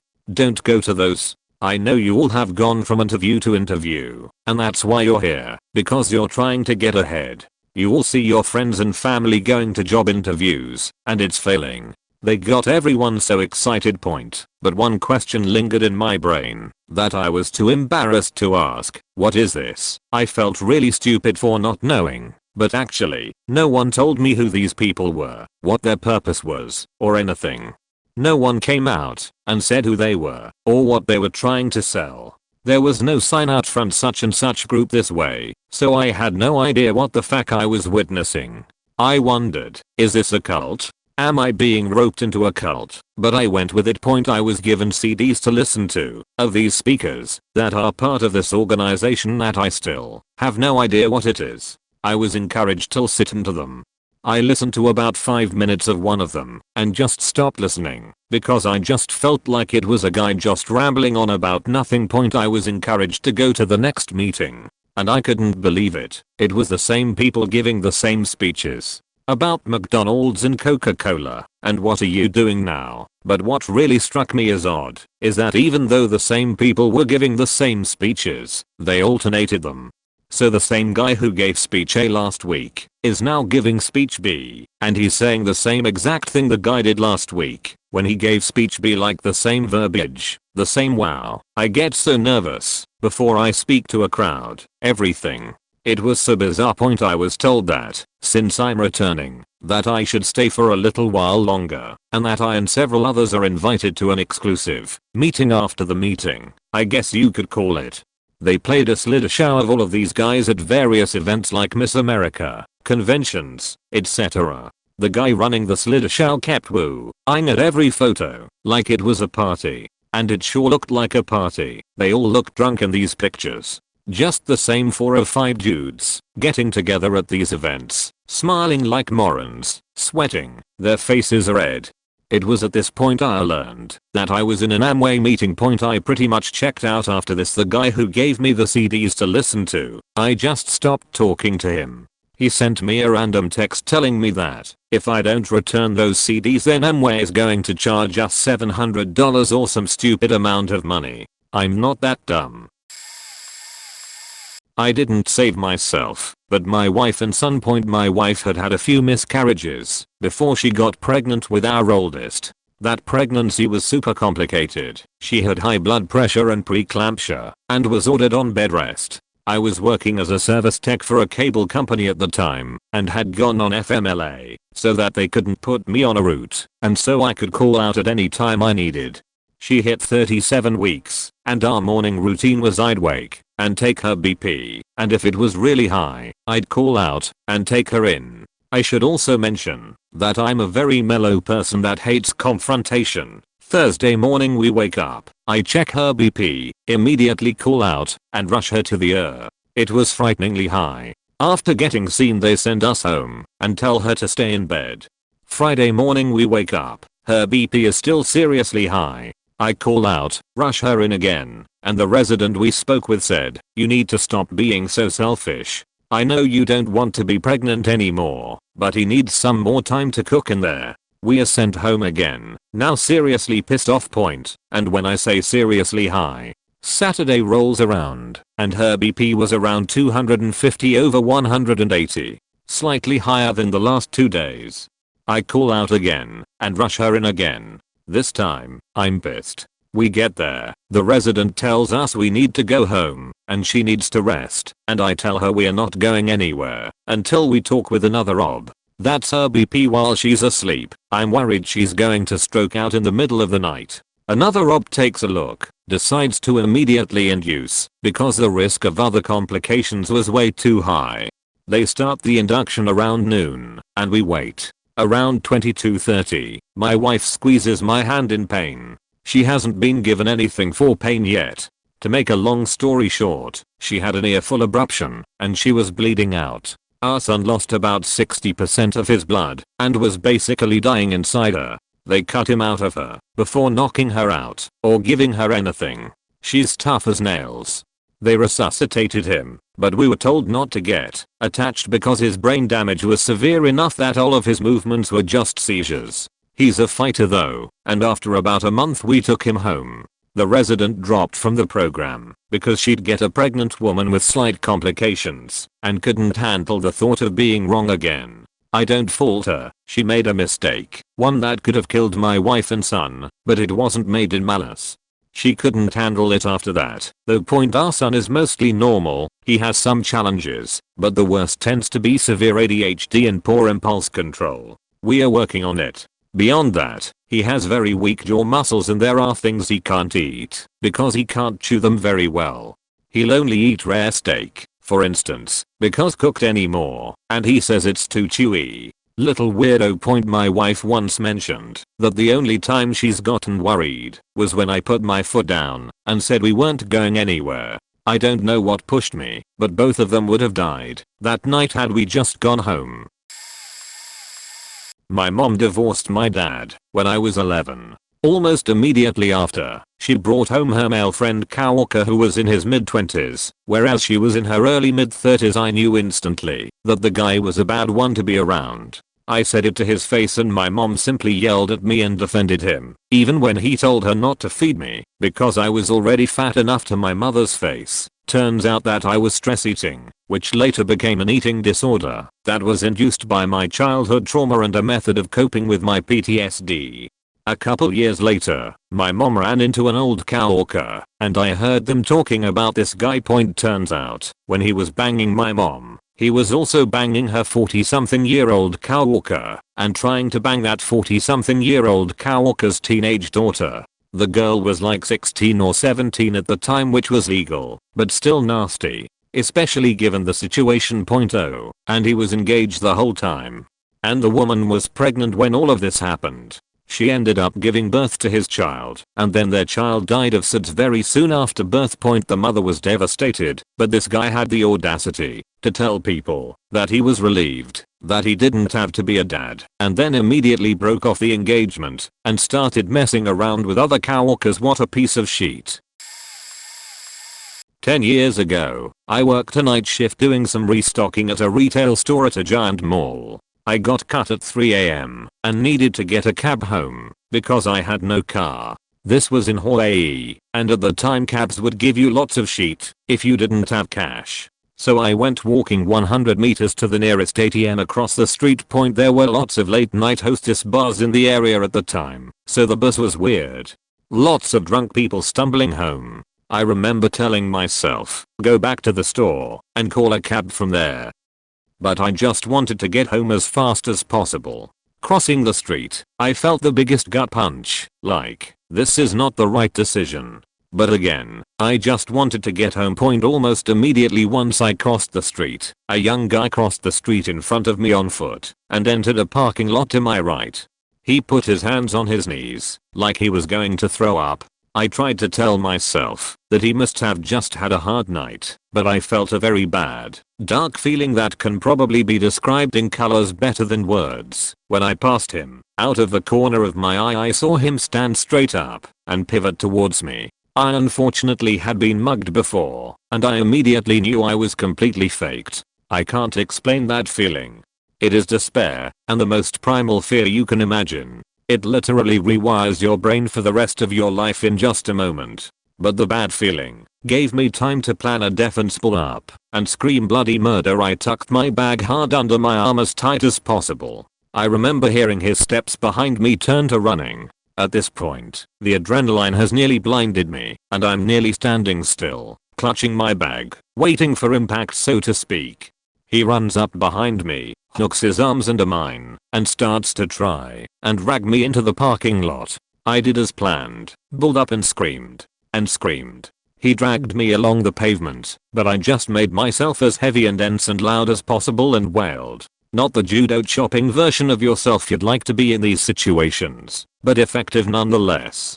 He eventually released me after heavily groping me on the sidewalk. He just ran away after, and I cried sitting in front of Walgreens. I remember looking up and seeing a hostess from a local bar smoking a cigarette and staring. She did nothing to help. It was a bleak moment. I didn't even call the cops. I just got my cash and went home, bleeding from both arms. He didn't even try to take my purse. I'm thankful I read the situation accurately and had the few seconds to plan to scream and pull up. If I hadn't been more aware I probably would have had a worse experience. To this day I hate the sound of footsteps behind me. I was 11. My little brother was like 13 to 14 months old. The babysitter my parents hired was a let him cry it out type of person, and my parents had never done that before, never had any problems with this fact either. He did not go down quietly for bedtime however, mostly because the babysitter ignored my parents' instructions on our bedtime routines, and she refused to let me console him. She was physically standing in the doorway of my bedroom to keep me from going to him. I'm autistic. This severely agitated me, and I started freaking out. Then my brother went quiet. She looked smug. See? He settled down. Nope. It sounded too weird. I know my brother's crying. It was weird. My autist super senses were tingling. Something was wrong. I didn't even waste time trying to convince this bitch I knew something was wrong. I just kicked her in the shin and stepped over her when she dropped. Fuck the consequences. I rather be safe than sorry. Low. And behold, my brother had been so scared and cried so hard, he'd thrown up and pretty much collapsed whimpering, face down in the puddle of vomit in his crib. He didn't aspirate, but he did get some in his nose. I picked him up, grabbed the phone, took him into the bathroom, locked the door, and started cleaning him up. I was 11, so I didn't know he should be looked at for the potential breathing and vomit thing. But I called my parents and told them what happened. They handled everything my 11-year self couldn't comprehend, and we never saw that babysitter again. I don't think they pressed charges or something, but from what I understand, she at least felt bad or something. Parents enrolled me in Girl Scouts, got me to take a CPR class, and by the time I was 12 to 13, I was watching my brother on my own, with routine check-ins of course. It could have been worse, and at the time I didn't grasp that. I just knew my brother was hurting. But we were lucky. He could have asphyxiated on his own throw up, and it's not like anyone would have checked on him if I had gone to bed, like I was told. Don't ignore the feeling. Better safe and in trouble / embarrassed / wrong / silly / inconvenienced / stressed / upset / ect. Than sorry. This happened about 10 years ago. Late at night, a friend and me were on our way home from the gym, but the road that we knew was blocked. So we followed the signalization of the road bypass by the state. Problem was, it was an extremely foggy night. At one point, I must have missed one of the arrows, because I was on some very narrow gravel roads at the edge of the woods. No biggie, as I had navigation, so I thought. At one point, the gravel road got wider, and visibility even worse. I kept driving and driving, but the navigation system now said we were next to the road instead of on it. It was a sheety system, so this was nothing out of the ordinary, but something felt very wrong. My friend said I should just keep driving. At one point, the bad feeling wouldn't let me go any further. I stopped the car and told my friend I'm trying to walk around to see where the fuck we are. He was annoyed, but accepted it. I step out of the car and walk 3 meters to my left. That's when my fear of heights kicked in immediately and made me tumble backwards to the ground. I had just looked at a 50-meter drop, but the worst part was still ahead of me, quite literally. I checked the front of the car, and not 2 meters from my hood, there was the same steep cliff. We were on a plateau in a goddamn gigantic gravel pit. My friend almost had a heart attack when he stepped out of the car to check for himself. We almost drove off a cliff into the next plane of existence. We waited several minutes until the fog cleared up, very carefully turned the car around, and left the way we came. On our way out the pit, we saw that the workers had left the barricade up when they had left for that day, which is extremely illegal.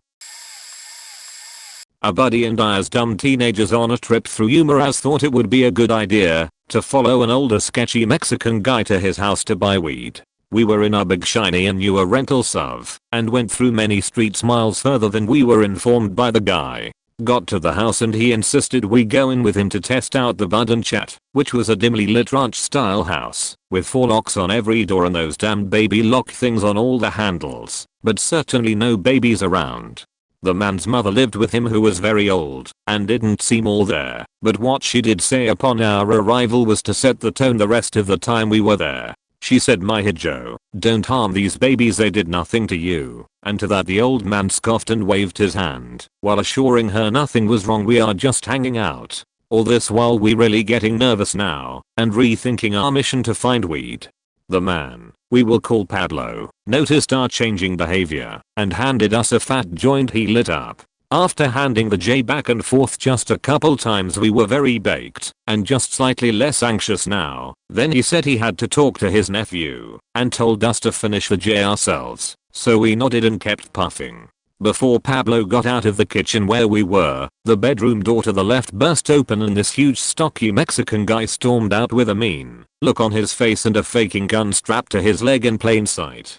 The younger guy began arguing with Pablo in Spanish right in front of us, all the while stealing sharp glances at us right there at the table. Pablo began herding his nephew back to his room while patting him on the back and whispering into his ear. All we heard in a thick Spanish accent from his nephew before they both disappeared into the room nearby was, "But Pablo, we are cartel."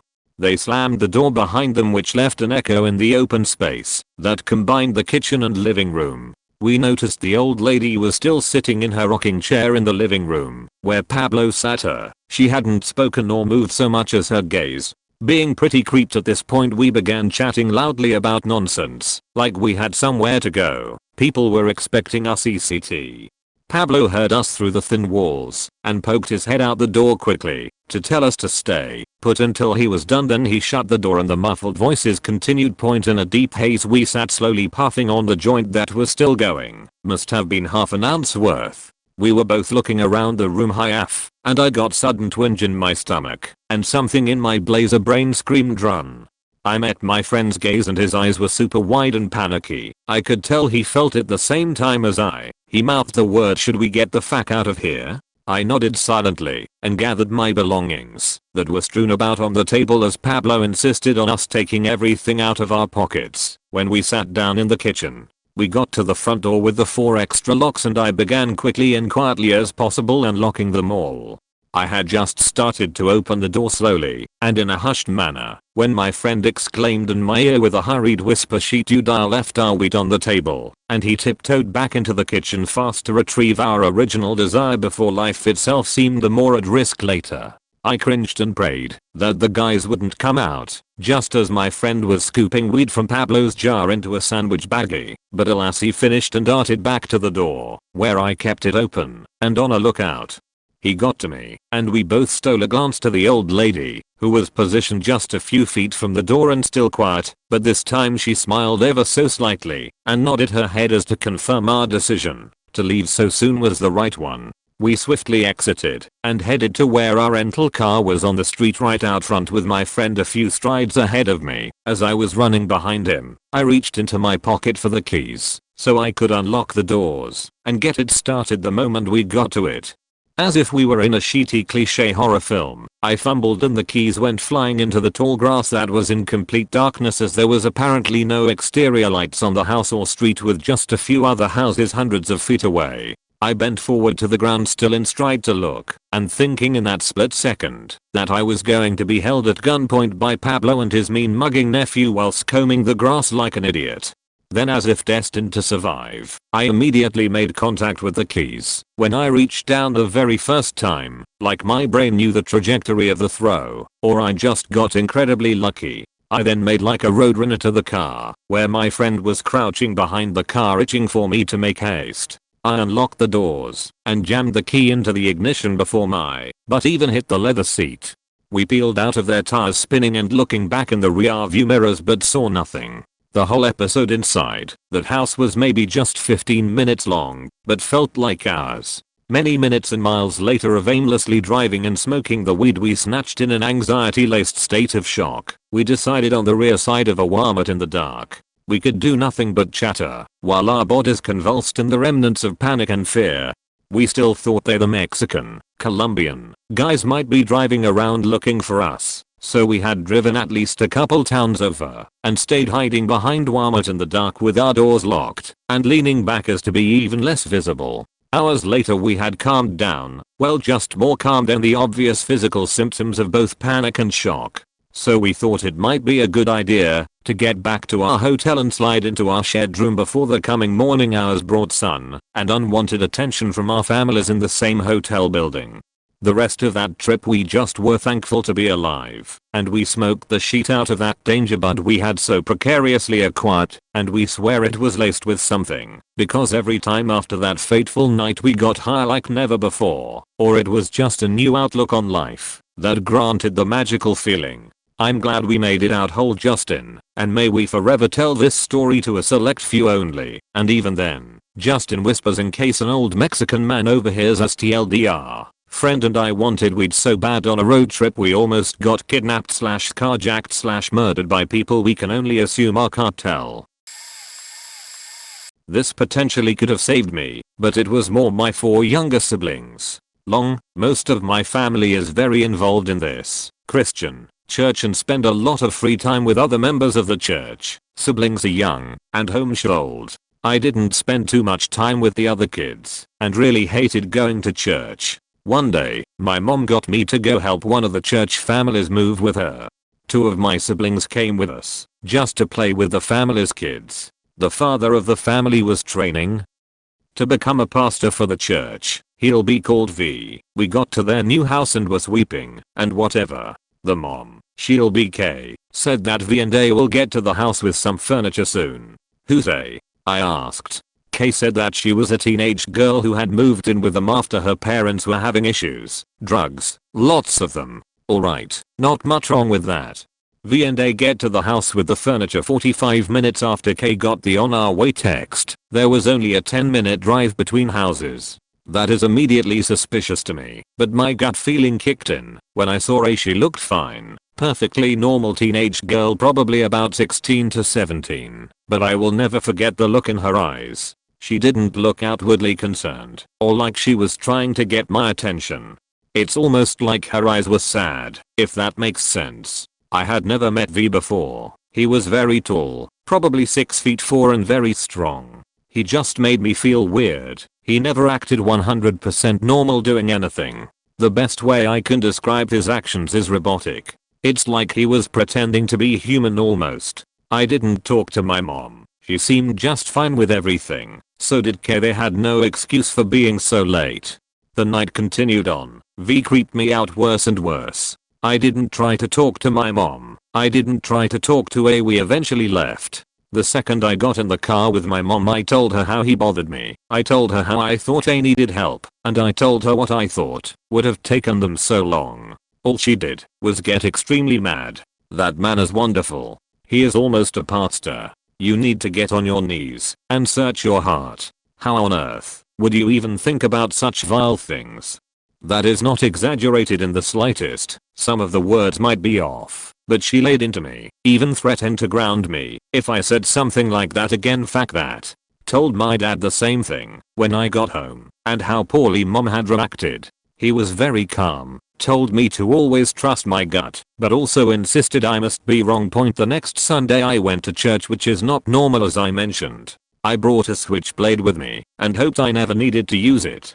All I did there was keep track of my siblings. I got them all together to where I could always see them until we left. I did this every Sunday, but it only lasted about 4 weeks. I'm not sure how it happened or who found out, but V had a very sexual relationship with A apparently. I'm not sure if it was violent or non-consensual, but I would have to guess, just because of what I felt from her. I found all this out through my dad. He said that he saw V on the local news website. My mom never mentioned anything about this to me. She knows I'm right. She grounded me a couple days after my dad told me this. I heard them fighting before that. I don't know why she wanted to defend him so badly. I'm not sure where A is to this day. I only saw her that one night. V is in prison for 15 life I believe. Anyone who is interested in the info on V, PM me, and I will find it again for you. Kay and her kids left the church, and I'm pretty sure the faith as well. My whole family besides my dad still attends, and I've been forced to go to weekly classes there recently, and have the absolute displeasure of talking to the very ignorant leaders of the now rapidly expanding church. In my classes I've found that Christianity is just as much of a convoluted mess as the situation I've just described. I don't care what issues expressing this outwardly this causes for me. All I care is that I know I protected my siblings and trusted my gut. TLDR, I suspected a pastor was abusing a girl who was living with his family. My mom and dad didn't listen to me. I went to church armed and kept track of my siblings every Sunday until something eventually happened. I was right and he is in prison now. I was living in Mongolia for a year doing some teaching after college. When my contract expired I still had a month in country to travel, so a couple friends from back home came out to visit. Our plan was to drive to a giant lake in the west of the country. On the day they arrived we packed a car and started driving with my two friends from home, a local friend and a driver. One thing to note about Mongolia is that it's huge, bigger than Texas, but with less than 3 million people. So to get anywhere you have to travel really far, but because it's so sparsely populated, the infrastructure is insufficient. Basically it takes days of driving to get anywhere. We started our 20-hour drive really contently, just watching the rolling steppe where Genghis Khan's hordes once roamed. However, after the sun went down we grew restless and decided to ease our boredom with some beers, with the exception of the driver. Deep into the drinking sesh we were still about 5 hours from our destination, and about 2 hours for many civilization on either side. The monotony of the pitch black darkness was broken when our car headlights panned over a downed motorcycle in the middle of the road. We quickly pulled over and me and my friend ran out of the car to see what was there. We found the motorcycle's owner lying in a pool of blood on the pavement, unfortunately gone. Our driver, who is from this region of Mongolia, said that it is common practice to stack rocks on the sides of the road to warn other drivers that there is a body in the road. So we all piled rocks on the road while the driver phoned the nearest police station. After 15 or so minutes of stacking, another car pulled up behind us. We asked the two men in the other car to help us stack, but they refused, citing some Mongolian custom that prohibits dealing with a dead body. The two Mongolians with us were skeptical of this, but didn't know enough to say that this wasn't a thing. We continued stacking for a couple minutes when the driver came up to us with a concerned look in his eye.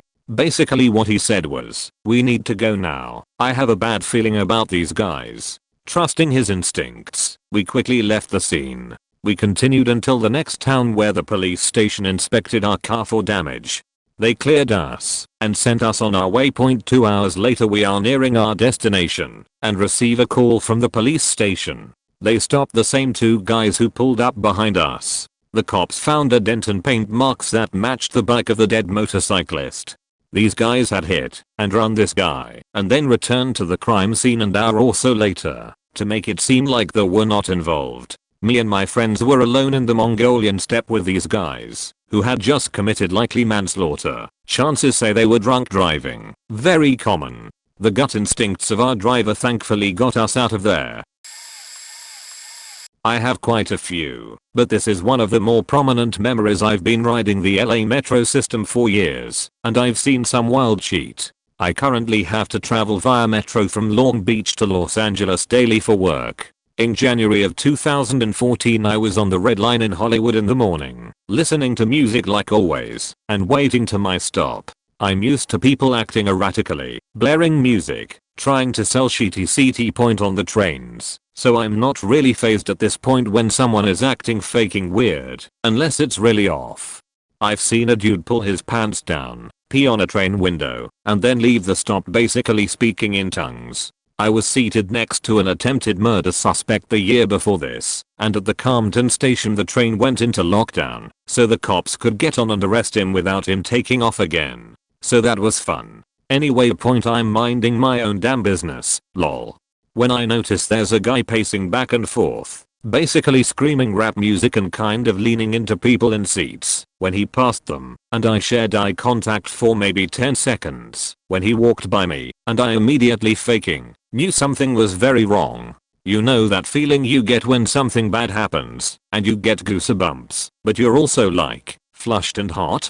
If that makes sense. Kinda dizzy? That was me. I was by myself, and I'm barely 5 feet 1 and 90 lbs. I may be used to the craziness in LA, but I'm also well aware that it would be incredibly easy for someone to completely fuck my shit up. I waited a few stops to see if he'd get off the train first since I still had a way to go, but he didn't, and I kept getting more and more uneasy, so I got off at the next stop and made sure he didn't follow me.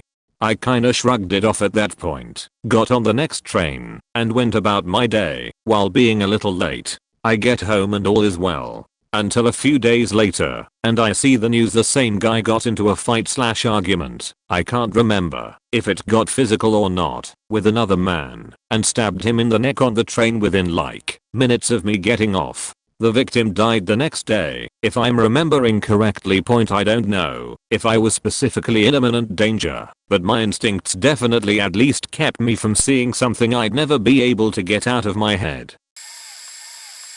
When I was in middle school, my band teacher often had an assistant director that would take over on days that she was out, or just direct, while she handled other things around the class. His name was Mr. Bo, pronounced like Bo in Boti. Now lem just tell you, I absolutely fucking hated Mr. Bo. I despised him to his very core. Everything about the man repulsed me. Something felt disgusting piece of shit about him from the first moment I saw him. However, I had never actually spoken to the man in the 3 years I'd been around him, 6th through 8th grade. He didn't even know I existed.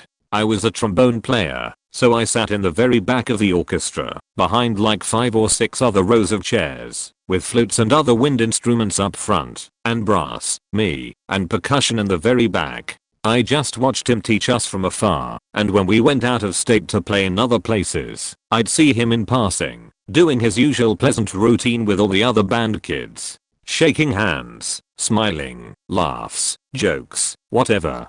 Everybody in all the band classes loved Mr. Bo, and any time I would admit my repugnance with his very existence, it was always met with "you're just being mean, he's really nice," or "I don't know, I like him. He's cool."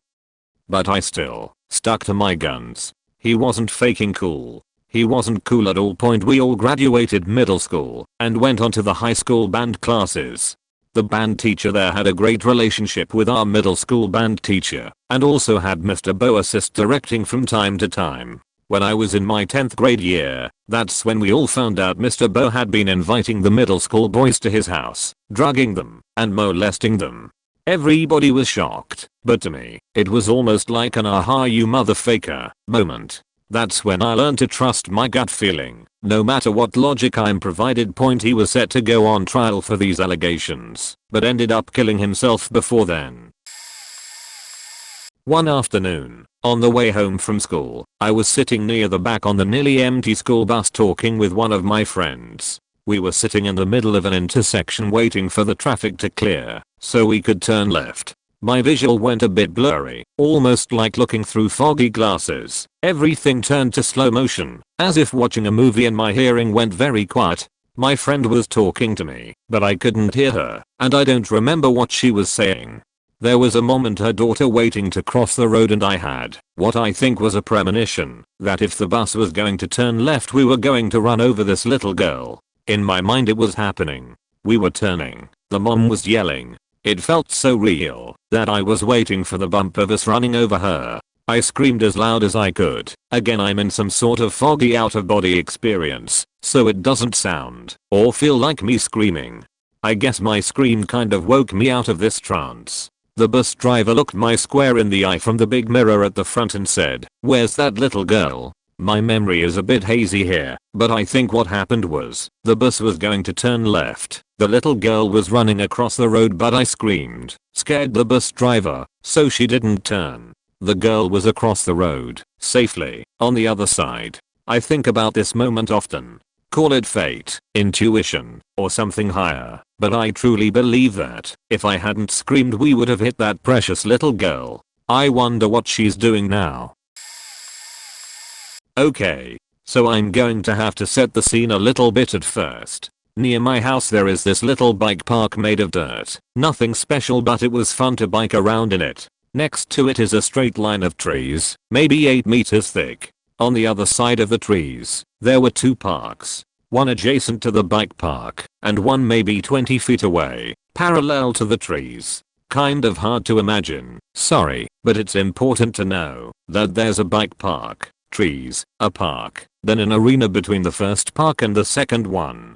So the gut feeling, I want to say I was about 12, maybe closer to 10. There were a steady flow of kids in and out of the bike park while me and my younger sister were there. Later in the day, it was just the 2 of us left. People came and went, adults, teens. It was quite normal for people to pass by.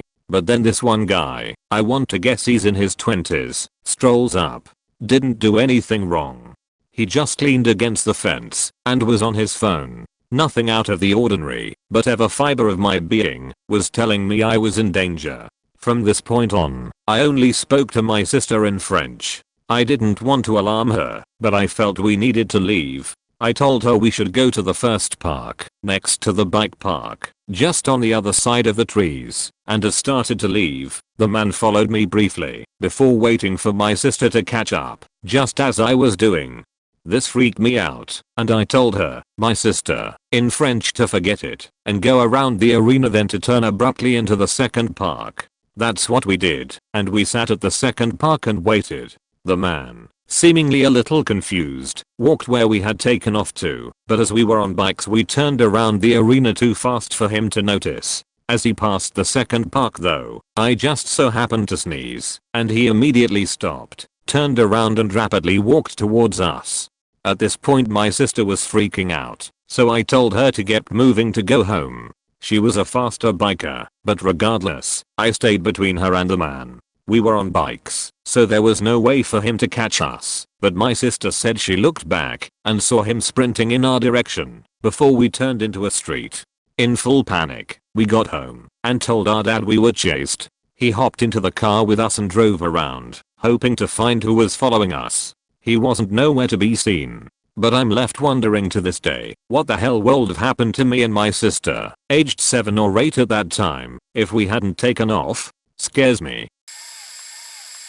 My boyfriend, now husband, some of our friends from college, and I went to Clearwater Beach in FL. One of our friends brought his new girlfriend along. We get in the water, and she inflates a beach ball for us to throw around while we hang out. Eventually the beach ball is thrown a couple feet behind me, and I start swimming to go get it. My husband grabbed my foot jokingly, but the beach ball started floating off farther.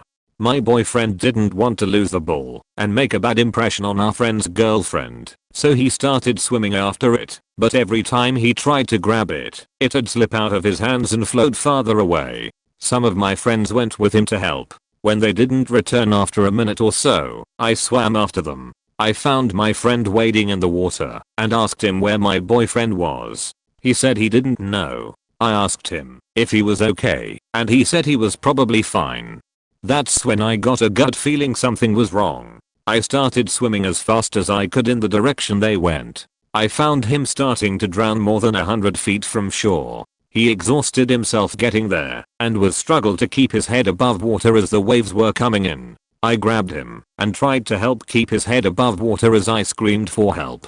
Someone with a big pink floaty chair heard me and started swimming towards us, but those seconds felt like centuries trying to keep my boyfriend and probably myself soon from drowning. We got him to hang on to the floaty and the stranger, and I swam him to shore. We didn't get the bull back. Point TLDR, if I had listened to my idiot friends, my husband would have drowned alone in the ocean.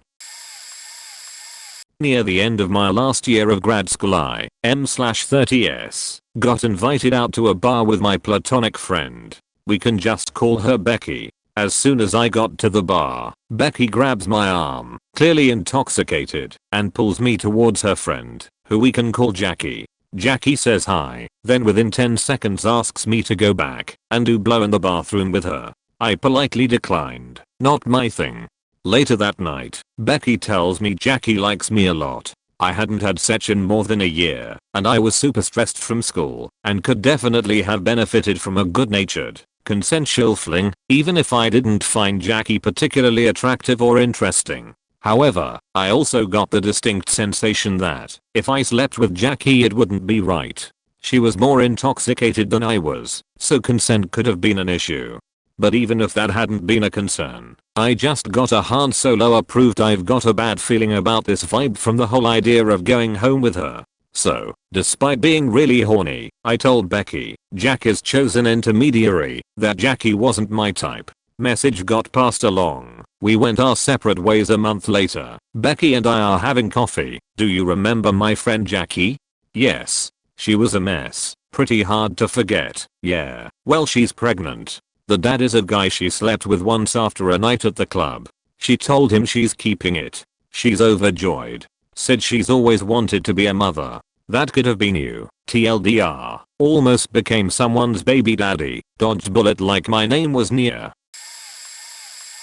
I had a younger brother who was constantly in trouble with my parents and the law. He moved from Washington state to California. About a year later he wanted to come back and visit, so he took the Greyhound from California to Seattle. I was pretty annoyed, since I had work-related things to do the day I was scheduled to go pick him up. Long story short, his bus arrived late, and I ended up picking him up later than expected. The odd thing was he was in high spirits, and I was in a bad mood.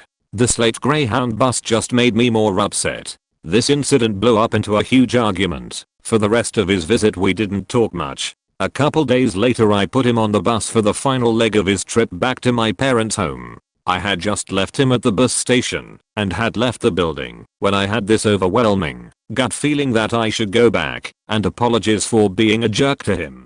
It was like something was pushing me back to him. I walked back into the building and I gave him a big hug and said I was sorry for being a moody jerk for the last couple of days, and that I loved him. I got a call later that week asking if he could borrow $200. I said no, because I knew it was going to be used for drugs. I had the money available and could have easily given him the money, but I didn't. A couple days after that call my mom called me and told me he had been murdered outside some bar in California. We buried him 2 weeks before Christmas. That was 9 years ago now, and I often think of how I should have loaned/given him the money. Perhaps he would still be here today, but I have a feeling that's why I got the push to go back and apologize to him. I'm a cop. One job we had was shots were heard in the backyard of a residence, so we were dispatched to investigate and make sure there was no one injured. So we arrive at the backyard with our guns drawn, because the shooter may still be in the vicinity, and start clearing the garage and backyard. Both are seemingly clear and we don't find a body, so we start looking for shell casings, but still have our guns out. I approach the fence north of me and look into the next door neighbor's path and gangway when I noticed someone trying really hard to open the porch door but can't. I called out, but the man did not respond and got the door cracked a bit, but it still was jammed and he was pulling hard, now still not responding to me. He briefly stopped and disappeared, but I wasn't liking this, and instead of calling out again something told me, bad guy, move, now. So I backed myself into the gangway where my partner was, and just as I turned the corner I heard and felt a loud boom, and felt the concussion of a shotgun blast. Then just as I was about to direct my pistol in the direction of the blast from behind cover, another boom and snaps past me. I finally quick peeked out behind the corner and the door was now shut, and I hear my partner yelling, "You got shot at. You got shot at. Are you hit?"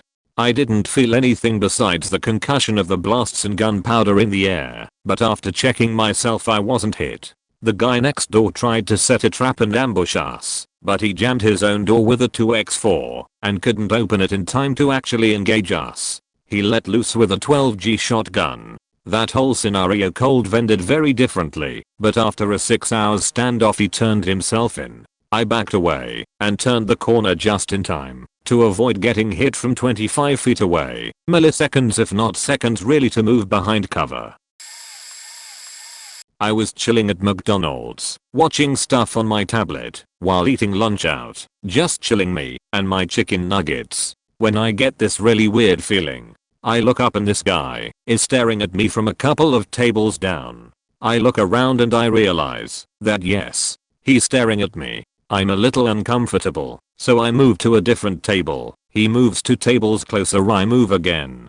He moves closer. Now this guy has a creepy vibe. Looks like he hasn't showered in a few weeks. I'm not risking a chance of him getting close. I see a table where a mom and her 2 kids are eating lunch and the guy sits 2 tables over, still staring at me. I sit next to the mom and she gives me a confused look. I lean over and whisper that the guy has been following me and I'm scared.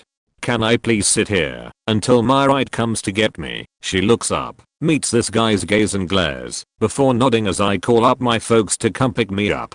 I sit with her until my mom pulls up and I get up and bolt for the door, my gear in hand. Lunch left at the table I initially sat at. I didn't look back. I just had this really awful feeling the whole time. The first time I was in a car with my friend's mom when we were 12. She was texting the whole time, the mom, on her BlackBerry. She nearly swerved us into a tree twice, and I genuinely thought, this is it, this is the end of me. The whole time. We somehow made it back home alive, but I refused to get into a car with her after that. They invited me to go with them for a drive and I firmly said no. I don't trust your mom. Her mom, while texting again, totaled the car. Somehow no one was hurt, but she slammed it into the divider and it totaled the front hard. I was not shocked. Intuitions are crazy. When my now husband, boyfriend and I were long distance, I once took the bus to visit him. His parents were going to pick me up from the bus depot. I was wandering around, trying to find them, and went to go through a door when a dude held the door open for me. I thanked him and tried to go on my way, but felt weird about it. Dude said, "Looking good, baby," to me, and I tried to move past him, but he grabbed me by the wrist, and I looked in his eyes and just knew he had bad things planned. So dude starts pulling me back towards the door. I had mace hooked onto my pants for this reason, but was so shocked I couldn't move to grab it. I just prayed that my boyfriend's parents could find me, because there wasn't anyone else around in the area of the depot we were at. Just as I started thinking that this guy was going to kidnap me, my now mother-in-law burst into the room and kind of scooped me around into a hug, and dude ran off. My now mother-in-law said they were lost trying to find me, but she suddenly knew where I was and that I needed help. Then another time, I was out walking my then roommate's dog for her at night. We lived in a neighborhood that wasn't terrible, but definitely secluded and a little shady. The end of the road was by a dead end and some train tracks, so I was just trying to loop the dog down to go to the bathroom and come back. As we were heading down, though, there was a guy there dressed in dark clothing talking on his phone and just staring at me. So I hooked around, so I was closer to a friend's house that lived down the street from us, then started sprinting back to our house with the dog running beside me. Got inside safely, but found out several days later that the guy had been arrested for rapping and murdering a girl. Not a crime that happened on the dog walking night, but still a creepy coincidence. Was about 12 or 13 and often went to visit family in South America. My brother and I were always kinda scared / nervous from everything we would hear in school and random people about where my family is from, but nothing ever happened. We were visiting during Christmas this time and I also just had some dental work done, so I needed some pain meds, and it was dark out. Went to pharmacy with my mom, and was on high alert, me being paranoid and all. Places packed, and streets are full. I remember walking into the pharmacy and catching eye of some guy out of all the ones standing outside of store. He just seemed off. After buying meds we walk out, and before we began our walk, I saw him once again, but this time he took notice of us, and I looked away real quick. We were walking down the street for not even 5 seconds, when I could feel someone staring from in front and behind. So I started slowing my walk down, so my mom would too, because I didn't want to tell her and her not believe me. Looked back and the guy is walking out way and staring. So I grabbed my mom and turn into the store right next to us as naturally as possible. Stay in there, and I tell her there's a weird dude following, and in front of us, there's a car and a guy standing outside of it that scared me.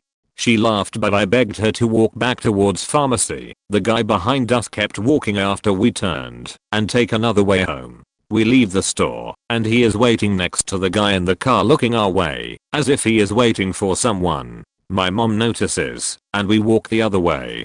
Once we turn the block, and see the next intersection, he is also on the parallel street looking this way and his friend is in the car making a turn. So that's when I start pulling my mom to run and she thankfully obliged a scared 12-year tactic to get the fuck out. Not sure if I was paranoid or something bad could have happened, but I managed to convince my mom as well and scare the shit out of her. I'm so aware of my surroundings it hurts socially sometimes. I don't know how much of a gut feeling this is, but it was a weird feeling nonetheless, and I feel like sharing this and saying it. So I'm pretty young, only 16, and about 2 years ago I was playing video games. In around September of 2017 I was playing and met someone else who was pretty good at the game. We were talking by me saying stuff in the mic, and they were messaging me because they didn't have a mic.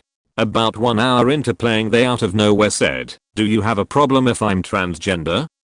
I was 14 at the time and was very naive and a weird kid. In fact I was considering, for some 14-year-old reason, but I assure you this isn't me now, not talking to them because they were transgender. This is where the weird feeling came in. For some reason I said yes to playing with them, and that it was fine, even though I really didn't think about it and just said yes by mistake. I guess that's where you can say my gut feeling was more like a gut reaction. But after the first week or two of us playing I started learning more about her. We will call her Devil because that's her gamer tag. She originally had an abusive mother who put her up for adoption, was molested by her uncle at an early age. Her new adopted family wasn't happy with her being transgender. She was very depressed and suicidal, and was bullied and called a school shooter at school for these reasons. Now I was 14, and this was a lot to take in. But I helped her from time to time and nothing too serious was happening. Then one day we were playing again, and she recently got a long distance girlfriend who was also suicidal. That night they were about to break up, and her girlfriend and I ended up getting in a group chat all together with Devil. They were arguing in the group chat, and I was trying to help, but out of nowhere the girlfriend sent a picture of her slit wrist with the words "I love you" written in blood. I was almost in tears, and then after that the girlfriend stopped responding, and Devil was blaming me a bit for the breakup out of grief. A month later the girlfriend responded, and she was okay, just didn't want to talk to us. We were both relieved, but things for Devil were going downhill. Her family really wasn't accepting her, and there wasn't much I could do. I remember one night faintly where I stayed up with her all night as she was contemplating ending her life that night, but I don't remember all the details. But she was fine the next morning. A couple months passed without many incidents. But one day I asked her if she wanted to get on and play, but to no answer. I just thought she wasn't answering for a bit, because that was normal for her. Then the next day I asked, no answer. This continued for a week, and I was getting worried. Then for 2 weeks, and even barely hit 3. I was scared shitless. There wasn't much I could do either, because I was still 14, lived in New York, and she's in Chicago. Then one day she posted on her Snapchat story saying sorry for not replying for a while everyone, but I'm okay now. I asked her what happened, and she said she tried to kill herself by slitting her wrist and such, but it didn't work. I was flat out crying. We talked for a while, and I was denying her every chance to say that no one would care about her if she died, and she had many people that loved her, including me and her friend I know. After that incident we kept talking and playing more and more for a year. Then I noticed that she changed a lot in a year and a half. Her voice was getting a bit happier, and she was acting a lot happier. I asked her if she was still suicidal, and she said yeah, but not as much. That answer made me a bit happy, but I flat out told her, one day, I'm going to make sure you aren't suicidal, and she said, that'll be hard but okay, and we continued to play. Go forward another year and we are at this week. We've known each other for 2 years and a half now, and around 2 days ago we were playing again. I asked her out of nowhere in the middle of a match. Serious question. You still suicidal? She sounded stunned that I asked that and said, no, not anymore. I don't know why, I'm just not. I really don't know why it happened, I'm just not suicidal anymore. I smiled so much. I said, that's a perfect enough reason to not be suicidal anymore. I'm 16 now, and she is 18. She is a lot better, and I can tell is improving every day. She has a Reddit, and I hope she doesn't see this, because either A, she will beat my ass, or B, she will beat my ass, but be okay about it. Either way, she is one, if not my best friend, and I really hope to see her IRL one day. I don't know how much of a gut feeling this counts for, but it was a feeling nonetheless, and I'm happy that I can say I helped my friend get over her suicidal thoughts. When I was 7 years old, my babysitter told my brother and I to get our PJs on for bed, so we did. Then my babysitter zones into my room once I'm done and asks me to take them off again. I was confused why he would want that, because I had just put them on, so I said no. I was lucky that he was not trying to hurt me, because he accepted this. My 6-year-old brother came in the room and noticed I was scared, so we pushed him out of the room like it was a joke and wiggled the doorknob off. It was an old house. Luckily he didn't know my parents keep an extra doorknob in their room for when we do this. We wait in the room for 2 hours until our bedtime. We pop our heads out and all he says is that we need to stop playing because it's our bedtime. So we beg to sleep in our parents' bed, which has a landline beside it. As soon as he leaves the room, we start hitting numbers because we don't know how to use a phone. So different to kids now, luckily. We connect to a random woman at a random number asking if mommy and daddy are there. Luckily, as the confused stranger at a different party questions us, the other line beeps and we switch to my parents explain what happened and the police meet them at our house. I was lucky. At 20, I was living in a very small town 2 blocks away from the main street and clubs that I partied at often. This creepy guy used to hover around my friends and I, sometimes in the club and even outside a few times. My friends thought I was paranoid until I took a picture of him passing us a 3rd time one night and leering at us. From then on, I was always on high alert when I knew he was out. In one night in particular, I was walking home and about halfway there when I had to turn into an alley. After passing 2 houses, I do my usual awareness sweep and see him turn into the alley. He doesn't live here. I start taking my brain for the right reaction, and after passing another house turn around and scream, you don't faking live here, so fuck off. And he does. I was lucky again. Another 5 years pass. I'm long out of my party days and working in remote oil camps. I'm invited to a poker game by some friends.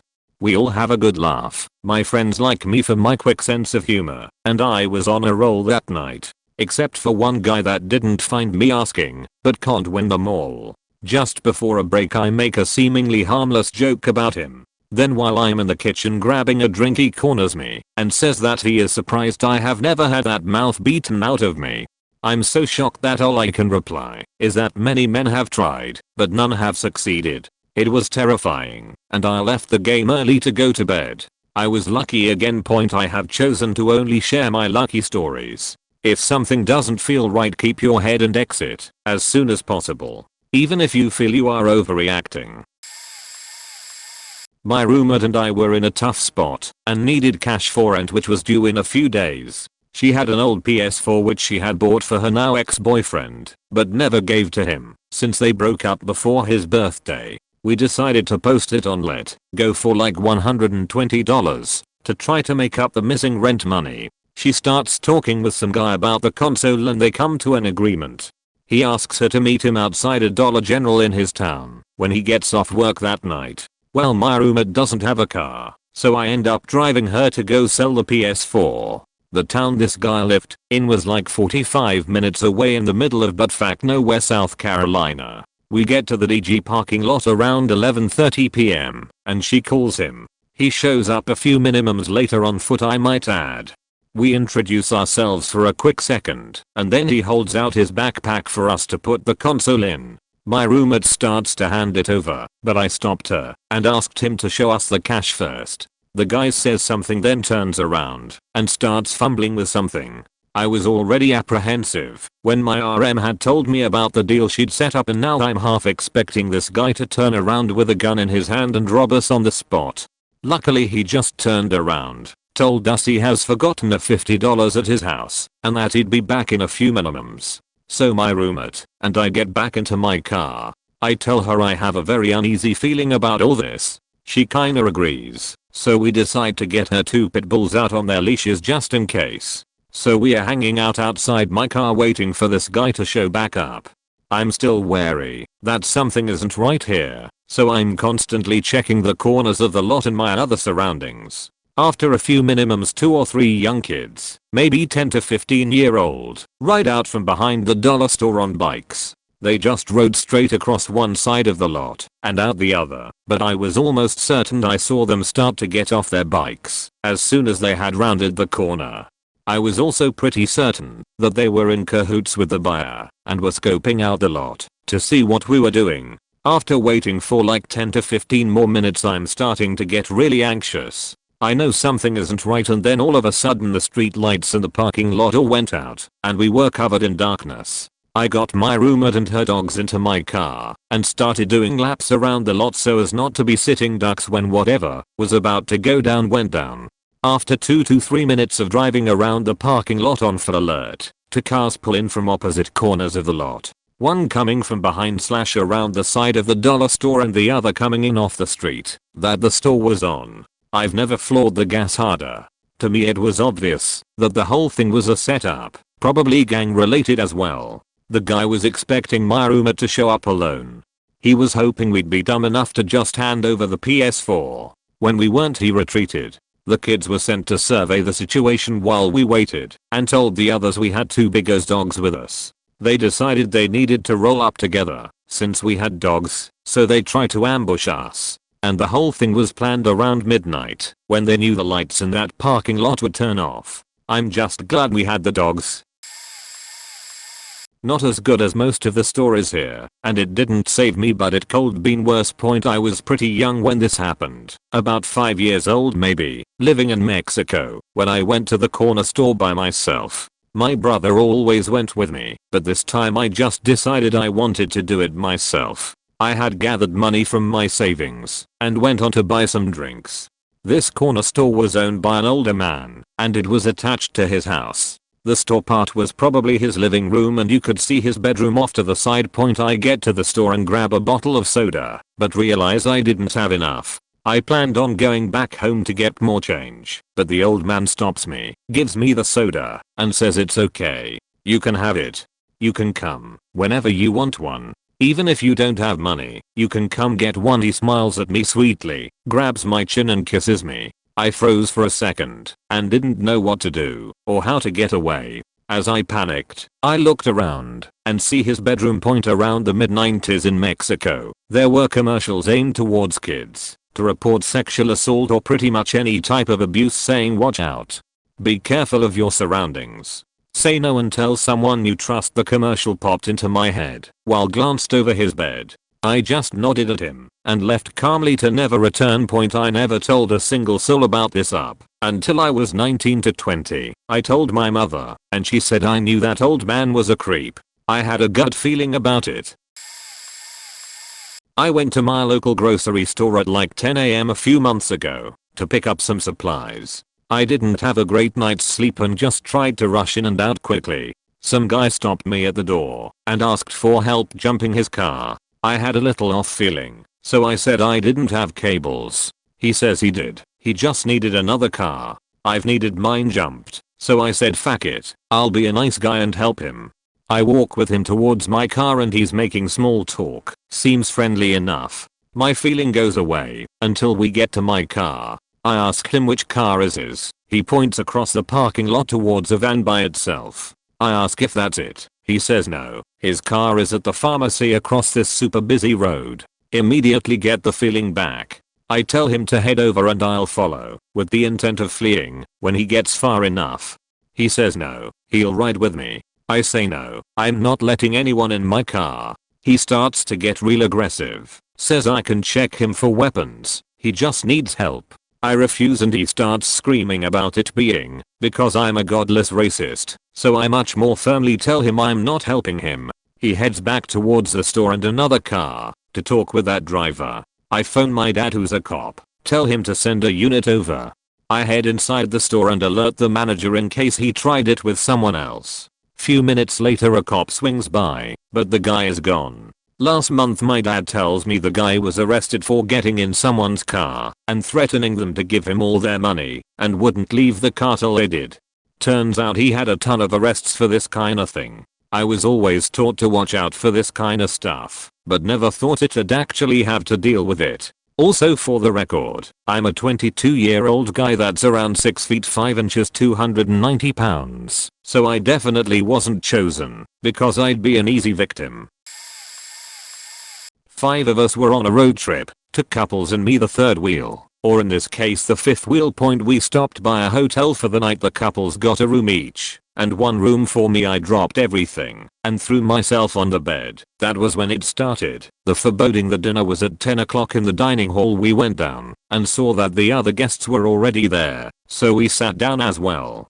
Now the dread was rising. I could feel my heart race, and I tried to calm myself. The hotel lady was going around serving us. The moment she got behind me, the hair on my neck rose. I had enough. We needed to leave. I made an act of checking my phone, and then swearing lightly I turned to my close friend in the group and told him in a low but clear voice that we had a problem. Told him that our reservation was cancelled. He looked confused, so I showed him a message that I had typed just then. Danger point. Lucky for all of us, he was quick on the uptake, and he swore as well. I got up saying we needed to get there quick or else the entire trip would be ruined. My friend followed me, but the other 3, man oh man, I know they hated me for tagging along, but at that moment I so wanted to shove my foot down their throats as they kept saying what nonsense was I talking. My friend got angry at them saying it was his money that would be lost, not theirs, and ordered them to pack up.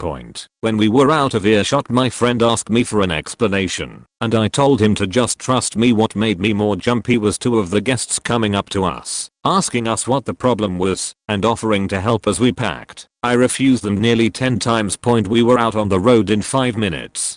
The other 3 were grumbling in the back seat, while my friend was looking at me annoyed. Another 5 minutes later, the girls in the back suddenly started calling out the guy's name. I saw in the rearview mirror that he was out cold. I remembered him gobbling the food and added 2 and 2. I said the food was drugged. What? The 2 of them went. I continued. The whole faking hotel was a trap. We wanted to go to the police, but decided not to. In the end, my friend made an anonymous call to the police about that place. This incident hung over us for the rest of the trip, and for over a year. So, 2010. I was 43, first time stateside. Jet lag meant I couldn't sleep, so was awake at 4 AM thinking I'll go for a walk. It's not 5 AM by the time I've looked at a map, grabbed some clothes, etc. I'm in LA, I should mention. Walking along an empty city road, dark. Obviously no shops are open. See a few early birds but not a lot, mainly a few people at bus stops. Decide to look for cop cars to get a coffee as I figured that would mean an early opening cafe. I get a funny feeling that I'm being followed, so look across the road in the shop windows to check the reflection so it doesn't look so obvious, and about 100 yards behind me, there's a shady looking scruffy faker. No briefcase, no bag, nothing to indicate he was going to work or anything, just ambling. It just didn't look right. I'd passed a bus stop with 3 people at about 50 yards back, so I 180'D and walked towards it, figuring we'd either intersect at the bus stop where, if he queued, I could carry on with what I was doing, or we'd cross and both carry on, now in opposite directions. I got to the bus stop and shady faker passed by me, but stopped about 10 yards further on in a shop doorway. I carried on walking back the way I'd come from and made a move to cross the road, giving me an excuse to unobtrusively check the road back the way I'd come from, and Shady, who'd moved out of the doorway and was walking back towards my direction again, and I locked eyes and he did that involuntary hand to side of head. Look at anything else while slowing down move.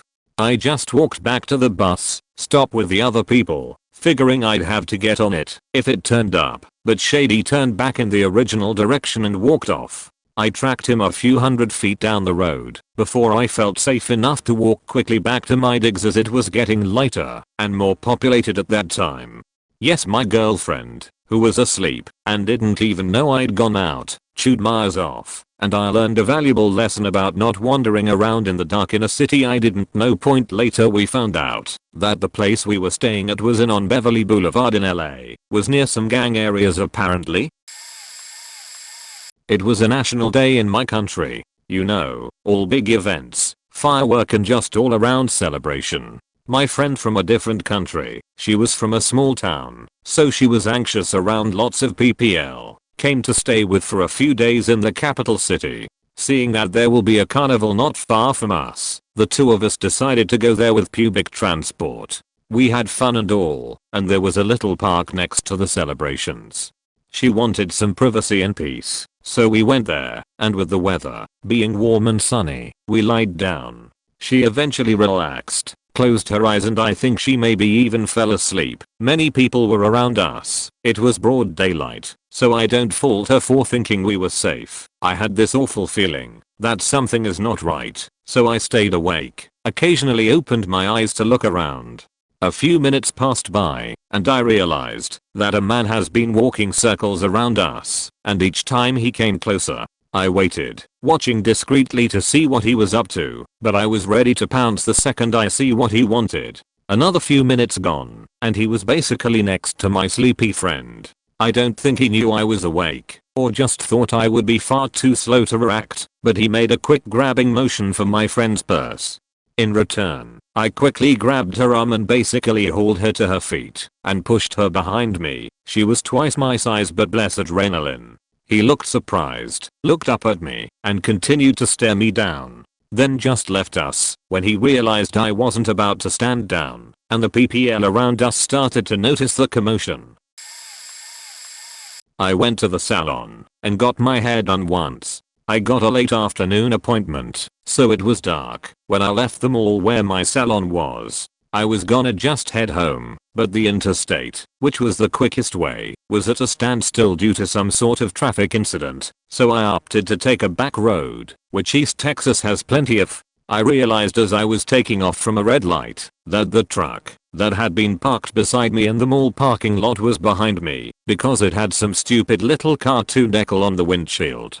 They followed me as I took the turn to get on this little two-lane highway. It was nighttime, but still early enough that there was still some traffic present, so I thought nothing of it, but I just had this creepy, crawly, wrong feeling all over me. Then, this person started taking all the same turns as me. I even stopped signaling, and Tokyo drifted a few turns and they followed right behind me, even getting so close that they almost rear-ended me a time or two. That was when I realized there wasn't a front plate on the truck. Called the cops, then called my husband and told him to meet me at my mom's since it was closer. Got off the phone with him and called my mom. As I pulled into and about halfway up the length of my mom's driveway, the truck followed, so I threw my car in park and my stepdad came out the door with his shotgun and blasted a shot into the ground, then aimed at this giant lifted truck. The dude threw the truck in reverse and peeled off, but I caught the rear plate number. Called the cops again and told them everything I could remember. They sent an officer out anyway to make sure I was okay. The man was arrested 2 days later, a state over, for attempted kidnapping. Back when I was an international delivery driver, mainland Europe, I was delivering some roof windows in a French city. Lots of roadworks, rush hour, directions to the delivery address were unclear. So I called the client and he gave me directions, which didn't help at all. I'm stopped on the side of the road, and 2 minutes later someone knocks on the passenger side window. I ask, in French, if he's the person I'm supposed to deliver to. Stupid of me to not verify his name or anything.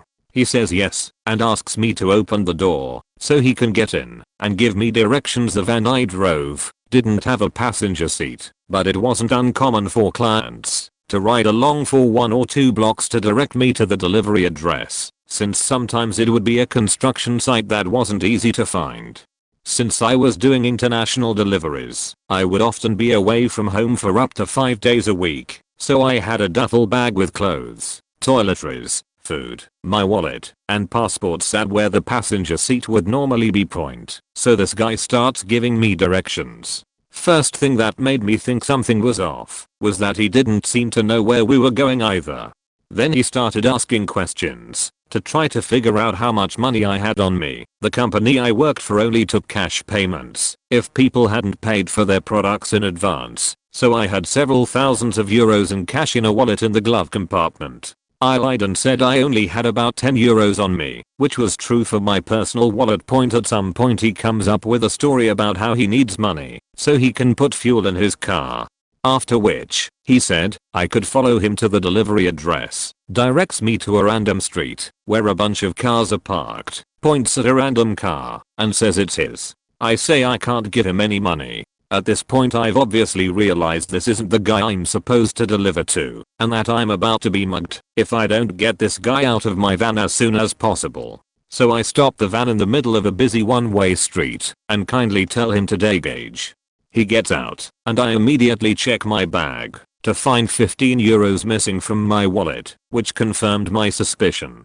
He'd somehow managed to open my bag and take money from my wallet while I was distracted by traffic. I dread to think what he might have done if he knew how much money I actually had in the van. And that's how I learned to trust absolutely no one. In hindsight, I should have known something was up just from his appearance and the way he talked plus his mannerisms. He looked like a stereotypical thug, but I didn't want to judge him based on his appearance. I was pretty naive before this experience. One time I was walking home from my local subway station by myself. I was in 8th grade and relatively cautious on my street as I had a few weird encounters. That is, men pulling over and asking if I, a random 12 over 13-year-old girl, needed a ride, if I wanted a boyfriend, suggestive propositions, etc. Anyway, I'm walking on the opposite side of the street from my house. I'm nearly directly across the street from my driveway when I notice a person dressed in all black. And no, I don't mean a black hoodie and sunglasses. I mean they were draped head to toe in some sort of opaque black fabric or something. I was raised to be vigilant because we didn't live in a picture perfect suburb, and I watched a lot of Law Order SVU. I just had the feeling this isn't right. It caught me off guard that I couldn't make out if the person was a man or a woman or see any of their physical features. I couldn't see their hands or their feet. Just black fabric, head to toe. It didn't look like a burqa as I couldn't make out sleeves versus the body of a gown. I just assumed that they were wearing some long black cloak, odd for California summer weather, and that I was looking at them from behind. But, with the way they were moving, kind of a brisk waddle or shuffle, and the fact that they were draped in an all black, I couldn't really tell if they were moving towards or away from me. So for a moment, I watched them. It only took seconds to determine that they were in fact walking away from me. They actually started to cross the street towards the next block. The coast was clear. I crossed the street. But, as soon as I stepped foot on the pavement in front of my driveway, the person stopped mid-crosswalk. They just abruptly paused. They slowly and eerily turned their upper body to look at me.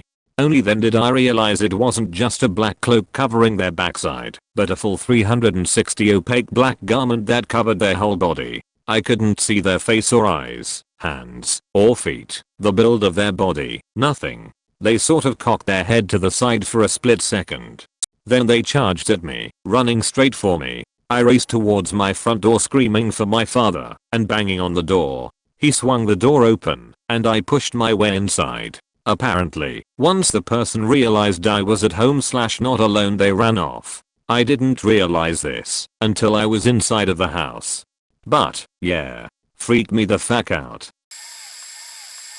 Actually, a few days ago I was walking down the street, pretty popular street, nobody walks on it, lots of cars thought, but I was biking, and there was this guy sitting on a big, like maybe truck-sized rock on the side of the street. He looked very ominous and my body moved on its own, and I sped biked away. Since there was a park about a minimum away, I stopped to take a break, and after sitting there for about 20 seconds I heard a gunshot and had no idea what happened.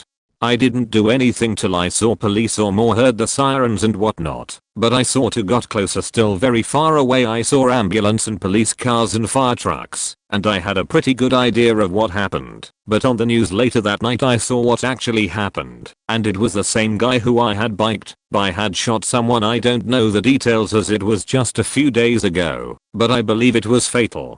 I might have been shot, I'm not sure if it was random or if he targeted the person, but if I was random it very well could have been me, I think, because there was maybe only me and 2 other people who walked/biked down that road by the time I passed him, and the gunshot. The amount is an estimate by the way, but yeah, I thought I should share, even though it might not be as interesting as other stories.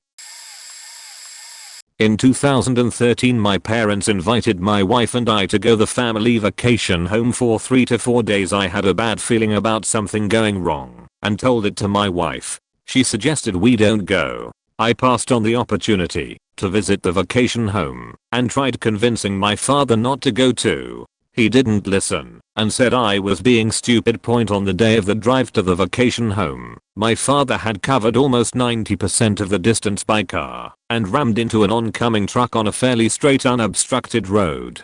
The car bonnet was entirely smashed. Thankfully both my father and mother, who was in the passenger seat next to my father, escaped unhurt. They had minor abrasions on the chest due to the scraping of the seat belt against the body. Mother had chest pains for the next 3 to 4 months. My father said he must have been driving around at the speed 90 km/h after they got out of the car with the help from nearby people who stayed on the side of the accident spot. The truck driver came out and checked on my parents. He said he was honking from far away and he could see my father's car deviating and coming towards his truck. The truck driver consciously managed to get the truck off-road to avoid the impact, yet he was flabbergasted to see that my father was driving into the truck. My father's version of the incident is that he doesn't remember those 5 to 10 seconds, as if he was completely blanked out, as if a force had overpowered his senses. The people who stay around the accident spot helped my parents out till we reached there. They were not surprised at all because they were used to incidents like these. They said the accounts of the accident victims were eerily the same, being they felt a force overpowered them, the driver, and they couldn't remember those 5 to 10 seconds. I'm glad I didn't go because of my gut feeling, and my parents didn't get physically hurt too much. The car was damaged badly though. Not really saved me, but it was kind of awesome. As a little kid, still in elementary, I was very sickly and missed school a lot. So this random week in winter I spent at home, and on Monday I had to go to school. Got up and got ready like usual, but the moment I wanted to put on my shoes, I felt that something was wrong. Told my mom about it, but there was nothing obviously wrong, so I went to school anyway. The whole way there I felt that something is wrong. Reached the school, and the security guy tells me that school got cancelled that day due to some emergency repairs, and it was announced last week when I wasn't at school. Neither the school nor my classmates contacted me about it. As soon as I learned this feeling of wrongness disappeared. You should have seen my mom's face when I returned home and cheerfully announced that my gut feeling was right and I had no school that day. She always believed me after that, and a good thing that she did. A year or 2 later, also on a school day, I was getting ready when I felt that something is not okay. Told my mom. She let me stay home. The feeling disappeared. A couple hours later I got violently sick all over the bathroom, out of nowhere. No nausea, no loss of appetite, not even a tingle in my stomach. Just straight up projectile vomiting for no apparent reason. Then, just like that, I was fine again. Still no idea what the hell happened. I was in another city and went to a somewhat rundown movie theater/cinema. I was traveling at the time and had a big bag with me and went to watch a film to kill time before going to the airport. After the movie, John Wick, I went to the bathroom which was located in the basement area for some reason. It was a 3-storied food court and cinema sort of deal. When I walked into the toilet there was a man walking out who bumped me very hard. He looked Russian. I just sort of mini apologized and moved past and started using the urinal. Mid-pee the man comes back in, stands only 2 urinals away from me, in an area with about 12 urinals, and sort of pretends to pee, while staring at me intensely. My spider sense went way off as he had clearly just come from the toilet. I leave the bathroom, while he's still standing there, and start going upstairs, when I decided to check my bag is still secure, since he bumped into me earlier. As I'm doing this, I see at the bottom of the stairs he is standing there with his phone held to his head and is whispering while looking at me. This causes a panic in me, and I go back to the movie theater public part and hang there for a few minutes wondering if I'm just being paranoid. When I leave the cinema he is nowhere around, and I see a e-scooter and begin hiring that. As I do I notice the Russian looking man now has 2 friends and they are walking over to me and do not look happy. I'm a pretty big guy, 6'2" and broad shouldered, but I freaked the hell out. I gave that e-scooter everything it had and got out of there. Thankfully, they didn't run after me. Afterwards, I wasn't entirely sure if I had just exaggerated the entire situation in my head and was just being paranoid. Several days later I saw a photo of the man who was wanted after stabbing someone and robbing them. They hadn't caught him yet. Always trust your gut, people. TLDR. Got freaky vibes from a strange man in the bathroom. Thought he was following me so got away just in case. Turns out he was a stabber. I was followed once. The way I used to come home is quiet, across fields and through wooded areas anyway. I tend to take a couple shortcuts as well, so it's rare that I see people, and if I do they are usually walking dogs and I usually recognize the other people as most are neighbors/friends. This time was weird, because it was dark and there was a guy who was dressed mostly in black and covered his face with a scarf. I didn't think much of it until I took a couple of my shortcuts and found he followed me through every single one. More than that, the shortcuts are pretty covered up, so if someone was to grab you or mug you nobody would realistically hear or see what happens. When I went through the shortcuts, he sped up significantly. I still wasn't sure, so I decided to take a bit of a detour. It essentially involved looping around, so you almost went back on yourself. I figured if he kept following me, then he clearly wasn't going somewhere specific. Either that or was doing some kind of weird walk. Sure enough, he did. I think he was starting to figure out that I was on to him, because he was quickening his pace. It wasn't long after that I just legged it, not in the direction of my house, because I didn't want him following me home, but roughly in the direction of a friend's place. Sure enough, the dude was running as well. It was pretty hairy as he was faster than I was, and the shoes I had on weren't exactly made for runnings, but I managed to hide in these thorn bushes and he ran straight past. I waited a good 5 minutes, and then I legged it home, which was thankfully in roughly the opposite direction he went. Needless to say I avoided that route for weeks. I'm not a superstitious person at all. I was in Chicago, trying to find the one government services building in the whole city. It was smack dab in a neighborhood I was told by several people to avoid. The area seemed alright to me, and I'd eaten at a Mexican place near here before. I thought I had to cross under an overpass, so I went down this street that I thought was a regular block. Instead, it was this corner street under the overpass that didn't cross it and went right back to the main street instead. There was a bunch of small houses with older folks, and all of the pavement seemed new, so I felt relatively at ease. I figured I'd just keep going down it, since it was headed in the direction I was going. All of a sudden all of the hairs on the back of my neck stood up, and I felt really uncomfortable. I was rolling in the middle of the street instead of the sidewalk. It was empty, and my wheelchair handles asphalt far better than sidewalks, but beelined up into someone's driveway. I turn around and see a truck driving slowly down the street. Then suddenly a bunch of people sit up and point non-automatic weapons, like pistols and hunting rifles, at a house across the street from where I am, then speed off. For some reason, even right after the event, I remember less of an orchestra of gunfire, and instead it all sounded like one big explosive bang. A bunch of people came out of their houses. It smelled like gunpowder and there was smoke still in the air. A little old woman came out of her house and yelled, "I'm fine. I'm fine. No one is hurt." A woman came out of the house next to the driveway I'm in and starts talking to a woman on the front porch of the house of the driveway I'm hiding in, saying something about her son is in a gang. Then they saw me and asked if I was okay, and I sort of tried to explain that I hid, but couldn't quite articulate that I hid before they came.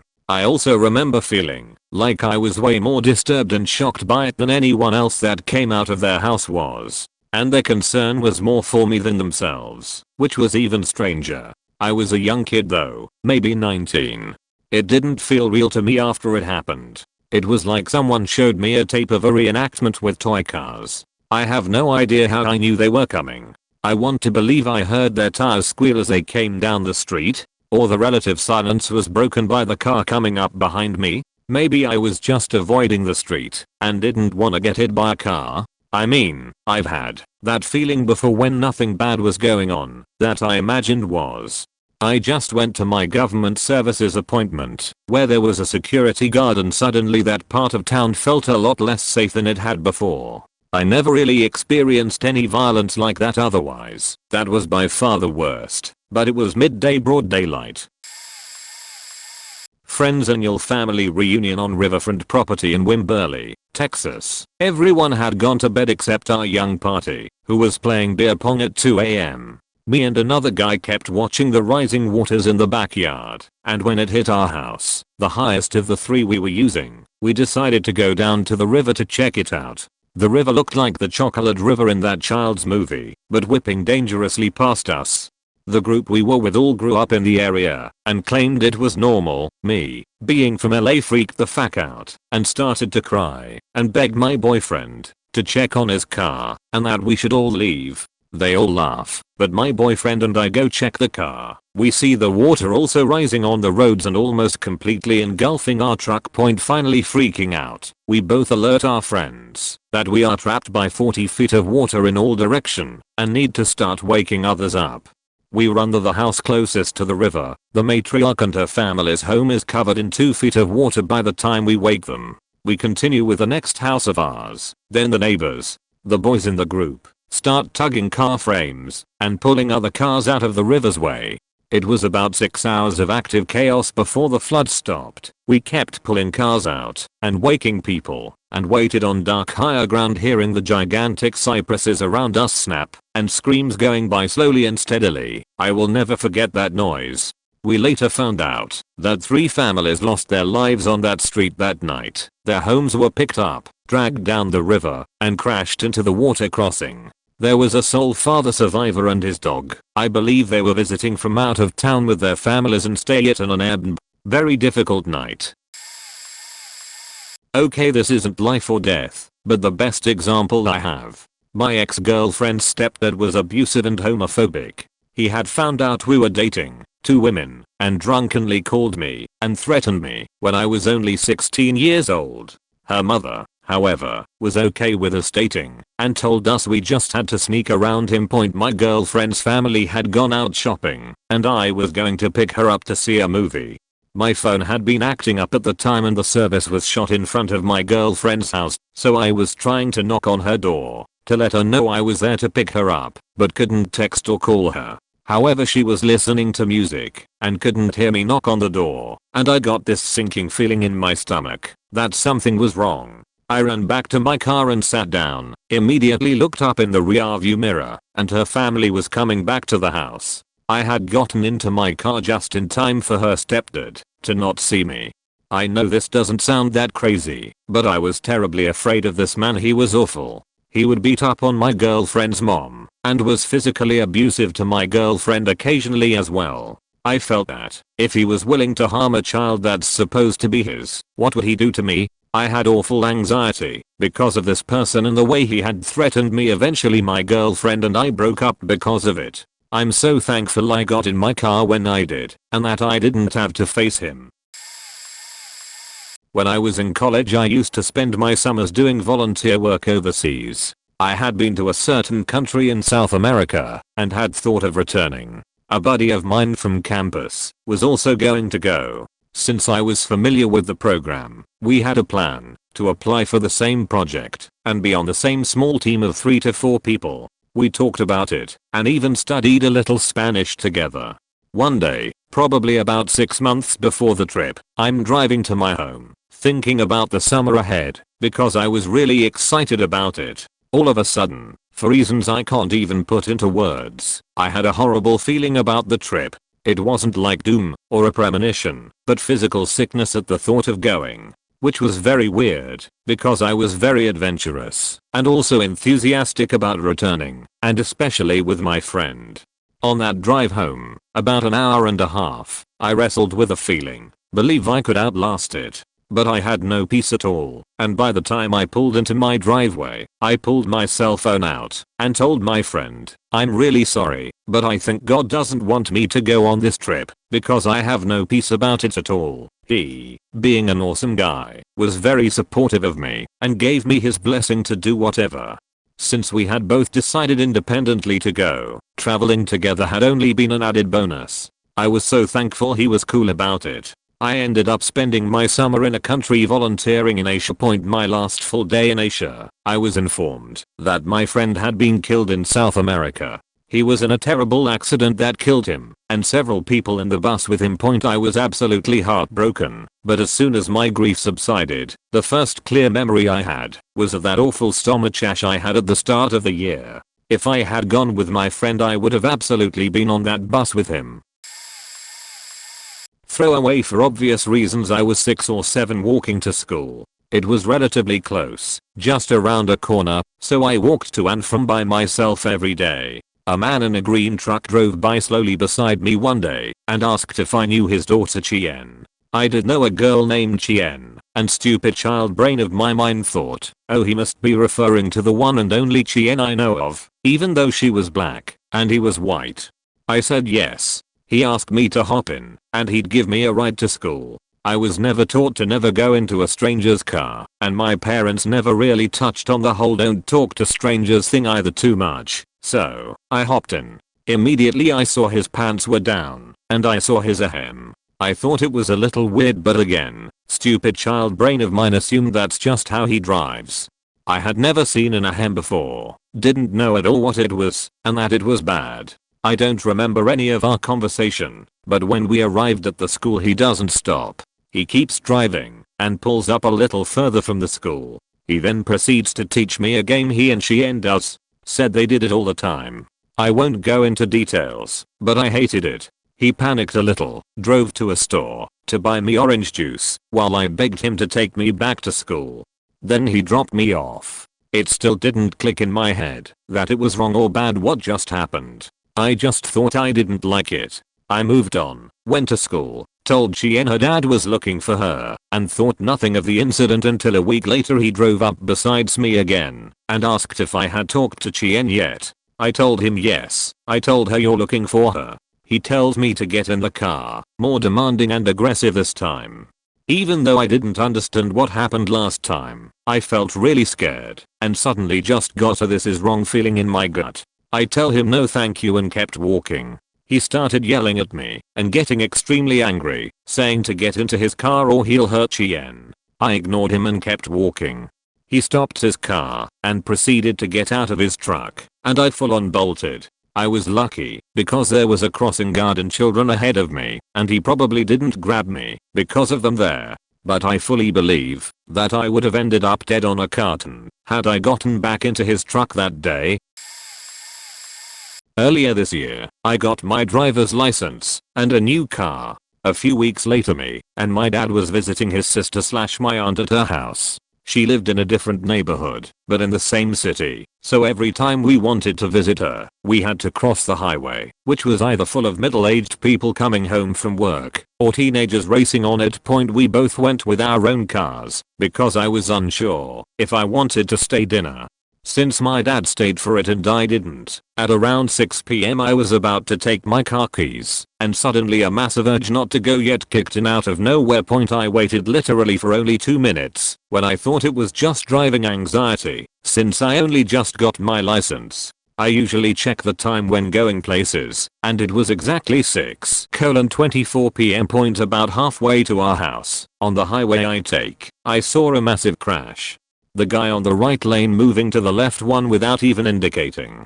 Both cars behind it couldn't stop, so they crashed into the car, and both drivers in both cars got killed. The thing that makes it even more creepy is that in the local newspaper it stated that, thanks to the traffic cameras, the crash happened at 6:22 p.m. Which makes it even worse is that I always stick to the left lane when going home from somewhere close. I still feel like I was lucky I didn't go at the time I went originally.